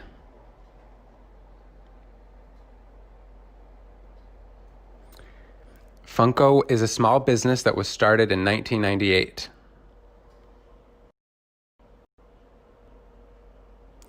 And they set up in 2004 until 2010, they set up a booth here, and it exploded from then. It completely sold out. And that was at San Diego.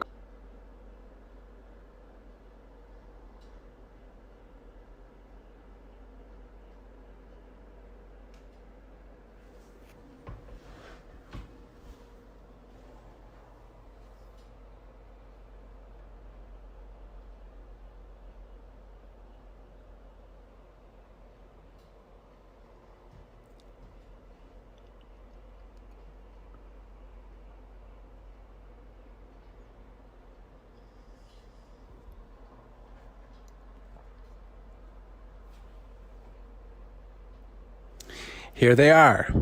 That is Funko.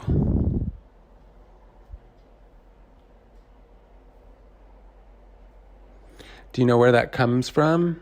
That's in Everett in Washington State.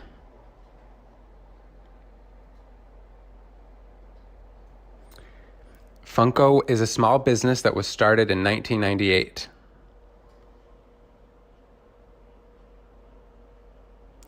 And they set up in 2004 until 2010, they set up a booth here, and it exploded from then. It completely sold out.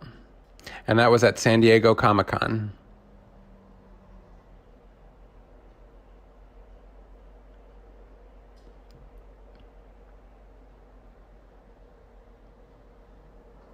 So they set up this booth, and it was there for many years, and a lot of people went and visited the booth. And in 2015, I was there with some friends of mine.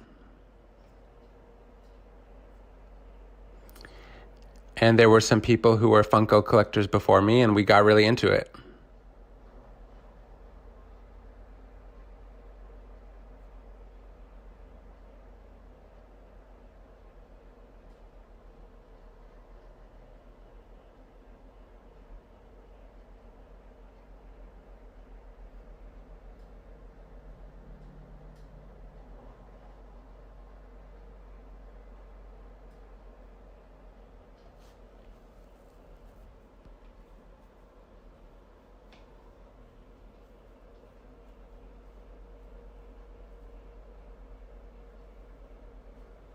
And it's tough to get into Comic-Con. You saw what the line looked like there.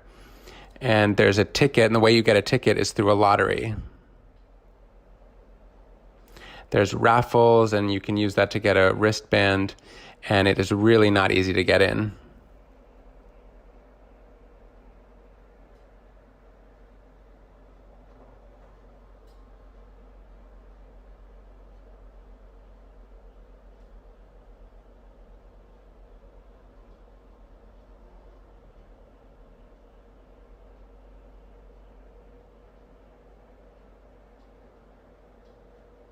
Did you see me there with my red bag that I was holding up? See how crowded it was there? If I kept it down by my side, it would be even more crushed. So I held it up, and there was no real control over which way the line was going.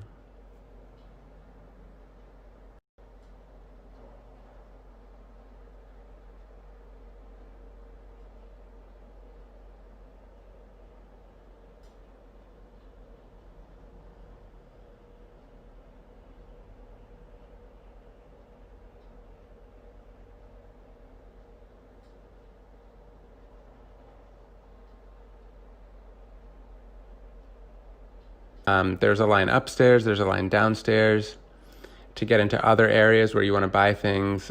Basically, there was a line everywhere.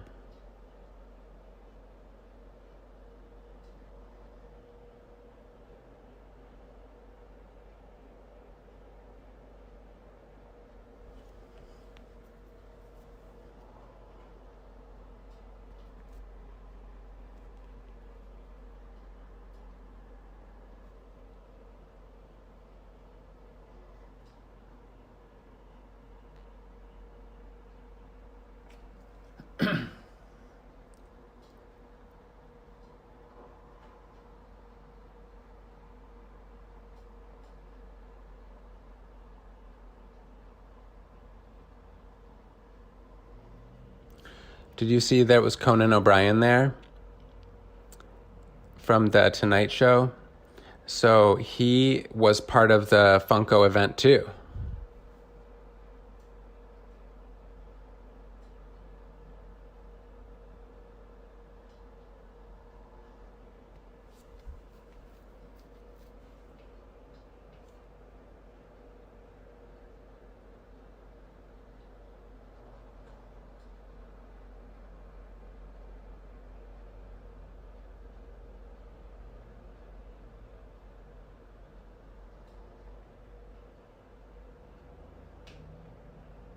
And it was really incredible when I went there and I got to see all the things that were there and learn all about the collectors. And I even went to Emerald City Comic-Con too. So here I am, I'm standing in the Funko line. It's 4:15. We're waiting, gonna wait an hour for it to open up, and you can see already how long the line is. It stretches all the way back there.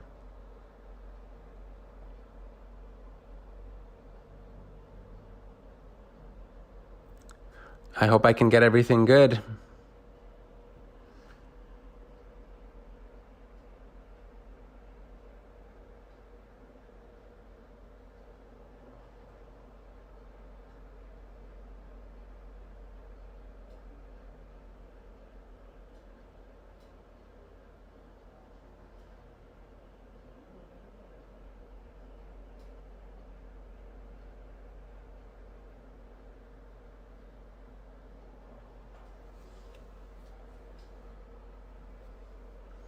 And I went to New York City too.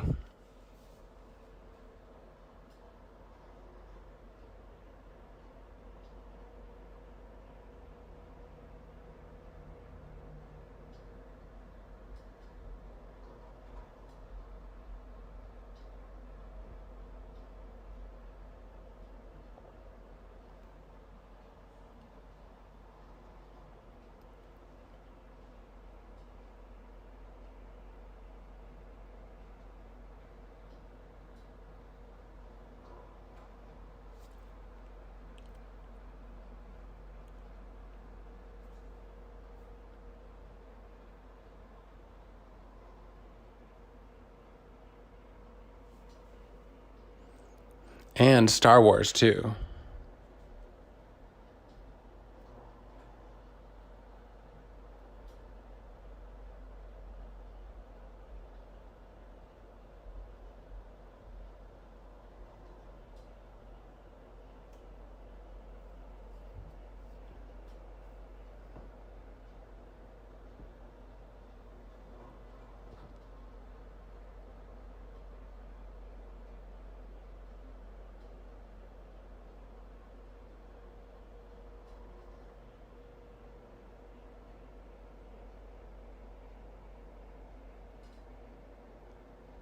They're all gone, all completely gone.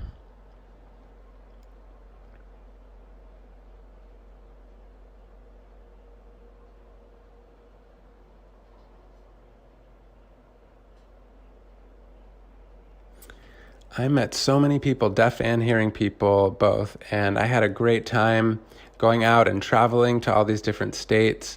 Everywhere that Funko goes, that's where I went, to all their different events.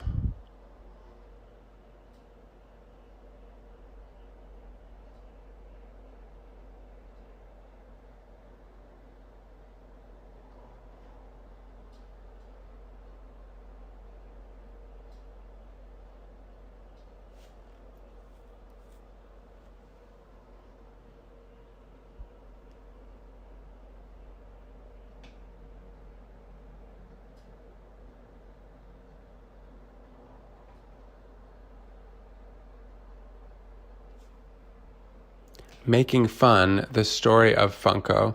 That was a film that was released on Netflix. It's not currently on the list, but that's something you can check out on YouTube or Amazon Prime. I'm not sure. It's somewhere out there you can find it. And also, I'm in the film there. You can see me standing there. They're interviewing this hearing friend of mine, and I'm standing on their left.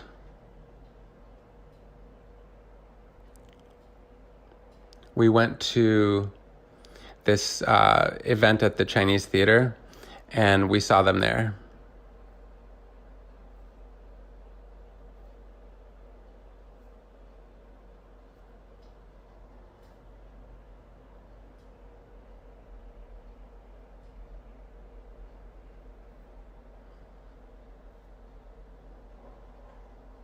Pixar, they're in California. I was there too.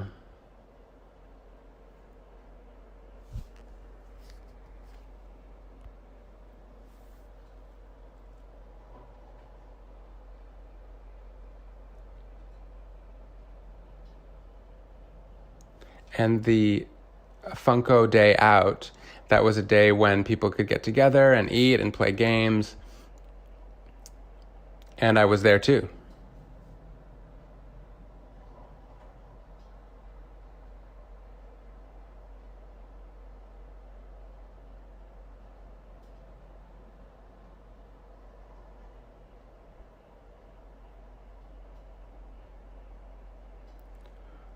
Remember, I showed you that it was a small company, and now their headquarters has grown. And I went there, they opened up a headquarters, and you can visit it.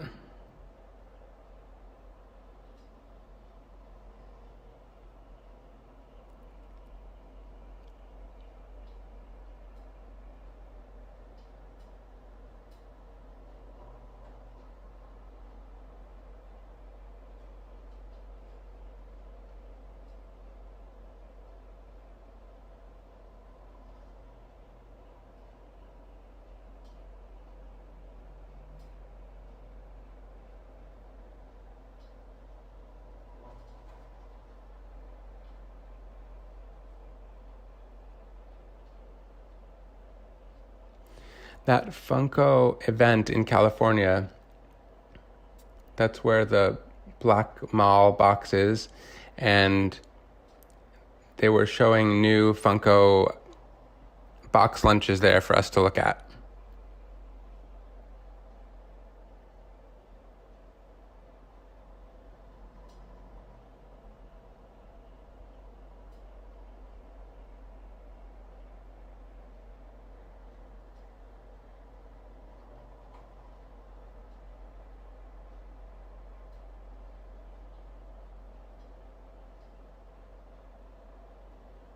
And guess what? Funko has a new store in Los Angeles on Hollywood Boulevard. And they had a grand opening.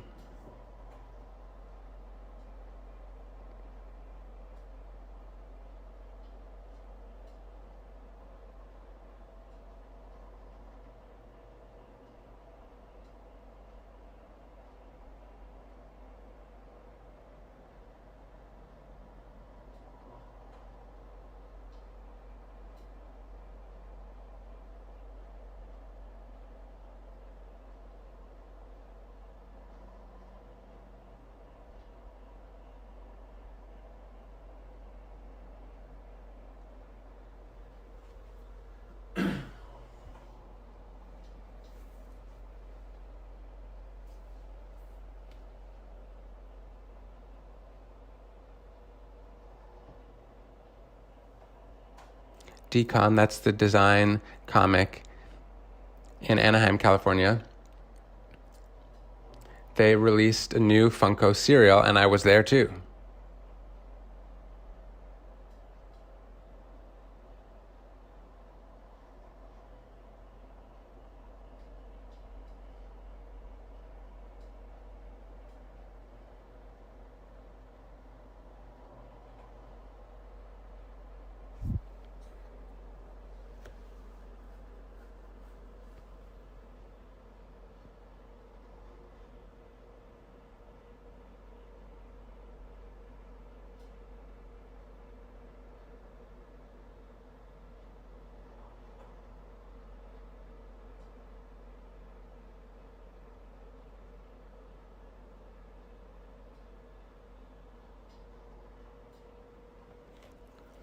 About Funk Days, that is one of my most favorite of all time. When I went to that Funko party, every time they host it, It's Friday and Saturday night. I've been there for 4 years. And I only missed the 1 year that happened because of the coronavirus, so they'll have it again in 2021. And I look forward to being there next year. And I want to show you the best thing that they have there.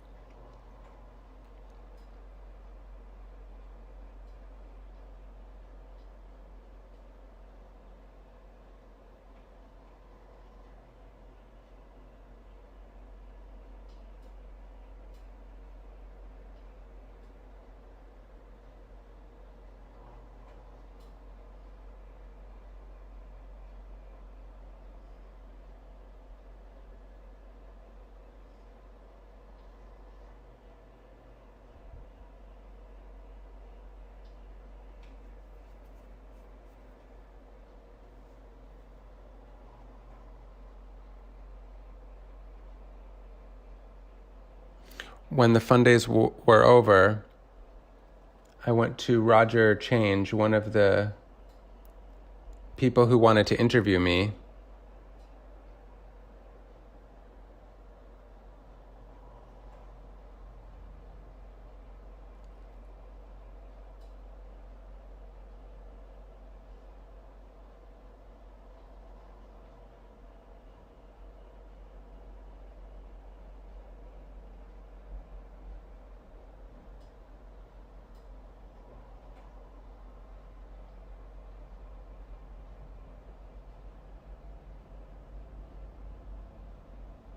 It was a great party and everything. We had a great time. And I've learned a lot and had a lot of rich experiences through that. I set up the Deaf Funko group.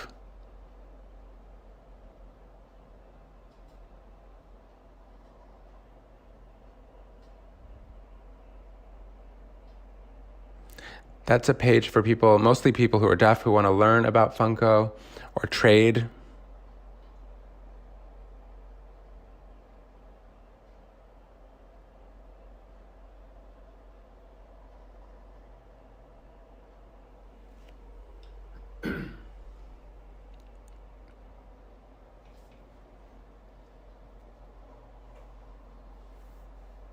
And we can help with all kinds of different things with that Deaf Funko page, and it's really grown. And we go to events too.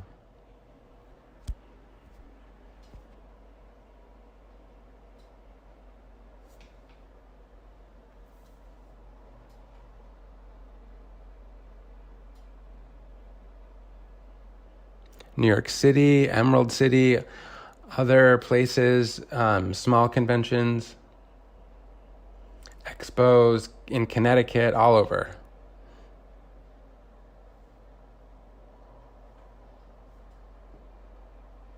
And we learn at these Funko events, and there's different activities, and we learn how to, what we can bring into the deaf group, the Deaf Funko group. We can kind of get ideas for our own parties that we've had in LA, giveaways and having pizza, and it's really a good time. And I have really learned something about that. And I think it's going to just keep getting bigger.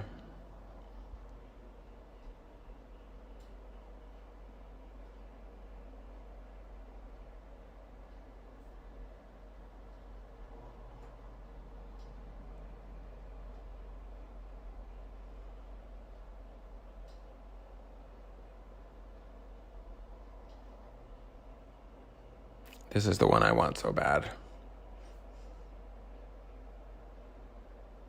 Thank you for giving this.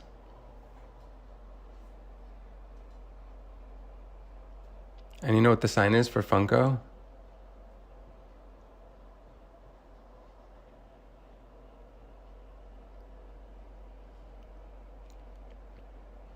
Love it. We have stickers, shirts, flyers, all kinds of things for the Deaf Funko and for the Comic-Con conventions. And I'm going to show you what it looks like. This is our logo.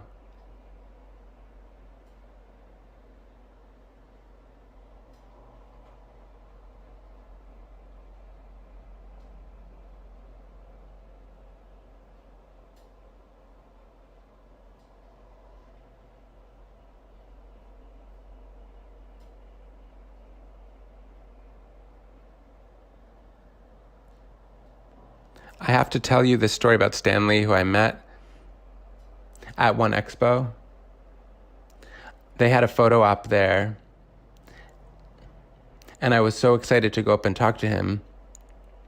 And I told him to make this sign, and he had a really hard time getting his hand into that position. So I told him I could help him, and I touched his thumb to move it out, and a guard came up to me and told me not to touch him, and I said I was deaf, and Stanley said, "Oh, it's okay." And he laughed, and he said he couldn't move his thumb because of arthritis. I wasn't really expecting that, but I did get that picture with him. It was an amazing picture, although you see his thumb is not up.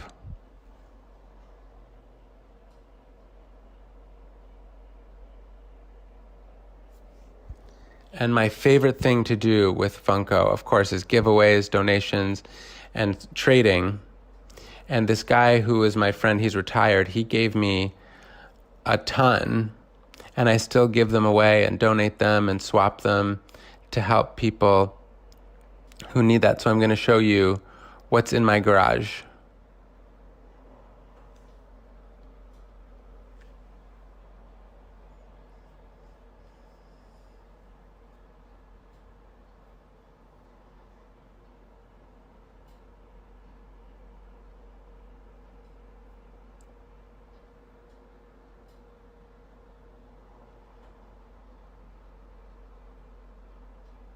Here it is. This is my favorite thing to do. And that's all, folks. I hope you had a good time watching my video. I want to say many thanks to the people at San Diego DEAFestival, Virtual Festival 2020. And I hope you have an amazing day. Bye.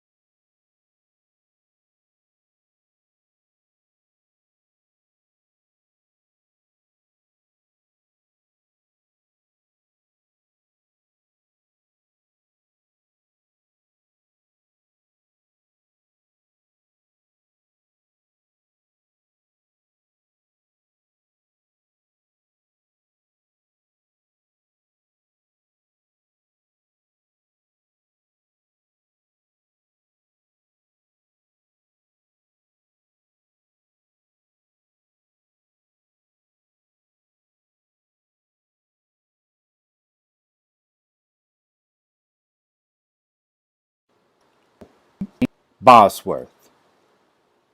I'm deaf, and I'm an instructor here at NTID, the National Technical Institute for the Deaf, here at the University of RIT, Rochester Institute of Technology.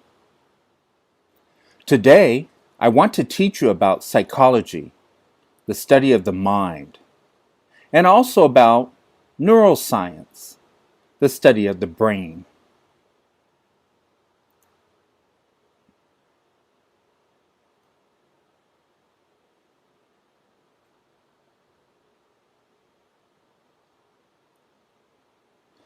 So first, why study the brain?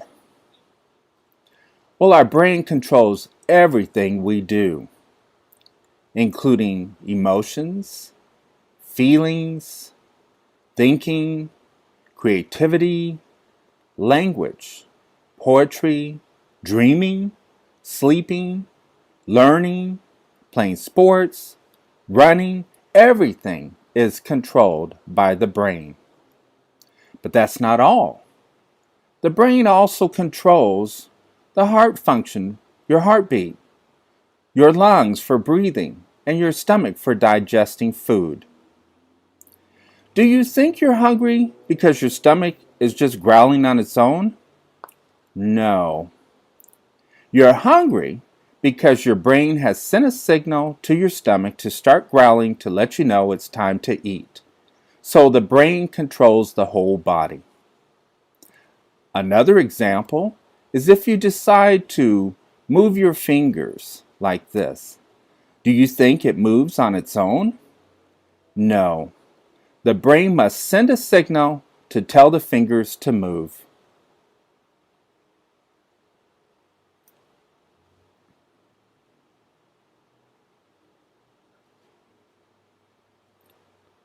So today we're covering the following topics. What does your brain look like? What is in your brain? How does your brain work? Who studies the brain and how?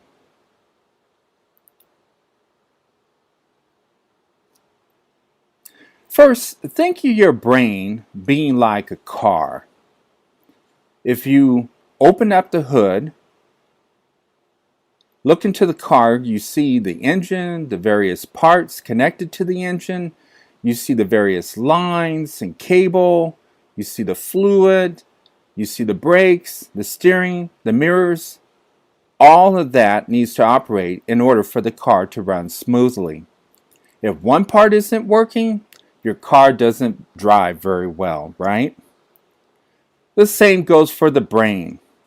The brain has many different parts, and they must all work together perfectly to function. So, what does your brain look like?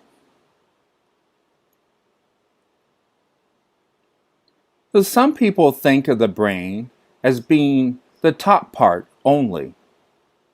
But really, the brain has what you might call a tail. That's the spinal cord.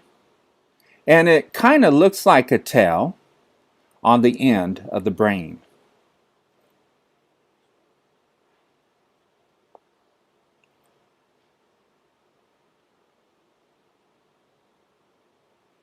So you can see the signals going down from the brain.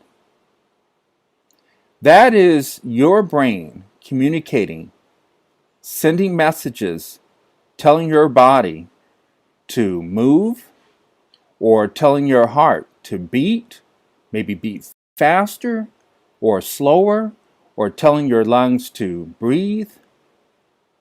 That is your brain controlling your body. And this mostly happens without your awareness. And that's nice, because imagine if you had to consciously think about your heart beating for it to beat. No, instead, you can just go about your life, your daily activities, doing the everyday fun things without worrying about having to think about telling your body what to do. Also, you notice the yellow thin fibers running throughout the body. These are called nerves.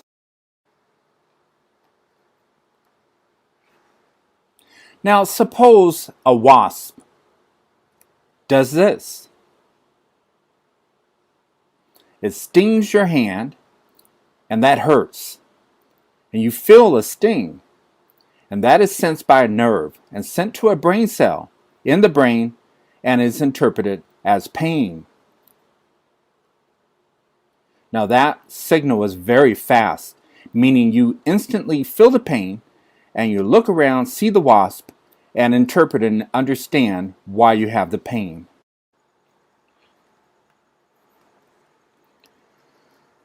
Now your brain looks like a walnut. It really does. It resembles a walnut in three ways. First, it has a hard shell that protects the brain. It also has two symmetrical halves. And you might notice the brain is also wrinkled like a walnut. It really is a remarkably smart design because if it's wrinkled, it can fit into the skull, and then you're able to fit in and pack in more brain cells inside of it. Now, if I were to take my brain out and iron it, roll it out flat, thin and flat, then my brain would be almost as big as, or the size as a surfboard that looks like this. That's how big my brain would be if it was laid out thin and flat. Well, why is that a good design? Well, if I take this thin piece of paper, roll it up, crumple it up, then I can fit it inside the skull, in the round of the skull, and it fits. And if it's flat,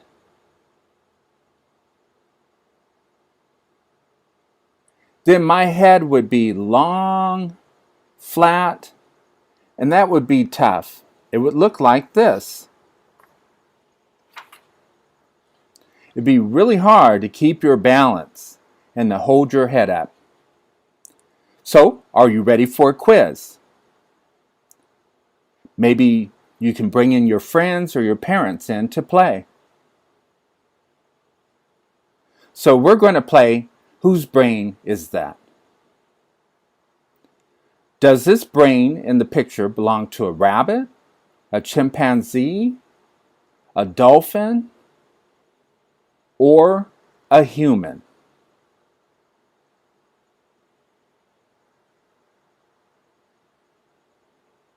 Yes, it's a rabbit.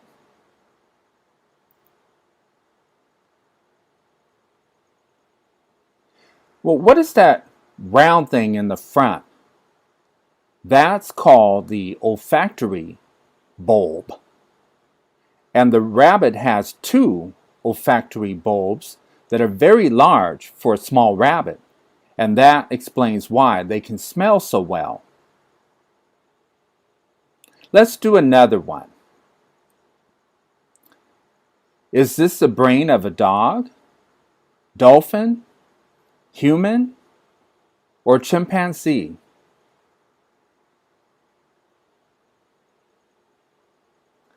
It's a dolphin. So that structure in the back, that is the cerebellum. And that helps with controlling the body. For a dolphin, it's very large. And that helps him move fluidly underwater and up through the air. So, you can see and notice the differences between the animals. For more advanced organisms, we have more of what is called convolutions, these wrinkles. More simple organisms, like a rat or a rabbit, have smoother brains. This wrinkling allows for more surface brain cells, Also, more advanced organisms have larger brains as well.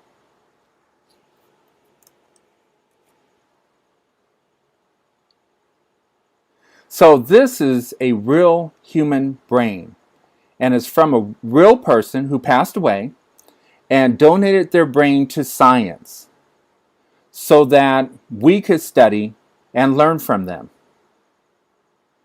Now this brain is sectioned, so we can see the middle from the midsection view.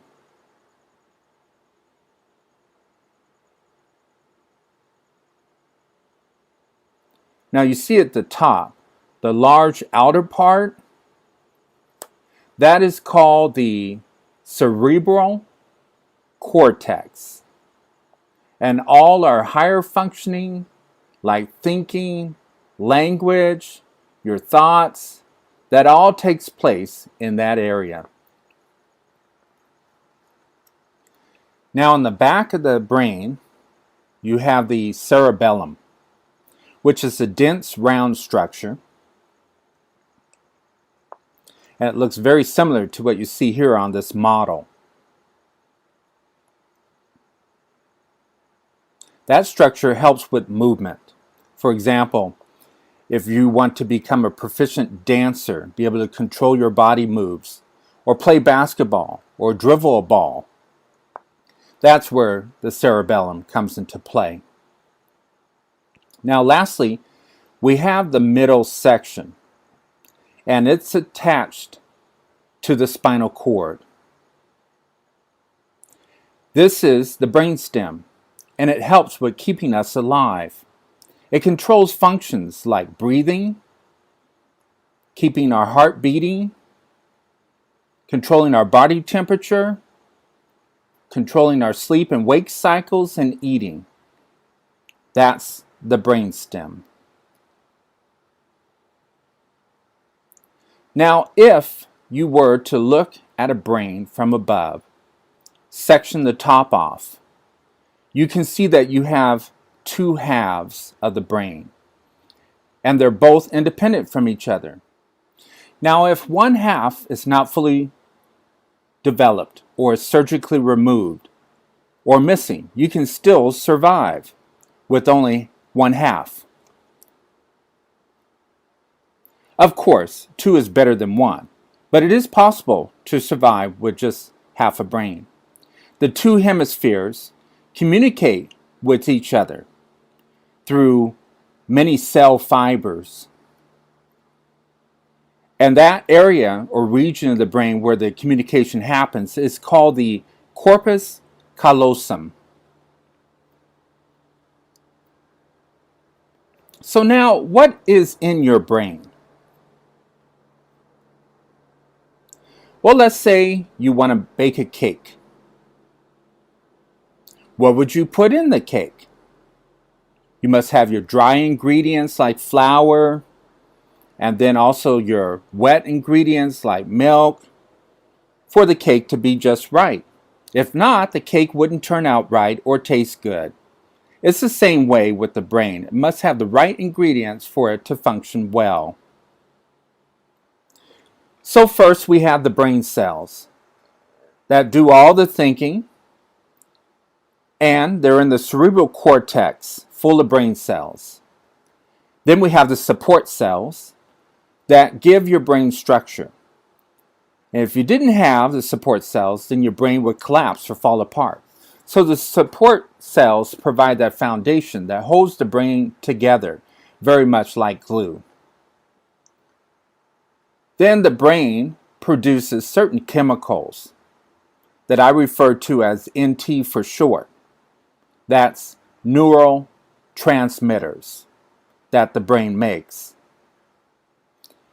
And see, that's not the same as industrial cleaning chemicals. The brain makes its own chemicals from the food you eat. And that helps produce those neural transmitters. There are many types of neurotransmitters in your brain. They are used as chemical messengers in the brain. And these cells pass these neurotransmitters to each other to communicate signals. And I'll elaborate on that in a moment.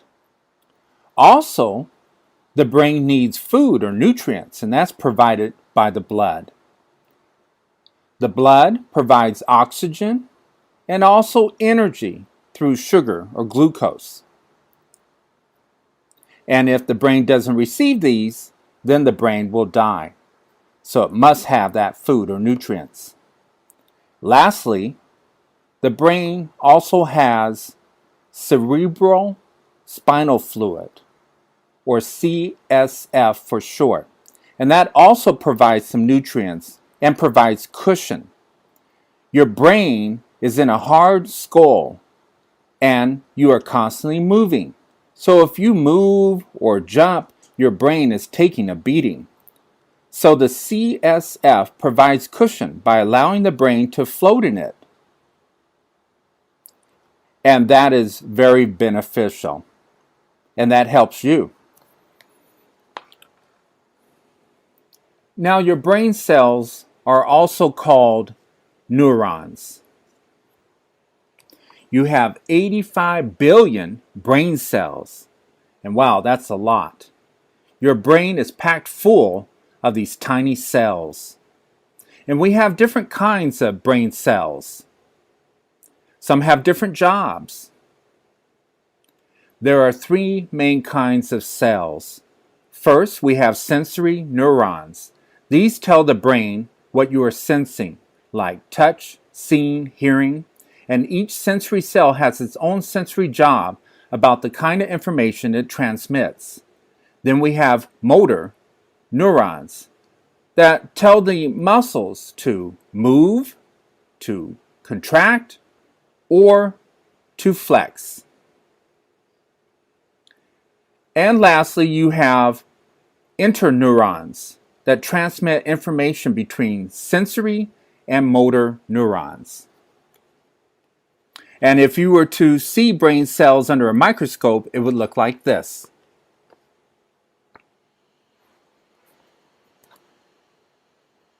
So how does your brain function?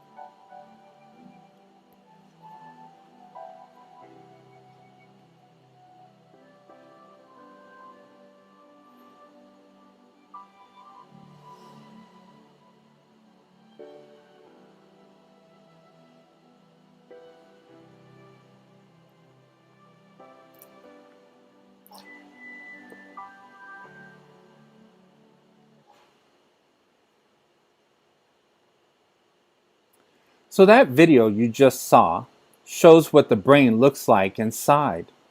You have many cells communicating with each other at the same time. How you're able to function, what you do, your behavior, feelings, thoughts, and everything is based on that cell communication network. So that's basically how you're able to function. Now normally, many cells are communicating with each other at the same time. But I want to show you how two cells side by side transmit information, how the two communicate with each other. Now your brain functions in two ways. First, through electrical impulse signals, very similar to how a light bulb or battery operates. Your brain runs on electrical impulses and it's very fast. And this is good for signaling you that there is pain or that there is something that needs to be responded to right away, as you can see in the picture. The second way the brain operates is with chemical NT for short, or the chemical transmitters. As you can see in the picture, one cell is transmitting these neurotransmitters to the other cell that's picking it up. and it's a slower process, and it's providing more intentional meaning. Different transmitters will send you different information to let you know that maybe you're happy, or to indicate to you that you're sleepy and it's time to go to sleep, or that you're hungry and it's time to eat.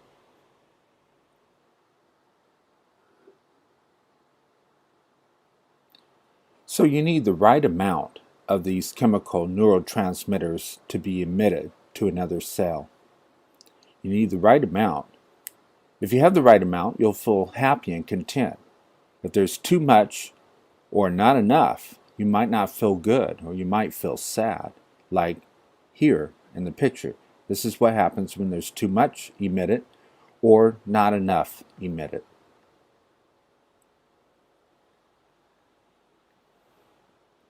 Now your brain has many different regions or different parts, similar to a car having different parts. Now scientists like to add color, like you see on this model. But the brain really is not that colorful.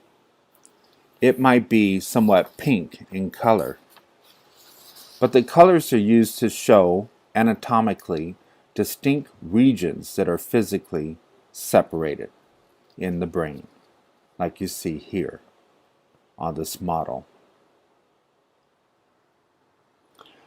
Also, the colors are used to label or indicate the different areas, different parts of the brain, to show the different jobs or functions they have. For example, the frontal lobe is responsible for decision making, for your personality, and for what you're focusing attention on.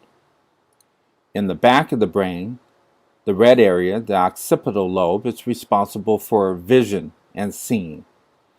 And on the side, the temporal lobe is responsible for language. And there are a lot of other functions as well. So, who studies the brain and how? Well, we have two fields of study, and if you go to college, you can take a class either in psychology and learn about why people behave the way they do, study people's thinking, their language, their thoughts. Then another field of science, neuroscience, is really focused on study of the brain, how the brain controls human behavior, thoughts, feelings, etc.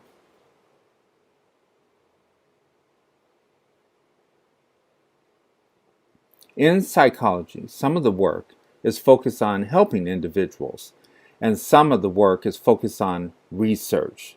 So there's two types of research. One is applied research, which is focused on trying to figure out how to best help individuals, either studying and looking at various drugs and medication or various types of therapy to see which works best to help individuals. The other kind of research is basic science, which is more trying to understand how the brain works and functions, or why people do the things they do. More about knowledge and understanding, and not necessarily about helping people. Both areas of research are important. Thank you for watching. If you liked learning about the brain here, then you now have a taste of what it would be like to attend a college class. This lecture is similar to my class lectures. If you have any questions, feel free to email me, and I'd be happy to make some short videos explaining more about the brain.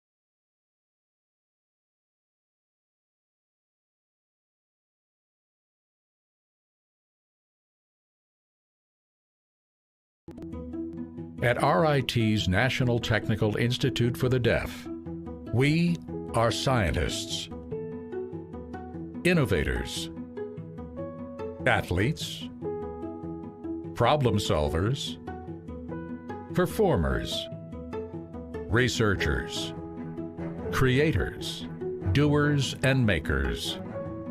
We are unique. More than 1,100 deaf and hard of hearing students creating and collaborating alongside 18,000 hearing students on the most accessible campus in the world. 135,000 alumni strong, including nearly 9,000 deaf and hard of hearing graduates worldwide, creating the most powerful, successful network of deaf and hard of hearing professionals in the world. Coming to RIT is about getting access to opportunities and people who will support you and challenge you to be your best, and where you'll be moved to discover more about yourself than you ever knew. It's about getting experiences that will shape you and take you where you want to go.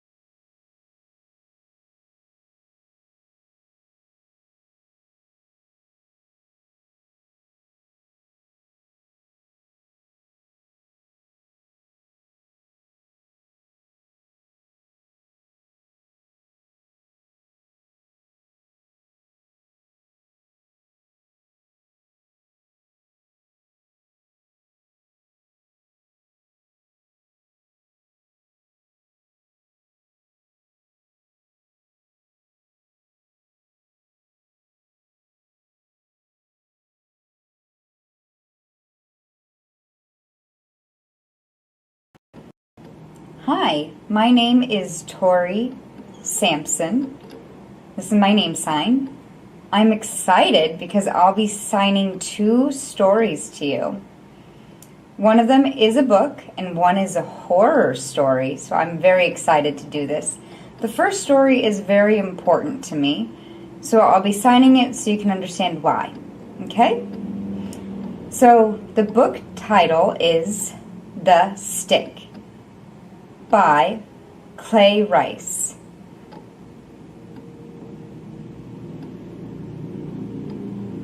Once upon a time, there was a boy who had no toys to play with.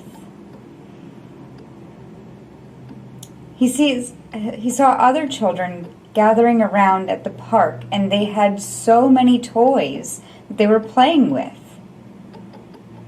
Every afternoon, the boy didn't know what to do. He would just kind of walk in the park and sit underneath a large tree, watch other children play with their toys. Sometimes the children let him join and play with his toys, and sometimes they didn't. That boy was very sad. He felt really sad about this. Seeing the other children playing with their kites, pulling a wagon. While the kids sat in it, the parents would pull the wagon. And he sat under the tree very sad. One day, the boy was sitting under the tree, looking up, and he noticed this weird stick, a pretty large stick, leaning against the tree. He said, "Well, that's weird. Huh, I've never seen this stick before." So he picked up the stick, examined it, and he saw another boy, and the boy was looking at him saying, "What is that?" And there was a frog on the stick. But what was it for? All of a sudden, he picked up the stick and he became a pirate. He became a pirate. He had a parrot on his shoulder, and he felt like he was the pirate. He could use that stick. And he became a baseball player. He swung it. And then he became a knight riding on a horse with a sword, fencing with a stick. Oh my gosh. Then he noticed that it had word carved in the stick. Words carved all along the stick. And music played. It says, "Imagination lives in you. It's the fire in all you do. Use it well, and you can be anything you want to be."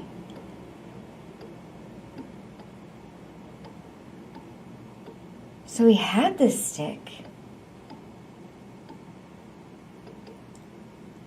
And he held it. He cherished it. He loved the stick.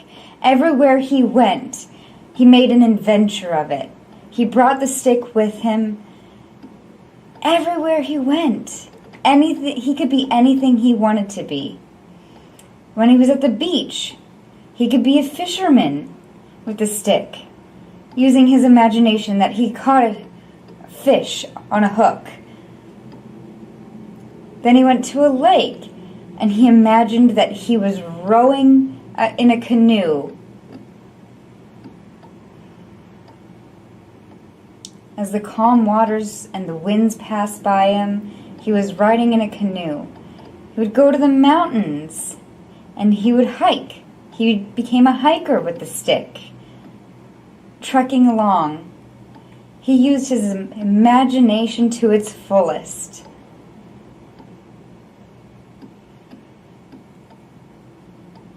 Years passed, and the boy started growing older.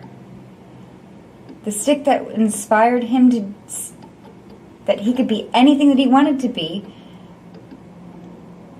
helped him achieve that. He was able to walk across trees over water with his friends during sunset. I mean, it was a beautiful setting. He was busy traveling on boats, trains, planes, on a boat across the ocean, as you can see. And the moon was setting as the boat was crashing in the waves. And he felt that he was able to imagine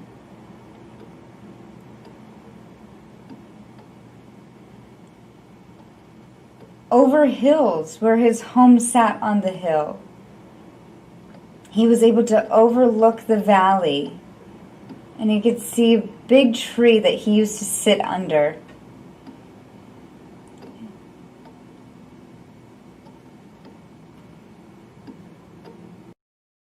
Years passed, and the boy slowly became older,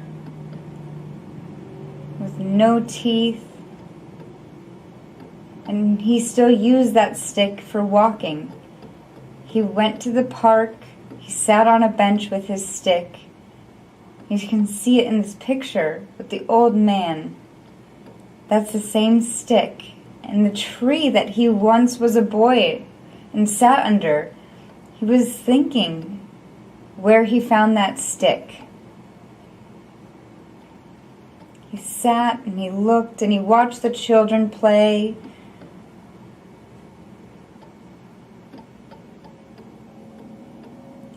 All of the children had so many toys except one little girl sitting under that tree, the same tree the boy used to sit in. And he thought to himself, that little girl is alone. But other children are playing with their toys. So the old man felt very sad looking at the girl. She sat hunched with her legs pulled in. Early one morning, the old man was walking, and he went back to the park. He didn't sit on the bench. He was just walking along, and the same tree that he sat under, he left the stick that he would hike with. And he walked away, sat on the bench, and waited for the girl to look.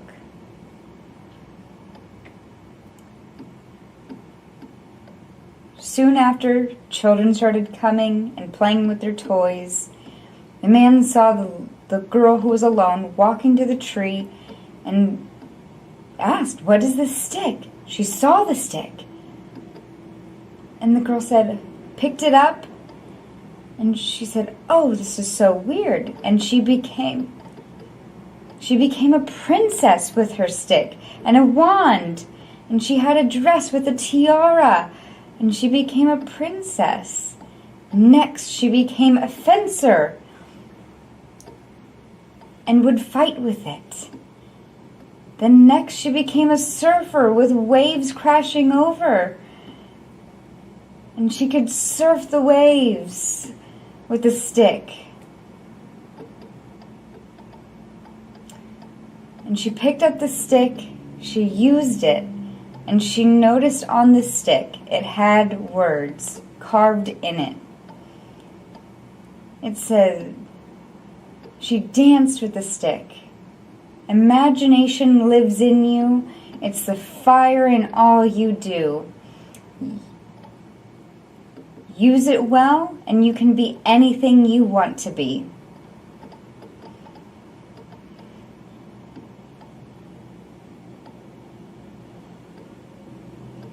The old man sat and watched as she played, put a smile on his face, and he slowly walked away. He went home. As the sun was setting, off into the distance, he walked. The end. Oof. Imagination, it means a lot to me. Everyone has an imagination. Everyone can use it. You don't need anything. You can just use your imagination and that's very important to me. Okay, ready for a horror story? I have to warn you, if you get scared easily, I recommend changing to a different channel. Now, if you're pretty strong, and see if you want to try, I dare you to watch. So this story is an old story. Friend of a friend of a friend told me this story. But it's about the first friend who told the story. This was about 20 years ago, roughly. This friend in high school made money by babysitting. There was a few families that they would go to. One family had 2 boys, ages 8 and 10. One evening, the parents called and said, "Do you mind coming to babysit?" And she said, "Sure, of course. I know the boys well. Sure." She went over, and they agreed that bedtime would be 8:30, made sure that dinner was all worked out, and the parents were on their way. And they said, "Let's play a game. Let's play Mario Kart. Are you ready?" They were winning. Someone was losing. It was all a competition, and they decided to order the 8 game until 8:30. They begged, "Can we please stay a little bit longer?" She said, "Fine, 30 more minutes." They were playing games together, and at 9 o'clock, she said, "Okay, it's time to go to bed." The boy said, "Okay, sure." They went upstairs, brushed their teeth, washed their face, got their clothes on, their pajamas, and the older boy got in bed, tucked him in. She said, "Good night, good night." And then the younger boy got into bed.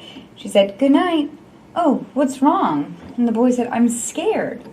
She said, "Why are you scared? Or do you think that there's monsters under your bed? I'll check." "Oh, nope, monsters there.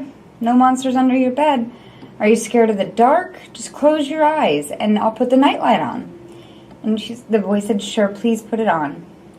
She turned on the nightlight, said goodnight, and she said, "If you're scared, if you have a bad dream, go ahead and scream my name. I'll come running to save you, okay?" And the boy said, "Okay." They said, "Good night, good night."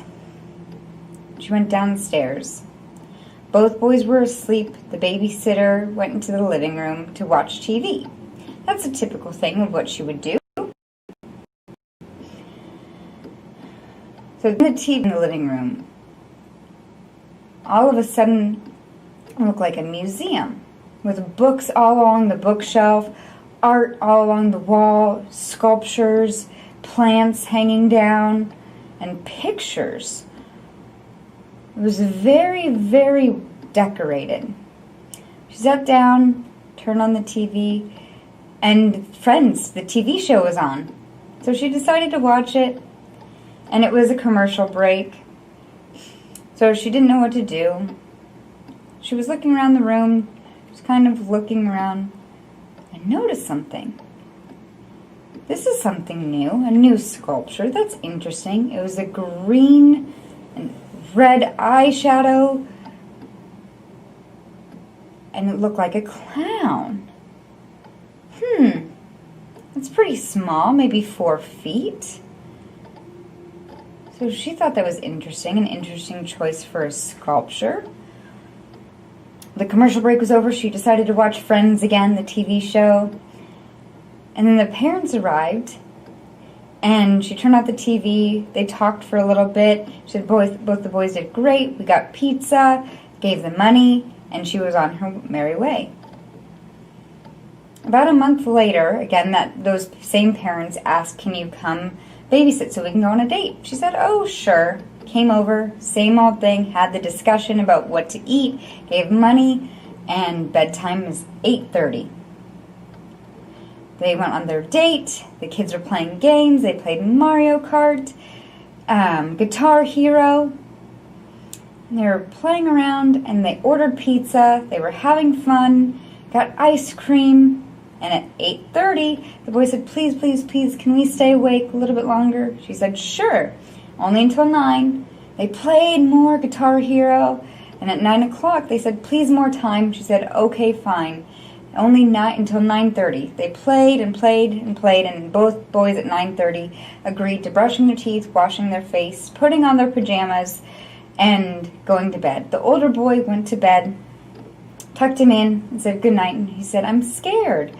She said, "Are you scared of monsters under your bed? Let me check." "Oh, nope, no monsters there under your bed." "Are you scared of the dark? I could turn on the nightlight. Do you want that?" And the boy said yes. So she turned on the nightlight and said, "You know, people often have nightmares. So if you get scared, if you have a nightmare, go ahead and yell my name. I'll come running to save you, okay?" And the boy said, "Okay, good night, good night." She went to the younger boy's room. He was in bed, tucked him in, and said, do you think you'll have nightmares?" "Yeah." "Okay, I'm sorry. I have nightmares too. They do come from time to time.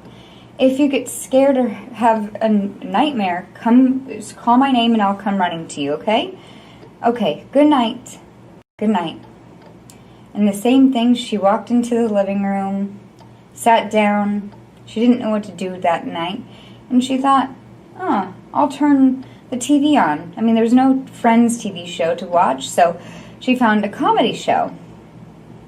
She thought this was a perfect idea to laugh, had a good time, was enjoying herself. Then a commercial break came on again. So she was bored. She was just kind of looking around the room, looking around, and noticed. Remember that sculpture, the clown sculpture? It looked different. It had blue hair and yellow cheeks. And it had a face with a tongue sticking out. And she thought, well, that's odd. I mean, it was the same size, 4 feet, but now with a different facial expression. So the TV show came back on. She was laughing. She forgot all about the clown. The parents came back home. They said, "Oh, did you have a good date?" "Oh, yes, we did. Thank you." Gave her the money, and that was it. About a month later, again, those same parents called and asked, "Do you mind watching our 2 boys?" She said, "Yes, sure, of course. Those 2 boys are so sweet, so fun. Of course." So the parents decided to come, or she decided to come watch the kids. And again, they agreed with the games, pizza, and everything, and the parents went out. So they didn't want to play any video games. They wanted to play a board game. You know, the game Settlers of Catan. So sure, they played the game. They set up their tent, the whole city. And again, they played. They ordered pizza. They had brownies. They made brownies. They baked it, and then 8:30 the time came. They decided to move the bedtime till 9. Once the brownies were done, they ate the brownies. They felt so full. They extended the time again until 9:30. They said, "Can we play one more game? Mario Kart, one more. And the babysitters said, "Sure." Until about 10 o'clock. That's it. Then they went to bed at 10. And the boys agreed to brush their teeth, wash their face, and put on some clothes. The first boy got into bed. She tucked him in, said good night. "And if you have any nightmares?" He said, "Yeah, I have nightmares." "I mean, do you want me to check if there's monsters under the bed?" "No, I don't think there are." "Are you scared of the dark?" "No," he said. I'm just curious then, what do you see in your dreams?" And the boy said, "It's really strange. I keep having this same dream, the same face, where it's makeup. It's almost like a clown, where a face is the full face. I can see everything. That's all I can see, right in front of my face." I said, "Oh, okay. Well, that's a little odd.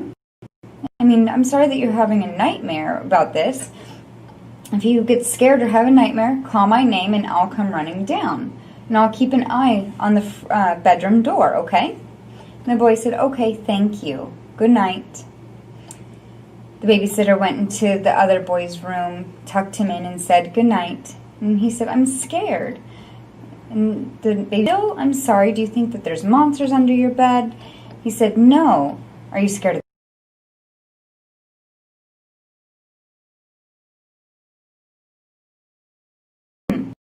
Well then, what do you see in there? He said, I see like makeup on. It's almost like a clown. But the face is right in front of me. That's all I can see. I can't see anything else. I feel warm. I felt really warm. And she said, oh, I'm so sorry. I'm just wondering, okay, well, I'm sorry. I know people do get nightmares from time to time, and hopefully you're okay tonight. If you get scared, if you have a nightmare, call my name and I'll come running to save you. Okay? But I'll be watching your bedroom door. Nobody comes in. And he said, okay. They said goodnight to each other, and the babysitter went downstairs. But she wanted to make sure that everything was okay with their bedroom doors, and decided to see what was on. And the Oscars were on. So she was really involved, watching who was winning, all the nominees. I mean, oh, it was great. Then a commercial break came on. She decided to look around the room and noticed that clown statue is now different. Now it's an older clown with wispy hair and pointing with a different facial expression. The babysitter thought, I mean, do the parents keep changing the statue? That's why maybe the two boys are having a bad, nightmares, because they keep changing the statues. Maybe it's affecting their dreams. Their overactive minds and their imaginations. Interesting that they picked a clown statue, but then the Oscars came back on, so she decided to watch the Oscars again, and the parents got home. So she turned the TV off, and the parents and the babysitter talked. Both the boys did great, gave her the money, and she was about to leave, and she said, hey, by the way, I'm just curious about your clown statue in the living room. Is this new? Did you just buy it? Why do you keep changing it? And the parent said, what do you mean clown statue? What do you mean? The end. Out meats, out supremes, out crusts, or out stuffs the hut. Because when it comes to making your favorites, no one out pizzas the hut.